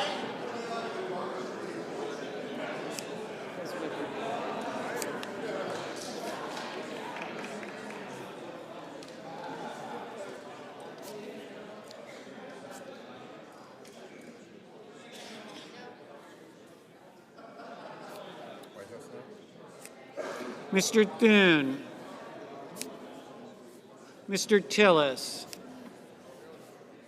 Mr. Tuberville, Mr. Van Hollen, Mr. Warner, Mr. Warnock, Ms. Warren, Mr. Welch, Mr. Whitehouse, Mr. Wicker, Mr. Wyden, Mr. Young.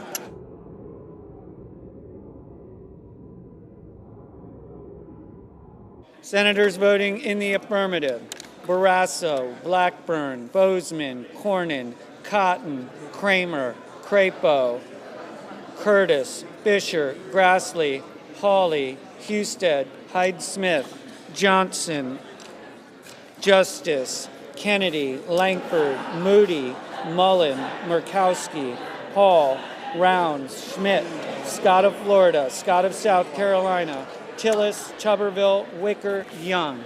Mr. Sullivan, aye. Mr. Risch, aye.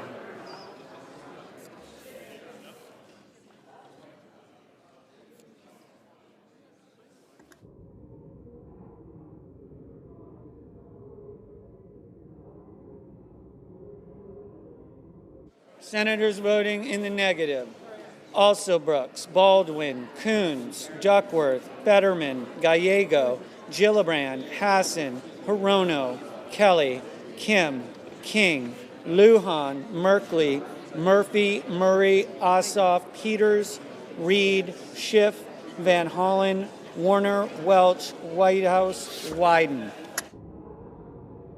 Mr. Coons, no. Mr. Sanders, no. Mr. Cassidy, aye. Mr. Moreno, aye. Mr. Cruz, aye.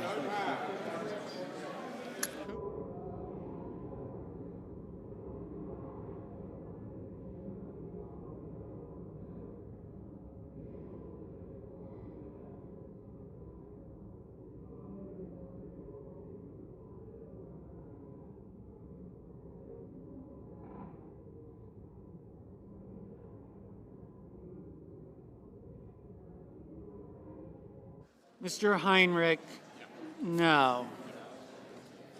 What happens next?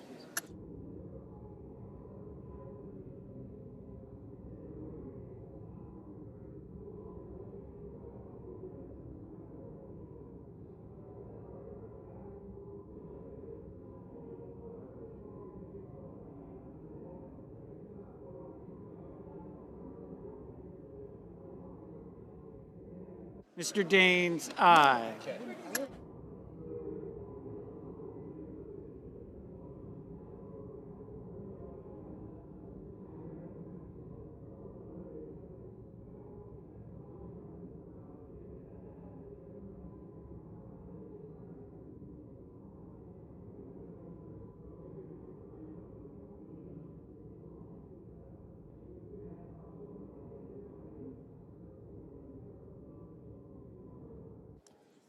Mr. Ricketts, aye.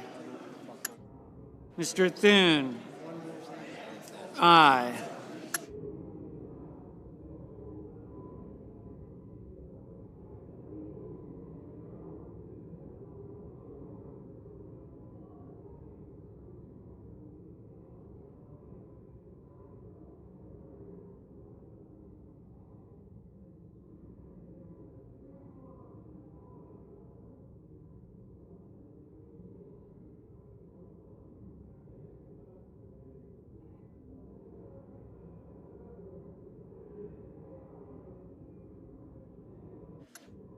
Mr. Marshall, aye.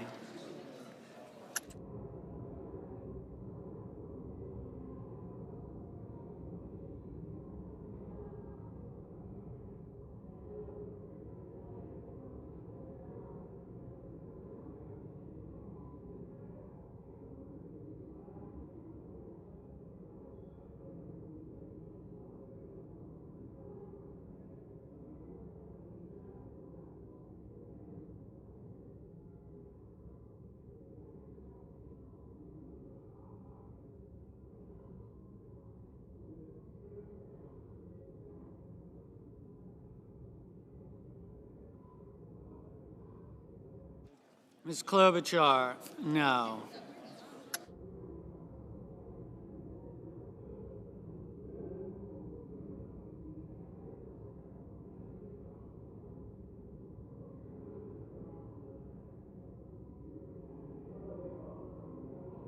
Mrs. Shaheen, no. Mr. McConnell, aye. Mr. Lee, aye. Mr. Blumenthal, no.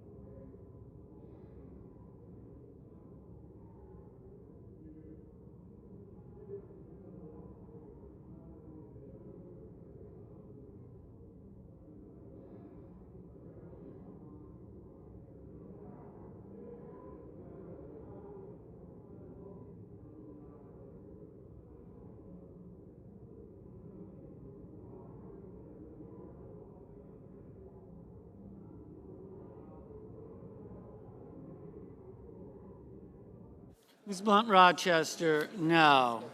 Ms. Cantwell, no. Mr. Hoven, aye.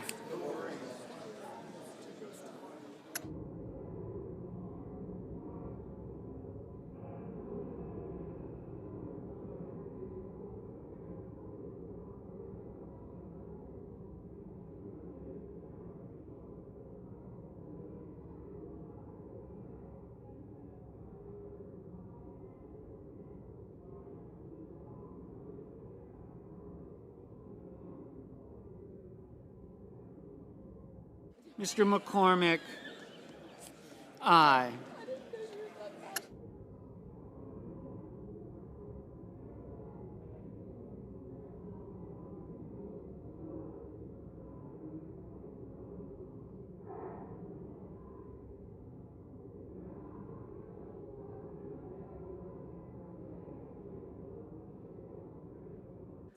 Mr. Markey, no.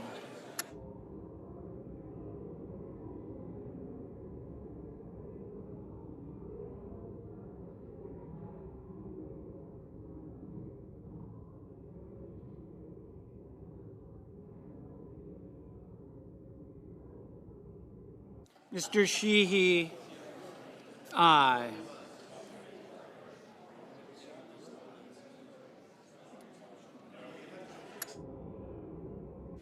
Mr. Warnock, no.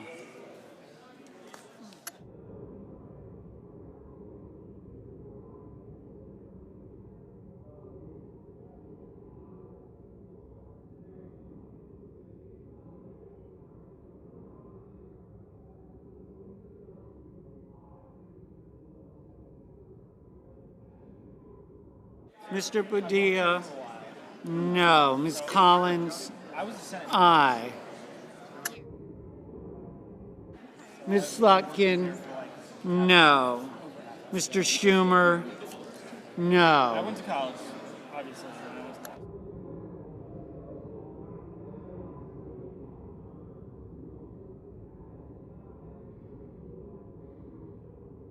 Ms. Lummis, aye.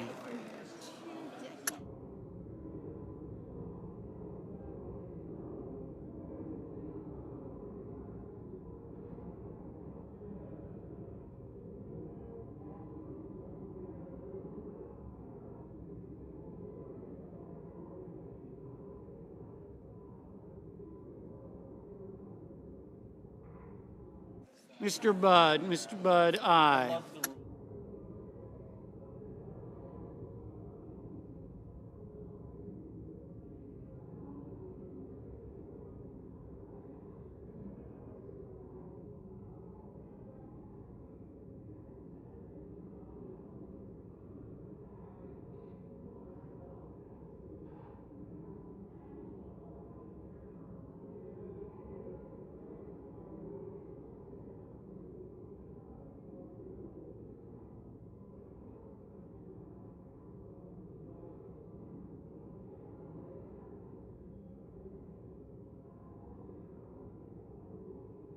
Mr. Kane, no.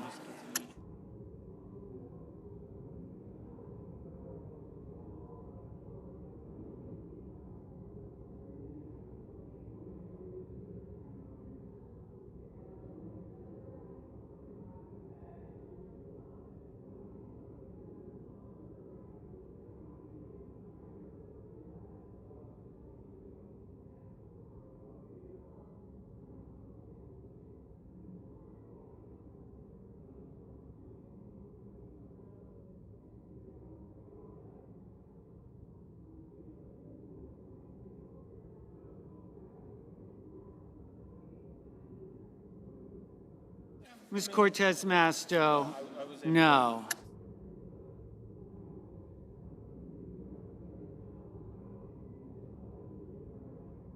Mr. Bennett, no.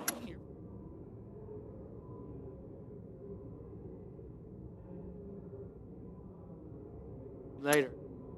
Mr. Banks, aye.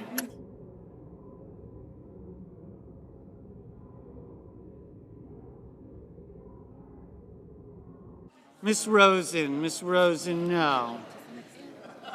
Mr. Schatz, no.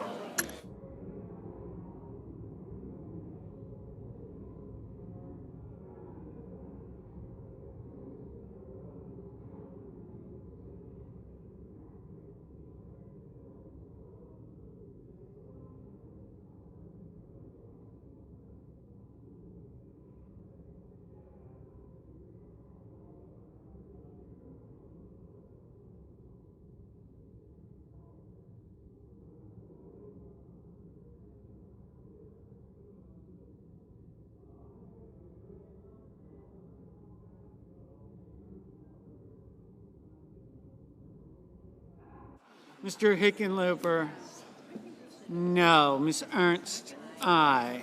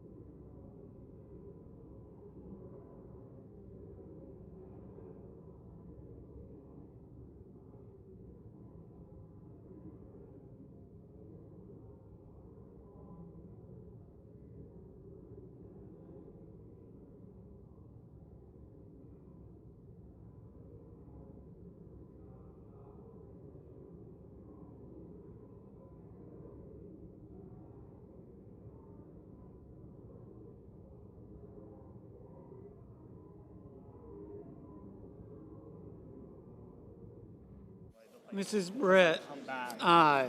Been here for so much, like I've gotten to a place where.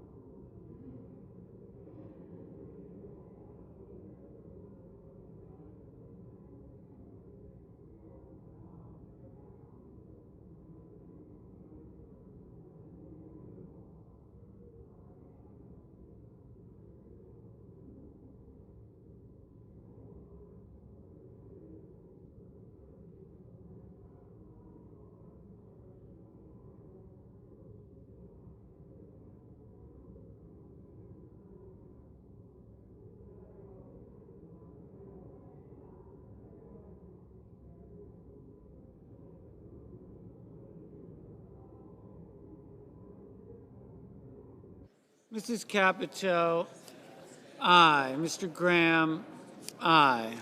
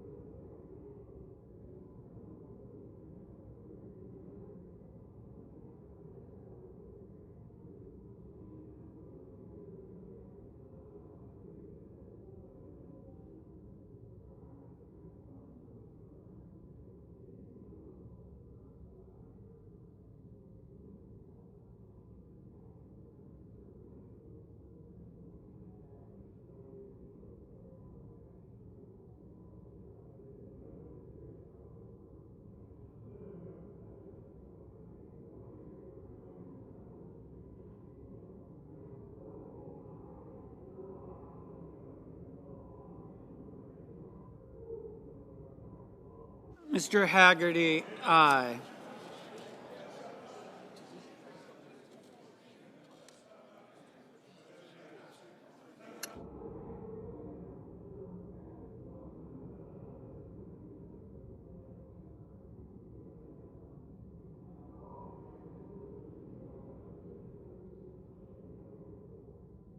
Mr. Moran. Mr. Moran, aye.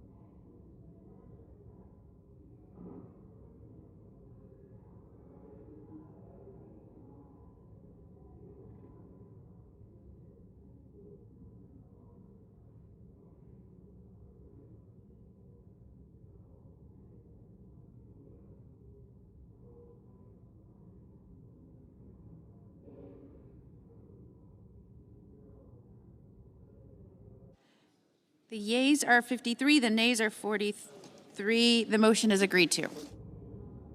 Clerk will report the nomination. Nomination, Central Intelligence Agency, Joshua Simmons of Virginia to be General Counsel. Madam President. Majority Leader. Madam President, notwithstanding Rule 22, I ask unanimous consent that the Senate vote on the motions to invoke cloture on Executive Calendar Number 70, 574, and 476, and the mandatory quorums be waived. Further, if cloture is invoked on the nominations individually, all post-cloture time be expired, and the Senate vote on confirmation of the nominations, and the Simmons nomination at a time to be determined by the Majority Leader in consultation with the Democratic Leader no earlier than January 5th, 2026. Finally, if confirmed, the motions to reconsider be considered made laid upon the table, and the President be immediately notified of the Senate's action. Is there objection? Without objection.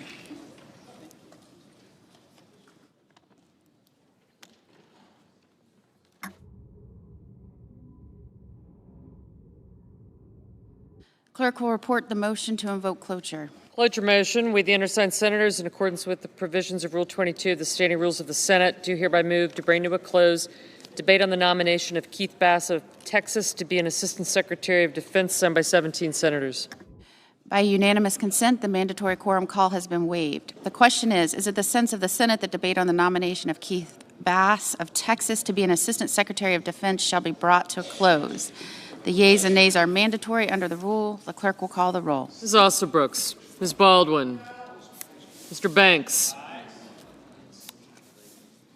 Mr. Barrasso, Mr. Bennett, Mrs. Blackburn, Mr. Blumenthal,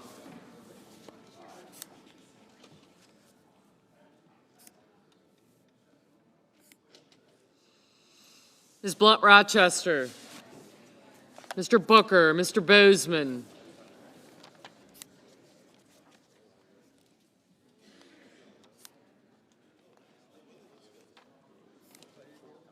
Mrs. Britt,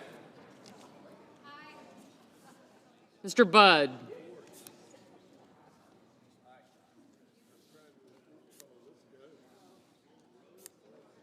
thank you.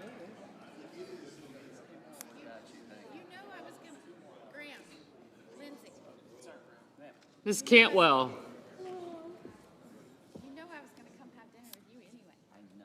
Mrs. Capito.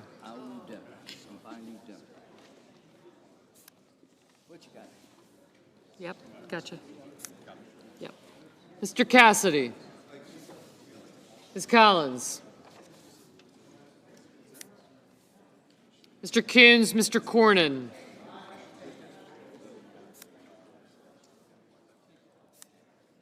Ms. Cortez Masto. Mr. Cotton, Mr. Kramer. Mr. Crapo. Mr. Cruz.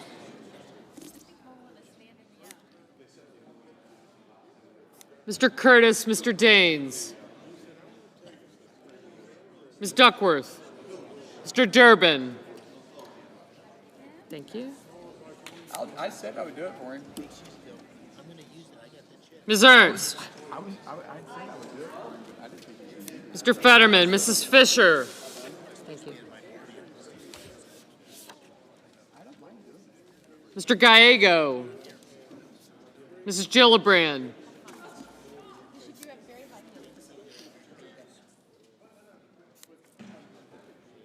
Mr. Graham, Mr. Grassley. Mr. Haggerty. Ms. Hassan. Mr. Hawley, Mr. Heinrich.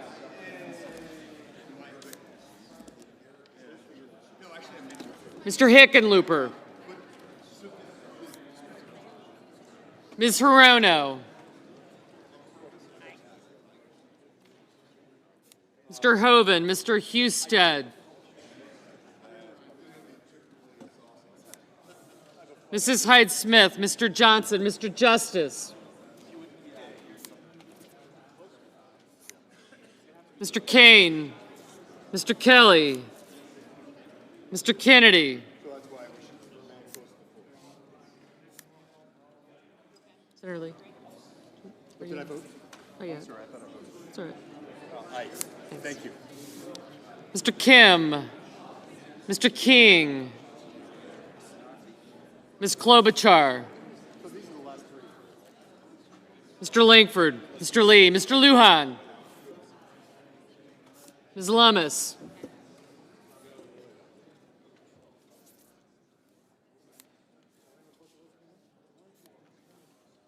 Mr. Markey, Mr. Marshall, Mr. McConnell, Mr. McCormick,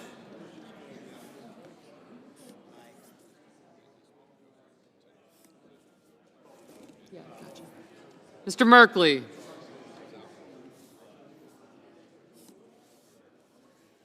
Mrs. Moody, Mr. Moran, Mr. Marino,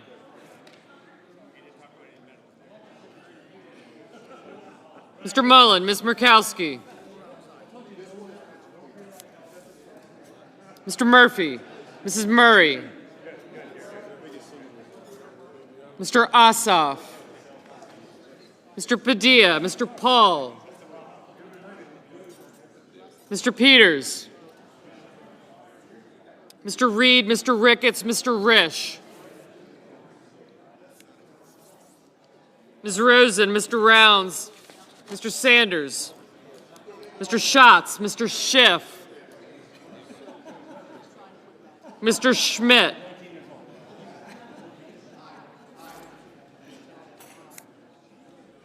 Mr. Schumer, Mr. Scott of Florida, Mr. Scott of South Carolina, Mrs. Shaheen, Mr. Sheehy, Ms. Slotkin, Ms. Smith, Mr. Sullivan,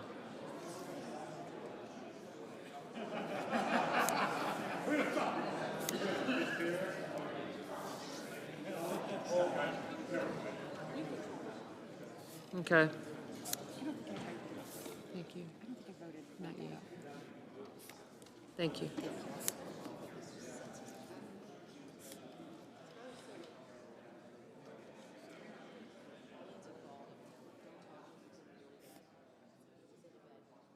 Mr. Thune, Mr. Tillis, Mr. Tuberville, Mr. Van Hollen, Mr. Warner, Mr. Warnock, Ms. Warren, Mr. Welch, Mr. Whitehouse, Mr. Wicker, Mr. Wyden, Mr. Young,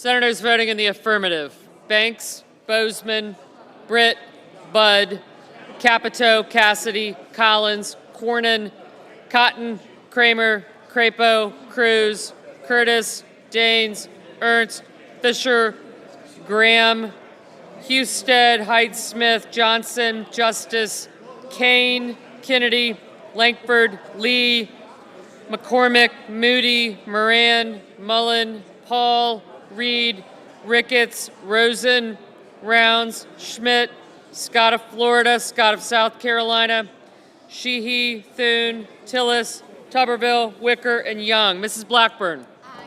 Aye. Mr. Marino, aye. Mr. Marshall, aye. Senators voting in the negative: Baldwin, Bennett, Blumenthal, Blunt Rochester, Coons, Hassan, Heinrich, Hickenlooper, Lujan, Merkley, Murphy, Padilla, Schatz, Slotkin, Welch, and Whitehouse. Mr. Sullivan, aye.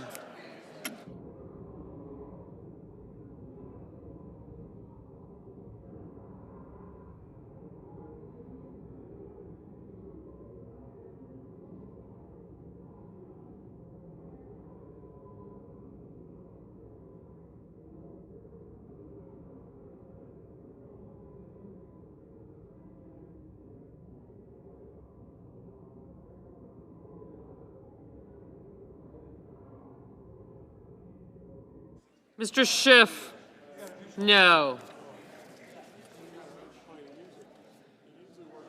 I have you. Ms. Collins. Ms. Collins, no. Mr. Hoven, aye.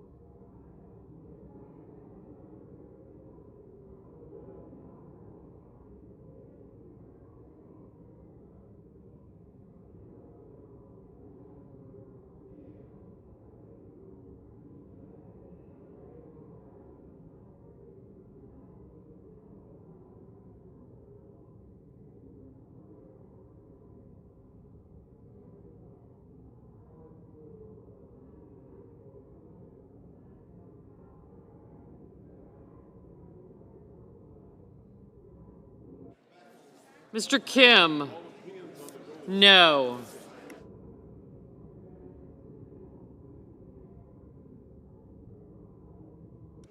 Ms. Cortez Masto, no. Mr. Risch, aye. Mr. Barrasso, aye.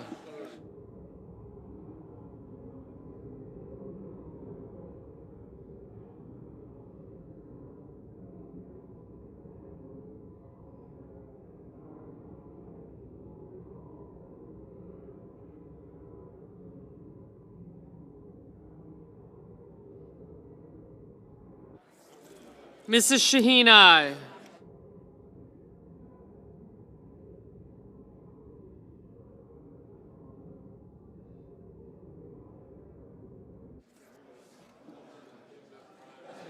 Mr. Schumer, no.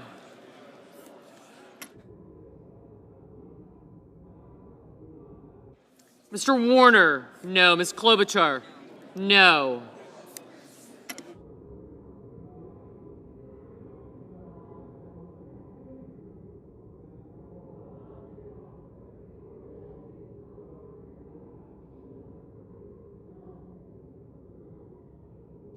Mr. King, aye.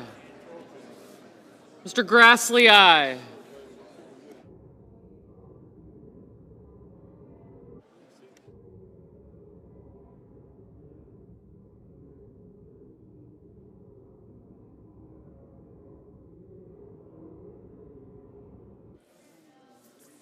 Mrs. Gillibrand, no.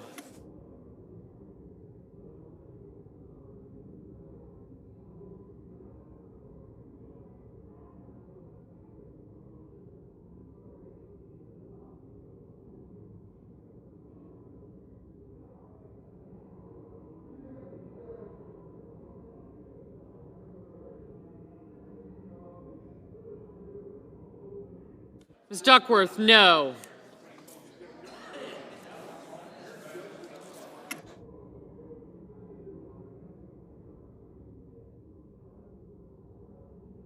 Ms. Murkowski, aye.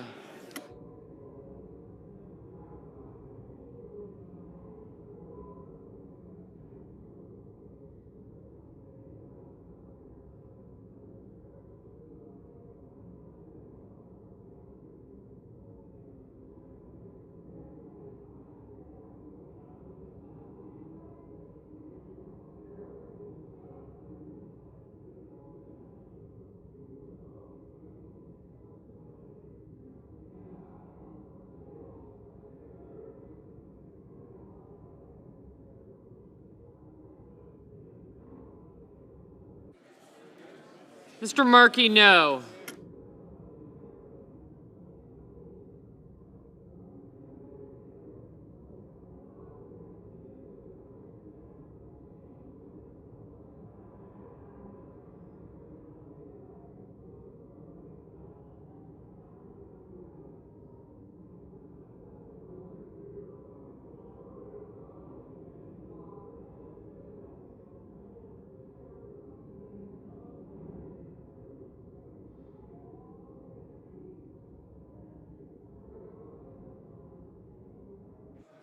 Mr. McConnell, aye.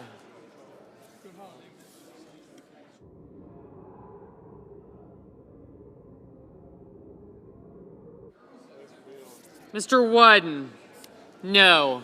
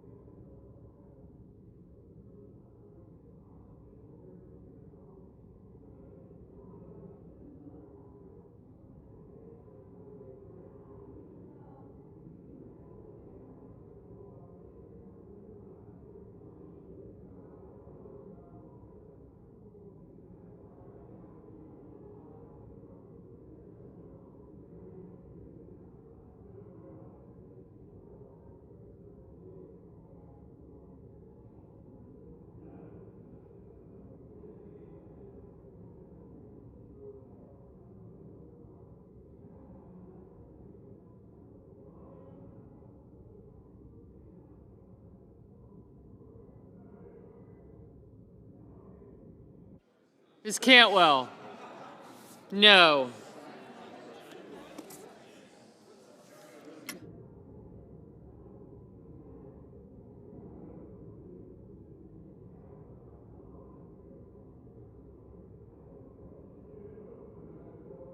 Mr. Fetterman, aye.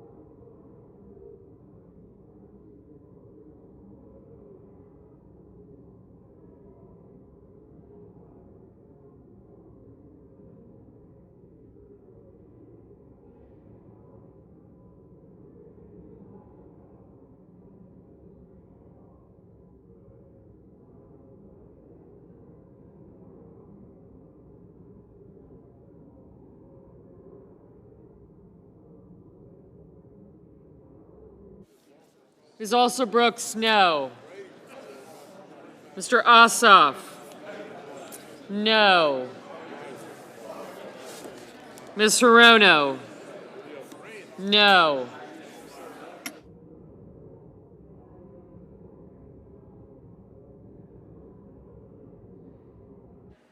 Mrs. Murray, no.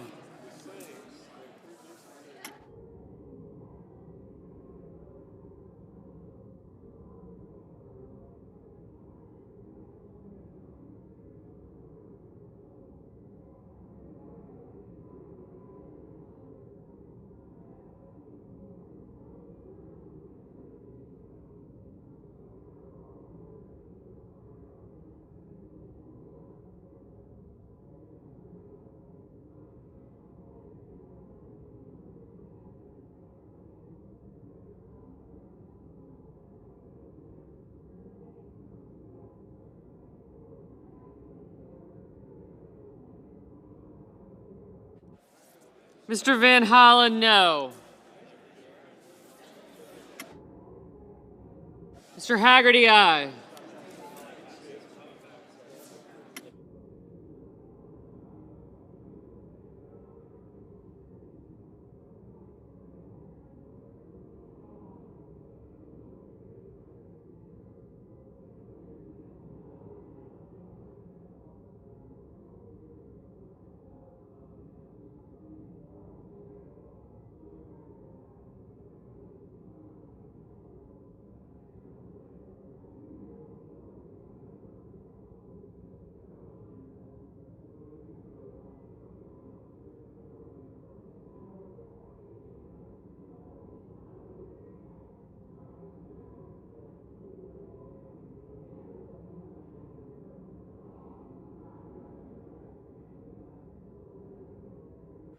Mr. Peters, no. Mr. Gallego, no. Mr. Sanders, no.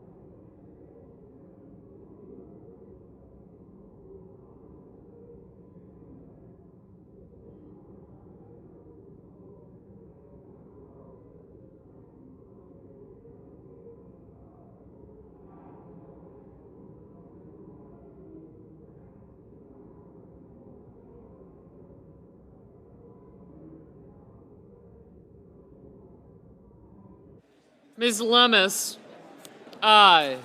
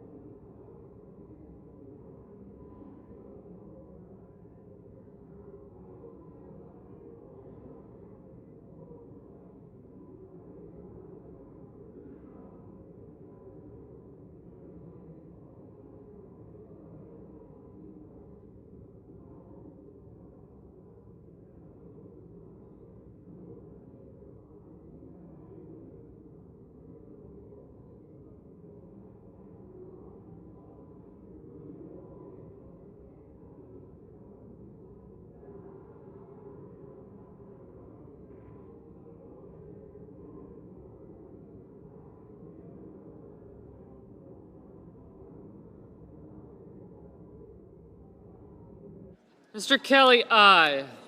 You guys logged in 11, 3.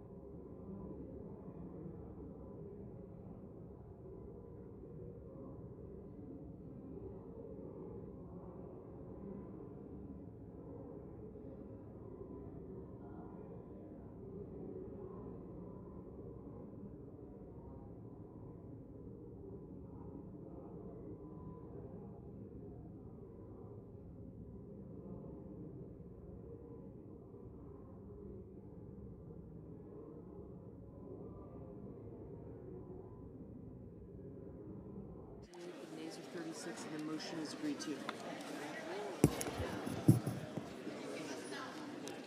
On this vote, the yeas are 58, the nays are 36. The motion is agreed to. The clerk will report the nomination. Nomination, Department of Defense, Keith Bass of Texas to be an Assistant Secretary.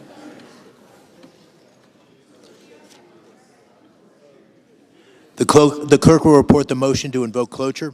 Cloture motion. We, the undersigned senators, in accordance with the provisions of Rule 22 of the Standing Rules of the Senate, do hereby move to bring to a closed debate on the nomination of Alexander C. Van Hook of Louisiana to be United States District Judge for the Western District of Louisiana, signed by 17 senators. By unanimous consent, the mandatory quorum call has been waived. The question is it the sense of the Senate that debate on the nomination of Alexander C. Van Hook of Louisiana to be United States District Judge for the Western District of Louisiana shall be brought to a close? The yeas and the nays are mandatory under the rule. The clerk will call the roll. Ms. Also Brooks.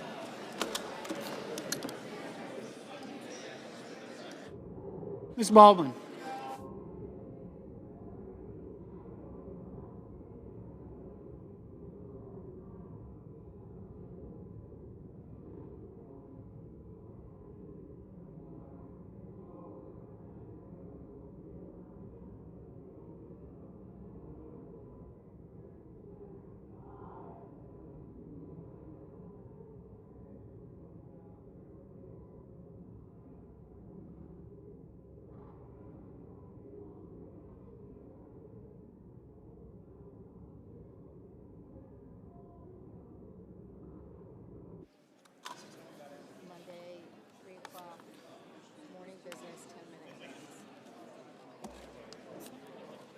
Mr. Banks.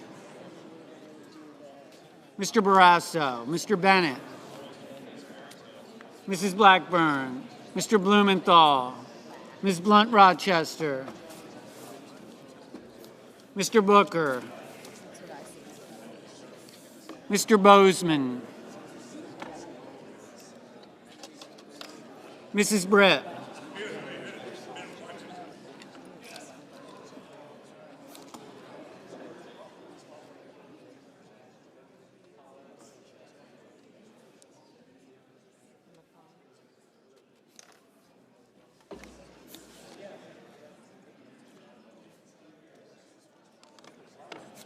Mr. Budd.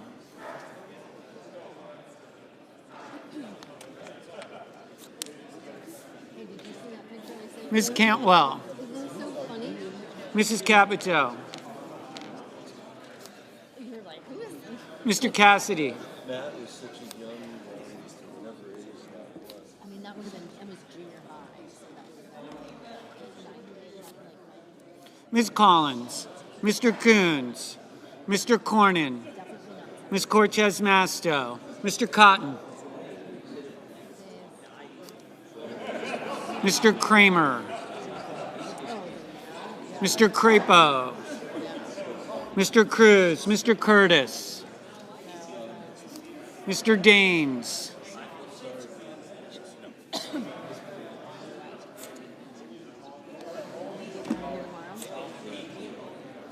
Ms. Duckworth.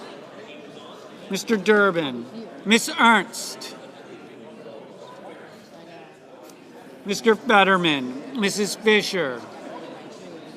Mr. Gallego. Mrs. Gillibrand. Mr. Graham. Mr. Grassley. Mr. Haggerty. Ms. Hassan.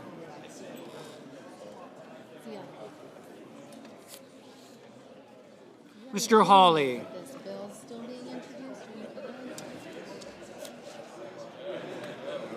Mr. Heinrich.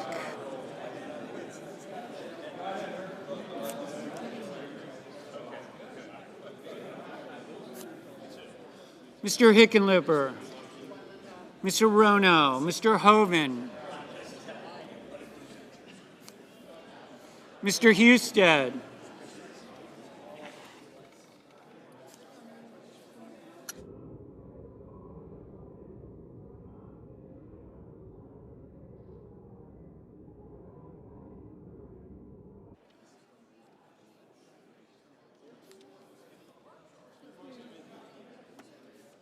Mrs. Hyde-Smith, Mr. Johnson,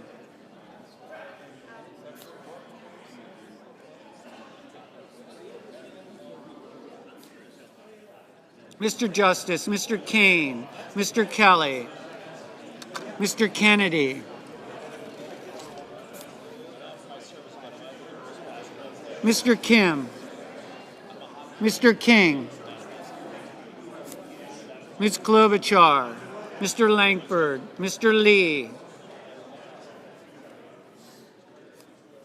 Mr. Lujan, Ms. Lummis,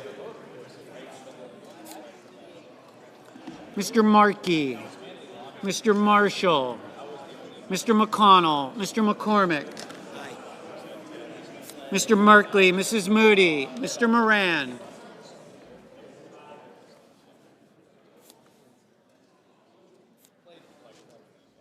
Mr. Moreno, Mr. Mullen, Ms. Murkowski, Mr. Murphy, Mrs. Murray, Mr. Ossoff, Mr. Padilla, Mr. Paul, Mr. Peters, Mr. Reed, Mr. Ricketts, Mr. Risch, Ms. Rosen,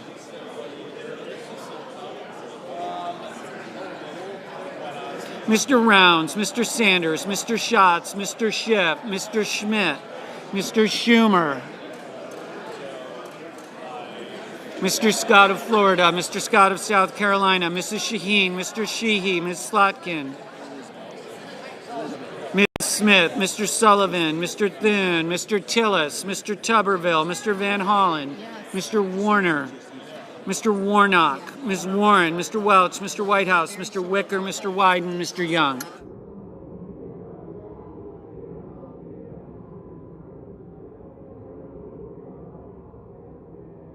Senators voting in the affirmative: Barrasso, Blackburn, Capito, Cassidy, Collins, Cotton, Crapo, Cruz, Curtis, Daines, Ernst, Fisher, Grassley, Hassan, Hawley, Husted, Hyde-Smith, Justice, Kane, King, Langford, Lee, McConnell, McCormick, Moody, Moran, Moreno, Mullen, Hall, Ricketts, Rounds, Sheehy, Sullivan, Thune, Tuberville, Welch, Wicker, Young.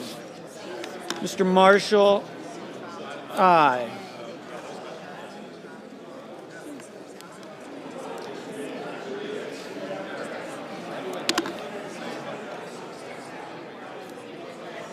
Senators voting in the negative: Also Brooks, Baldwin, Bennett, Blunt Rochester, Cortez Masto, Fetterman, Heinrich, Hirono, Kelly, Lujan, Merkley, Murphy, Ossoff, Peters, Sanders, Schatz, Schiff, Shaheen, Slotkin, Van Hollen, Whitehouse.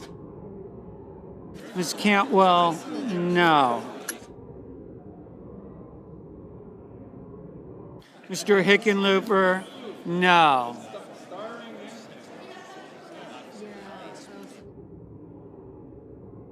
Ms. Lummis, aye. Mr. Gallego, no.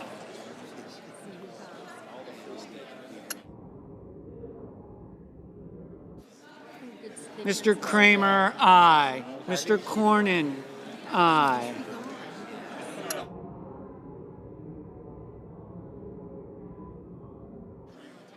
Mr. Padilla, no.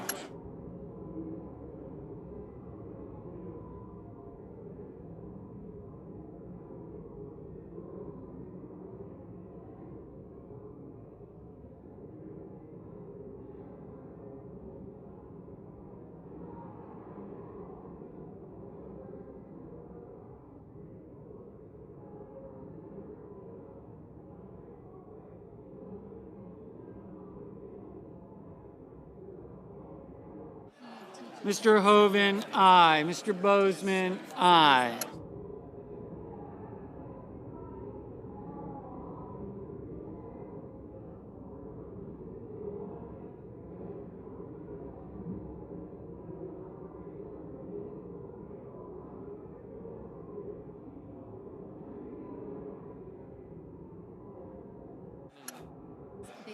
Mr. Banks, aye.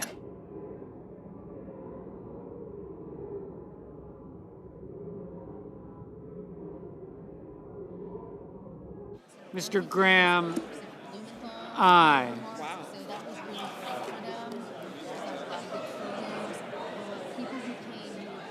Mr. Blumenthal, no. So they were very pleased about that as well, because it just generated.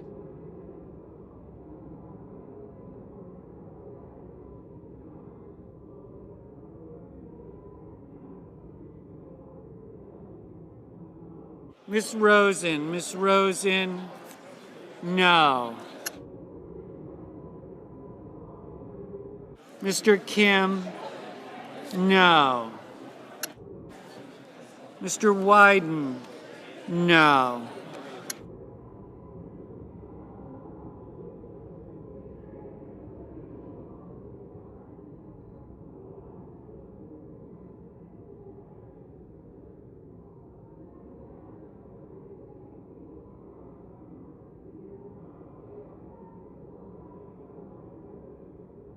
Mr. Budd, aye.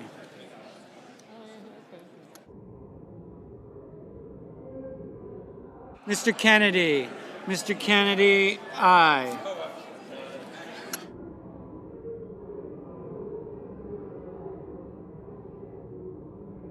Mr. Risch, aye. Mr. Haggerty, aye.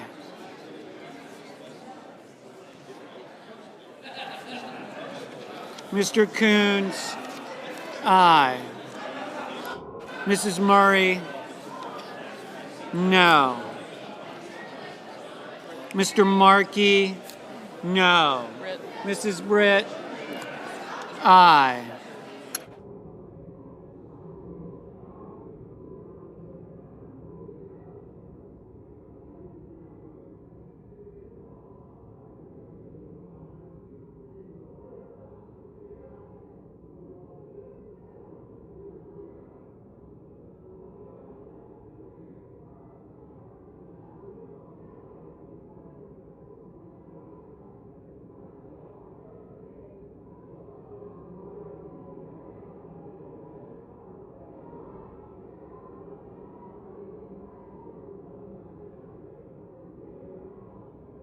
Mr. Scott of Florida, aye. Ms. Duckworth, no.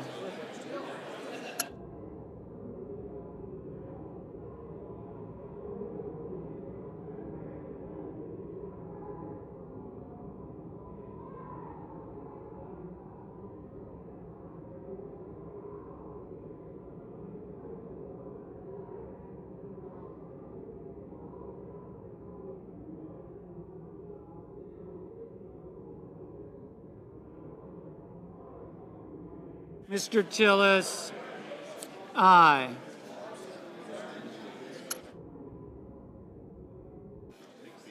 Mr. Scott of South Carolina, aye. Ms. Klobuchar, aye.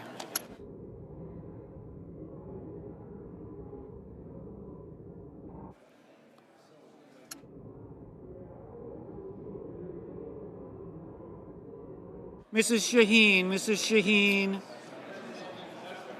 aye. Ms. Murkowski, aye. Mr. Schumer, no.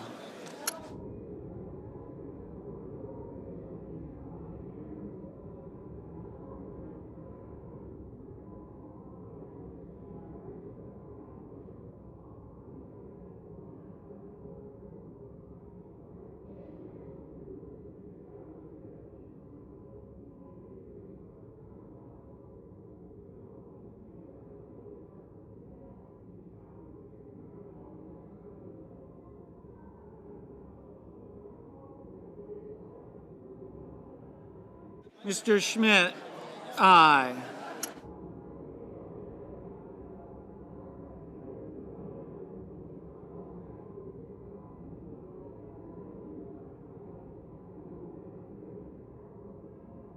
Mr. Reed, no.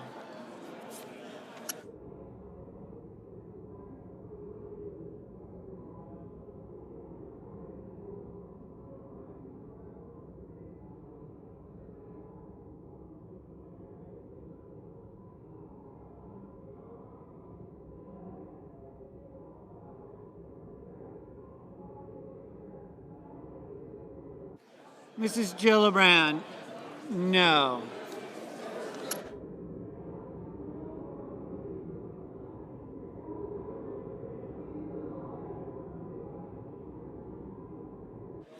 Mr. Warner, no.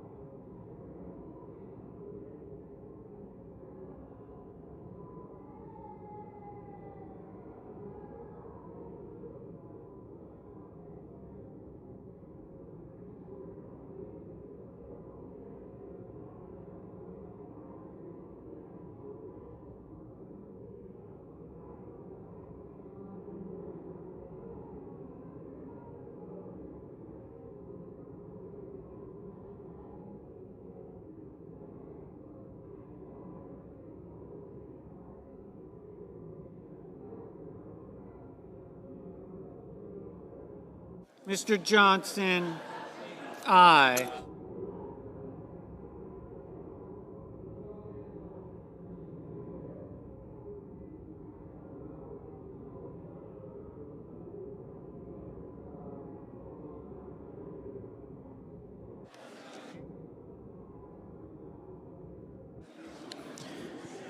Yeas are 60, nays are 35. Motion is agreed to.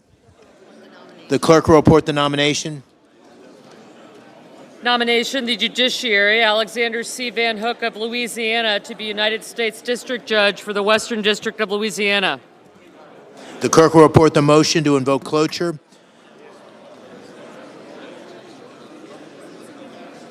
Cloture motion. We, the undersigned senators, in accordance with the provisions of Rule 22 of the Standing Rules of the Senate, do hereby move to bring to a close debate on the nomination of Sarah Bailey. Which one? Sarah Bailey of Texas to be Director of National Drug Control Policy, signed by 17 senators. By unanimous consent, the mandatory quorum call has been waived. The question is it the sense of the Senate that debate on the nomination of Sarah Bailey of Texas to be Director of National Drug Control Policy shall be brought to a close?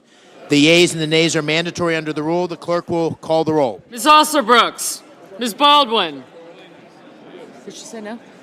Mr. Banks, Mr. Barrasso. Okay.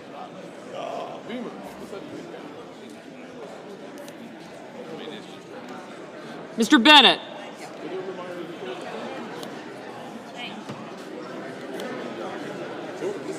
Mrs. Blackburn, Mr. Blumenthal, Ms. Blunt Rochester. Merry Christmas, by the way. Thank you. Merry Christmas.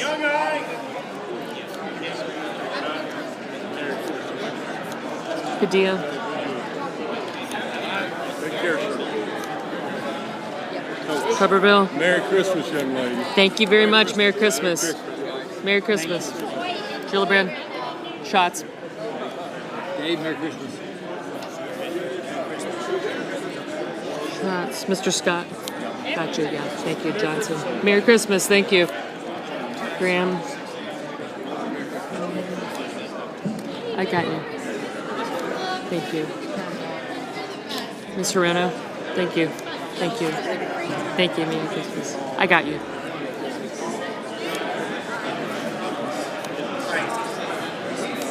Got you. Thank you. Hey, Merry Christmas, you guys. Merry I've Christmas. loved getting to know you this year. Oh, thank you. It's been wonderful. Thank you. Instead, hold on a second. Haggerty. Okay, what's your vote? Okay. I'll get her. Murray? No, I'm going to get her. I just can't see. I got you. Thank you. Merry Christmas. Mr. Cotton, thank you.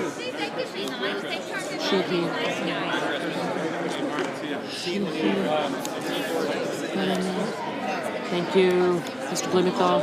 I got her. Hyde Smith is aye. Thank you. What was it? You got the one from last vote? Yes. 60-35. Thank you.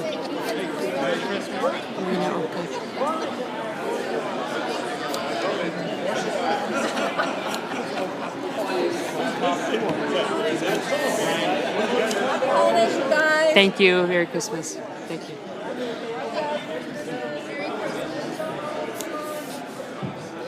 I got you. Thank you. Ms. Lummis. Merry Christmas. Thank you. Oh, I got you. Merry Christmas. Have a great day. Oh, thank you. Thank you. Merry Christmas. And I got you. Mr. Booker, Mr. Bozeman. Mrs. Britt. Are you...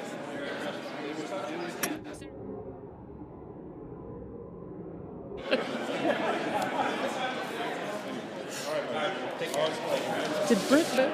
All right.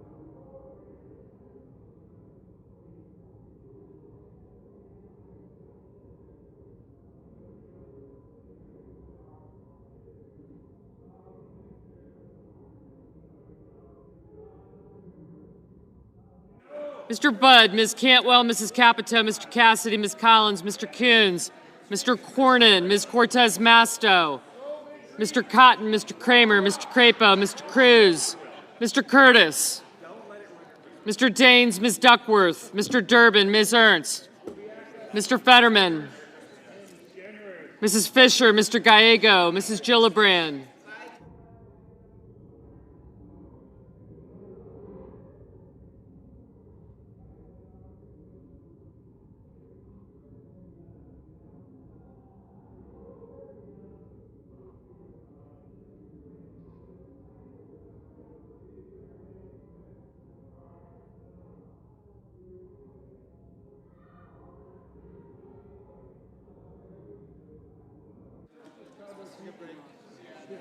Mr. Graham, Mr. Grassley, Mr. Haggerty, Ms. Hassan, Mr. Hawley, Mr. Heinrich,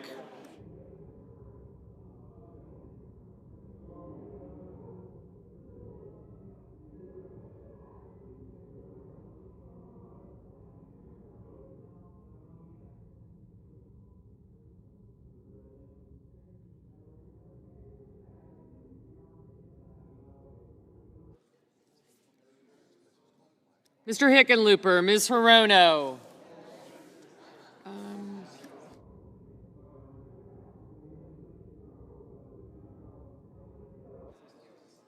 Mr. Hoban, Mr. Husted, Mrs. Hyde-Smith, Mr. Johnson, Mr. Justice,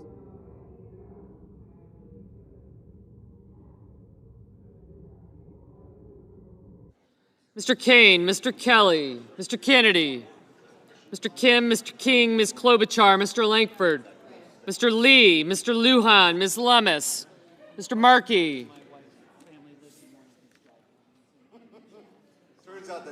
Mr. Marshall, Mr. McConnell, Mr. McCormick, Mr. Merkley, Mrs. Moody, Mr. Moran, Mr. Marino, Mr. Mullen, Ms. Murkowski, Mr. Murphy, Mrs. Murray, Mr. Ossoff, Mr. Padilla, Mr. Paul, Mr. Peters, Mr. Reed, Mr. Ricketts, Mr. Risch, Ms. Rosen, Mr. Rounds, Mr. Sanders, Mr. Schatz, Mr. Schiff, Mr. Schmidt, Mr. Schumer, Mr. Scott of Florida, Mr. Scott of South Carolina, Mrs. Shaheen, Mr. Sheehy, Ms. Slotkin, Ms. Smith, Mr. Sullivan, Mr. Thune, Mr. Tillis, Mr. Tuberville, Mr. Van Hollen, Mr. Warner, Mr. Warnock,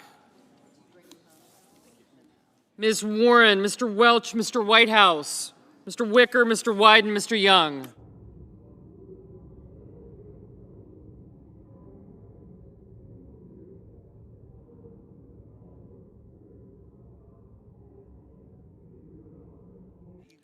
Senators voting in the affirmative: Banks, Barrasso, Blackburn, Bozeman, Britt, Budd, Capito, Cassidy, Collins, Cornyn, Cotton, Kramer, Crapo, Cruz, Daines, Ernst, Fisher, Graham, Grassley, Haggerty, Hawley, Hoeven, Husted, Hyde-Smith, Johnson, Justice, Kennedy, Lee, Lummis, Marshall, McConnell, McCormick, Moody, Moran, Marino, Mullen, Ricketts, Risch, Rounds, Schmidt, Scott of Florida, Scott of South Carolina, Sheehy, Sullivan, Thune, Tillis, Tuberville, and Young. Mr. Wicker, aye.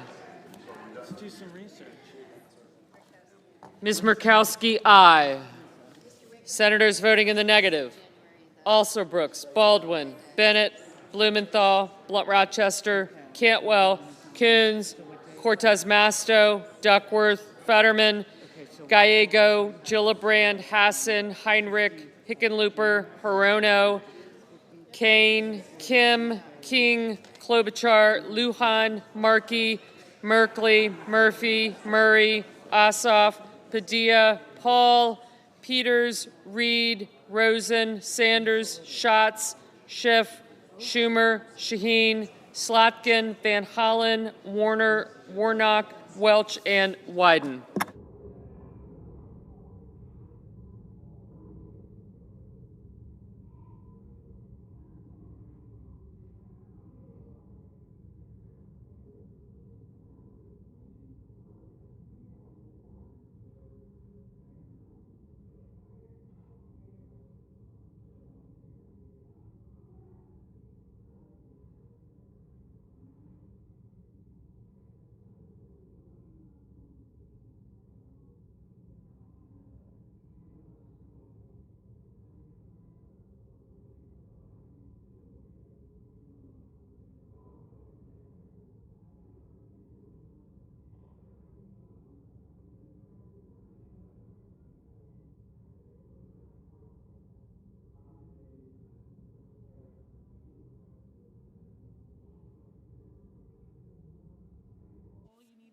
Mr. Langford, aye.